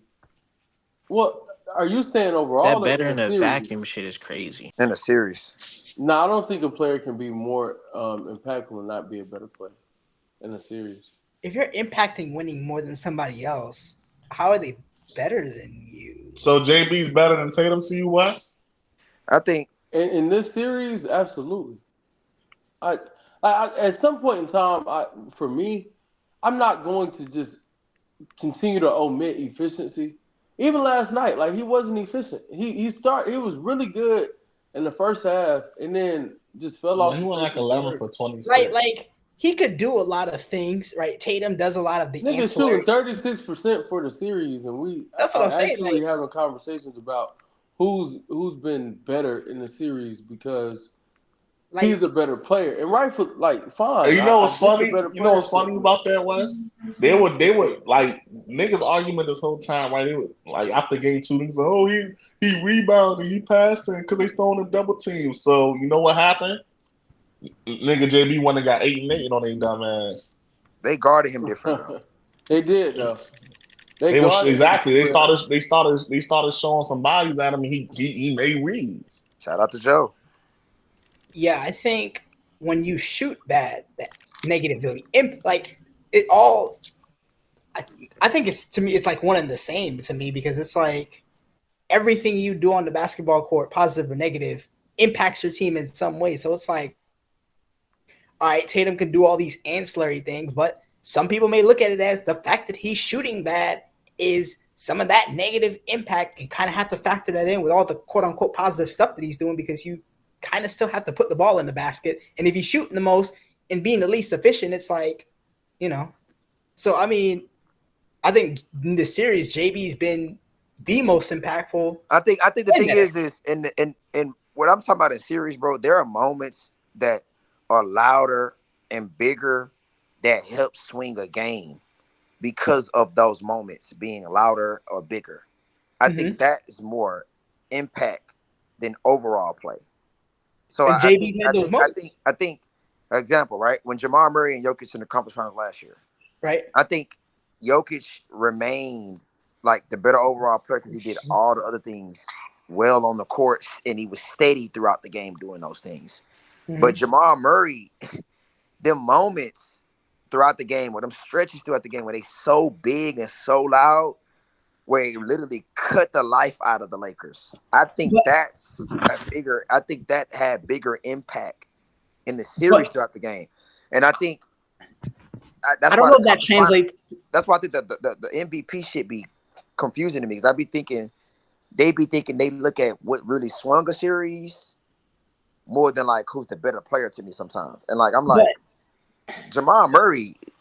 Bro, he swung that series, bro. But here's my thing though, J-Will, right? Because I don't know. The moment I mean, I get you the seen him moment give it to thing, Iguodala for quote unquote swinging the series. but here's the thing though, right? Like That's what I'm saying. So stay consistent. If it's about the better player all throughout with steady play, then give it to Curry. If you trying to do this whole a nigga had these moments, and if it wasn't for it, shit, then stick with that. Like they're not consistent with that shit, bro. Yeah, they're not. I agree with that, and I think to me this does come from the idea that the fourth quarter is more important than any of the other individual 3 quarters. But AJ, I never said more valuable. I'm not using that word, dude. Like y'all equate impact and being the better player together a lot. I don't. I'm not using valuable. I think the more valuable player is the guy that's given the continued play throughout the entire series or the entire. But isn't value and impact? But isn't value and impact the same thing? But the voters don't vote that way. Do y'all wake up to what I'm saying? They don't vote this way, bro. Like they don't vote with the logic of consistency. They vote. It'll be like, oh, this nigga was the better player throughout, but they give it to another nigga that's opposite from that, though. Oh no, I agree with that. No, that's what I'm saying. So I'm like, all right, if that's the criteria, then I'm finna stick to that. The larger impact with them little moments that swing the game, that's the more impactful player in this series according to the voting. Let me ask you this: overall in this series, who's been the better player, Tatum or Brown? I think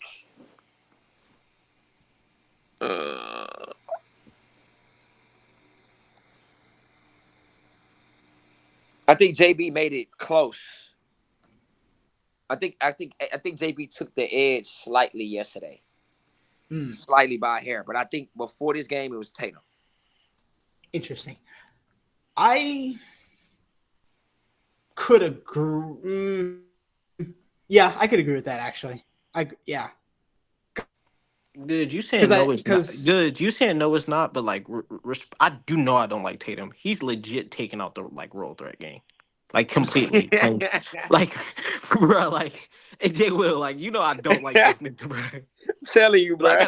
I gotta keep it P, bro. Like this. Yeah, nigga, he's like. No, through the first 2 games.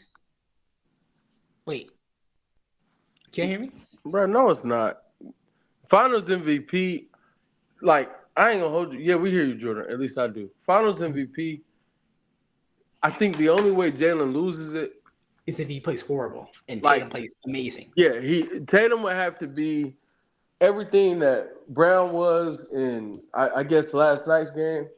In that second half for the entire game, and JB would have to be like what he was in the first half of last night's game for the entire game. But and it's weird though, because I said this in the chat. I'm glad I just thought about this.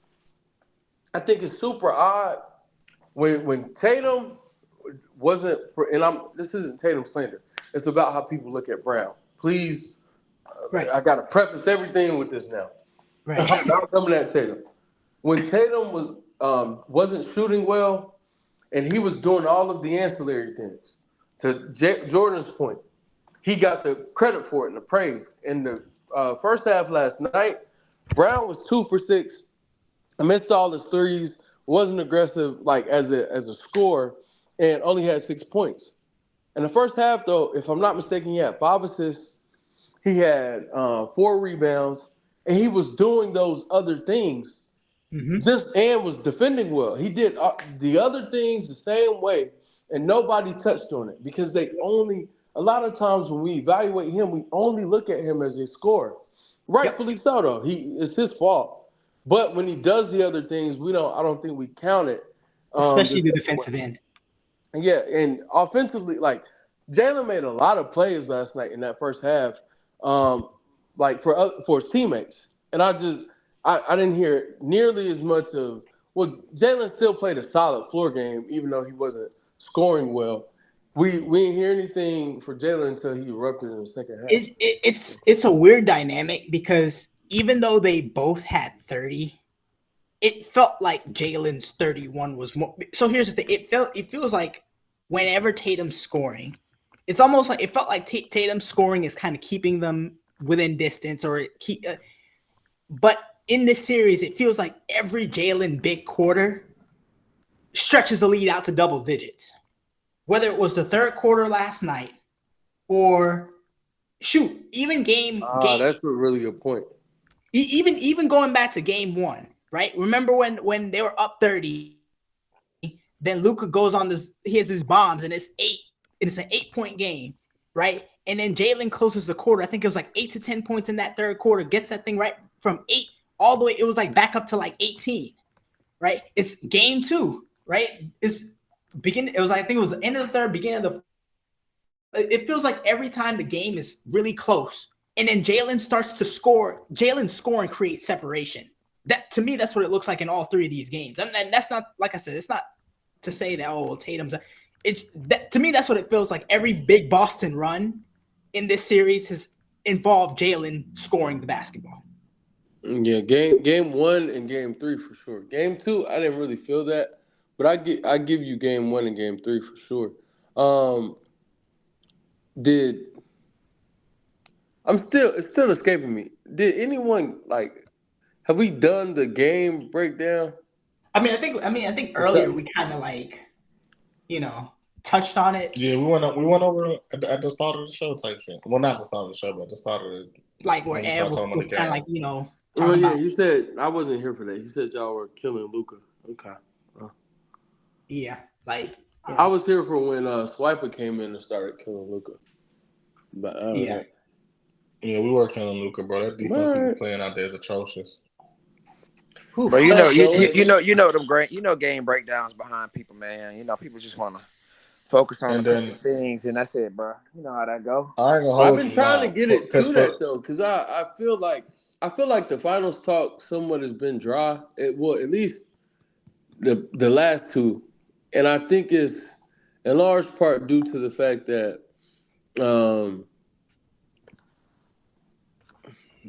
it's becoming narrative driven, and I'm a part of that. So I don't think I am. I think it's more just.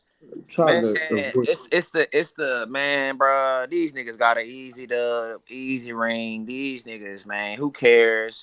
They ain't playing. I mean, the Mavs cool and all that, bro. But I'm sorry, I'm learning. A lot of niggas not real hoop fans. The people that picked the Mavs was based off hope, belief, wanting to see it. Not really no Tatum guys. We really not know Boston guys.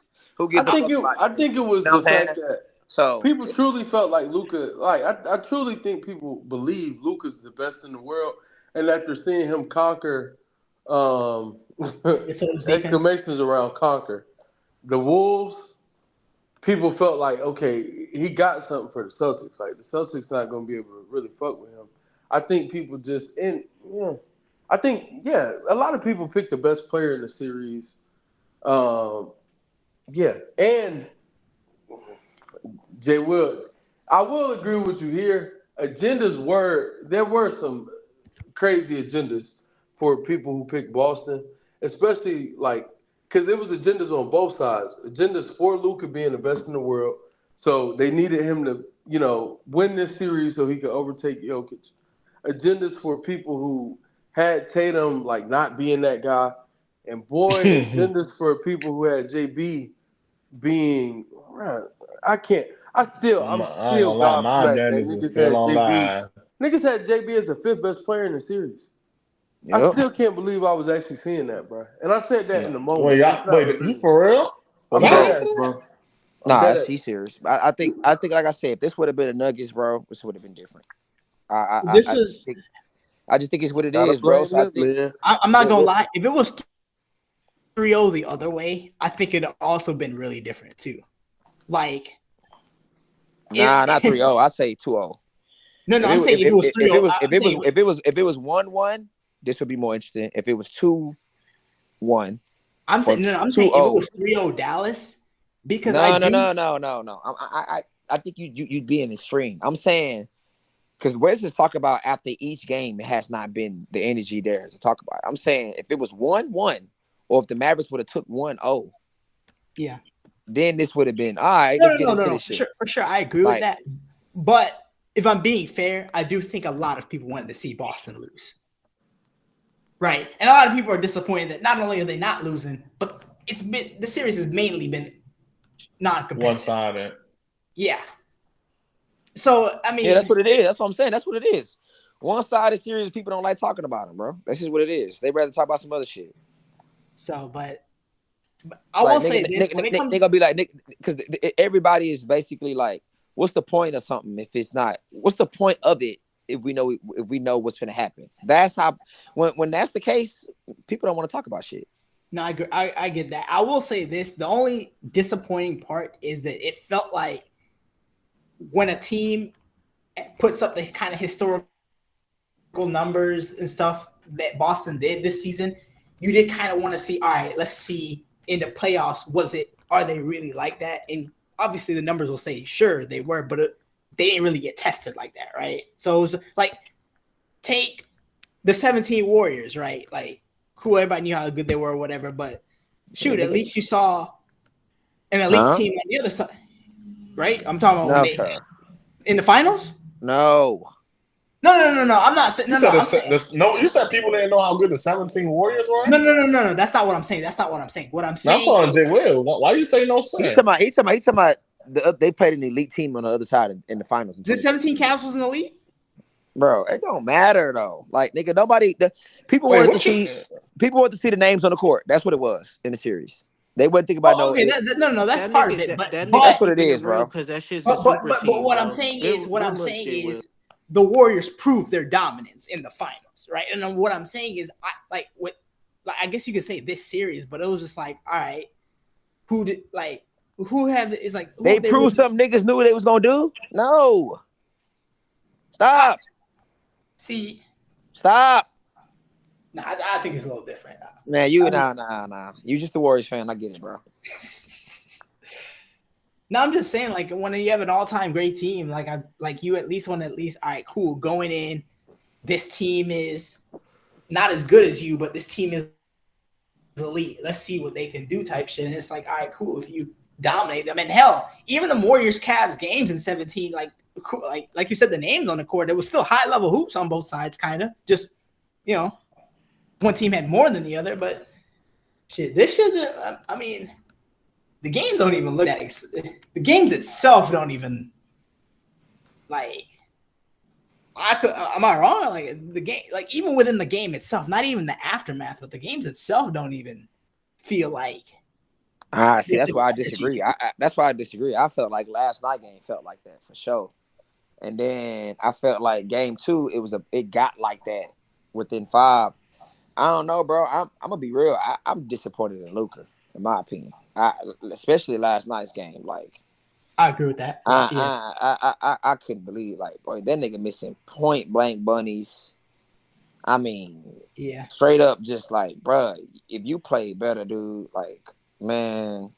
But everybody that were there, people that were there, where was Kyrie at in the first 2 games? Like, I mean, shit. If Kyrie would have did it, I don't. Bro, our standards are getting so weak now. Like, bro, I don't give a fuck. He finally gave it to you now. So come on, bro. Like, no, I agree with that nigga was that shit crazy. Like, it could have been 2-1, dog. This nigga, bro. This should be 2-1. No, this you're nigga, okay. bro. This nigga, bro.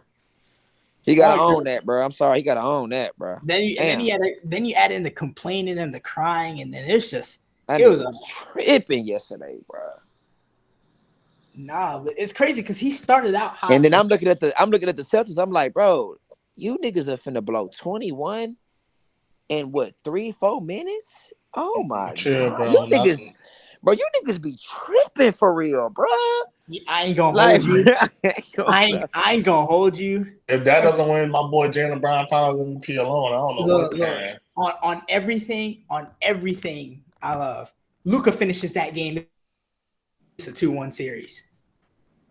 Based on the way the game was flowing. I don't know. No, I'll say this. I think Luka makes it really, really interesting because I do think I'll definitely say I think Dallas takes the lead again, and now it's on Boston to retake it. Because when it was, I think it was a point where it was a 2-point game. It was 198. Yep. And Boston came down. They didn't score. Then Dallas had an opportunity. They missed. And then Jalen hit the shot to make it a 4-point game. Dallas had to come down and try to get the 3, and Kyrie missed. Had Luka still been available, I think it goes a little differently because I think they end up taking the lead. They got a better shot. I agree with that. They got a better shot. I agree. Boston meets it. I think Jalen. No funny, bro. I think Jalen was in a mode last night. Especially in that second half. Even though in the fourth quarter he missed a lot of shots. He missed a lot of shots, but he wasn't perfect. Nobody that's just how it goes. I think he still scored 9 in the fourth quarter. Jalen, man. No, because it's funny because I think you over the years now you've a lot of people have brushed it off, but they do sometimes have the tendency to go away from him, right? In 3-4 minute stretches. And the funny thing is because somebody just said Luka would have just been attacked over and over. Bro, he was on the court when it was a 20-2 run the entire time. 7-8 minutes in a row where he was on the court and they only scored 2 points. And it was almost like you saw some of those same tendencies that you did in the past where it was like, okay, the offense is getting stagnant. Tatum sidestep threes. It was just like the things that both of them niggas was bricking. Both of them was turning the ball over. And then Jalen ended up converting better than Tatum did. It's that simple. That's what happened. They both was missing. They both was turning the ball over, and then Jalen ended up converting better than he did. I don't like when you say bricking, bro. That sounds a little crazy. Yeah, that nigga's just missing. Like I feel like Jalen wasn't bricking. Bro, shut up, bro. It's just another word. It's just saying missing. Nah. Jalen, like, nah. Relax, gang. Words have meaning, nigga. Jalen missed some shots. About the words. Okay. Jalen missed some shots. Brickster, nigga. So like I said. That nigga, he converted sooner or later. Look, bro, they offense can be very predictable. And then I think the Mavericks, what's so confusing to me is the Mavericks started off their first quarter playing them really well defensively. And then I didn't see that type of defense until that stretch again. So I'm like, I always said this, when you guard a 5-out space offense, you got to stay patient. You can't panic to when things go not your way or they make a shot or two. No, stay disciplined to it, and then it worked out. PJ Washington stayed more disciplined on staying with JT.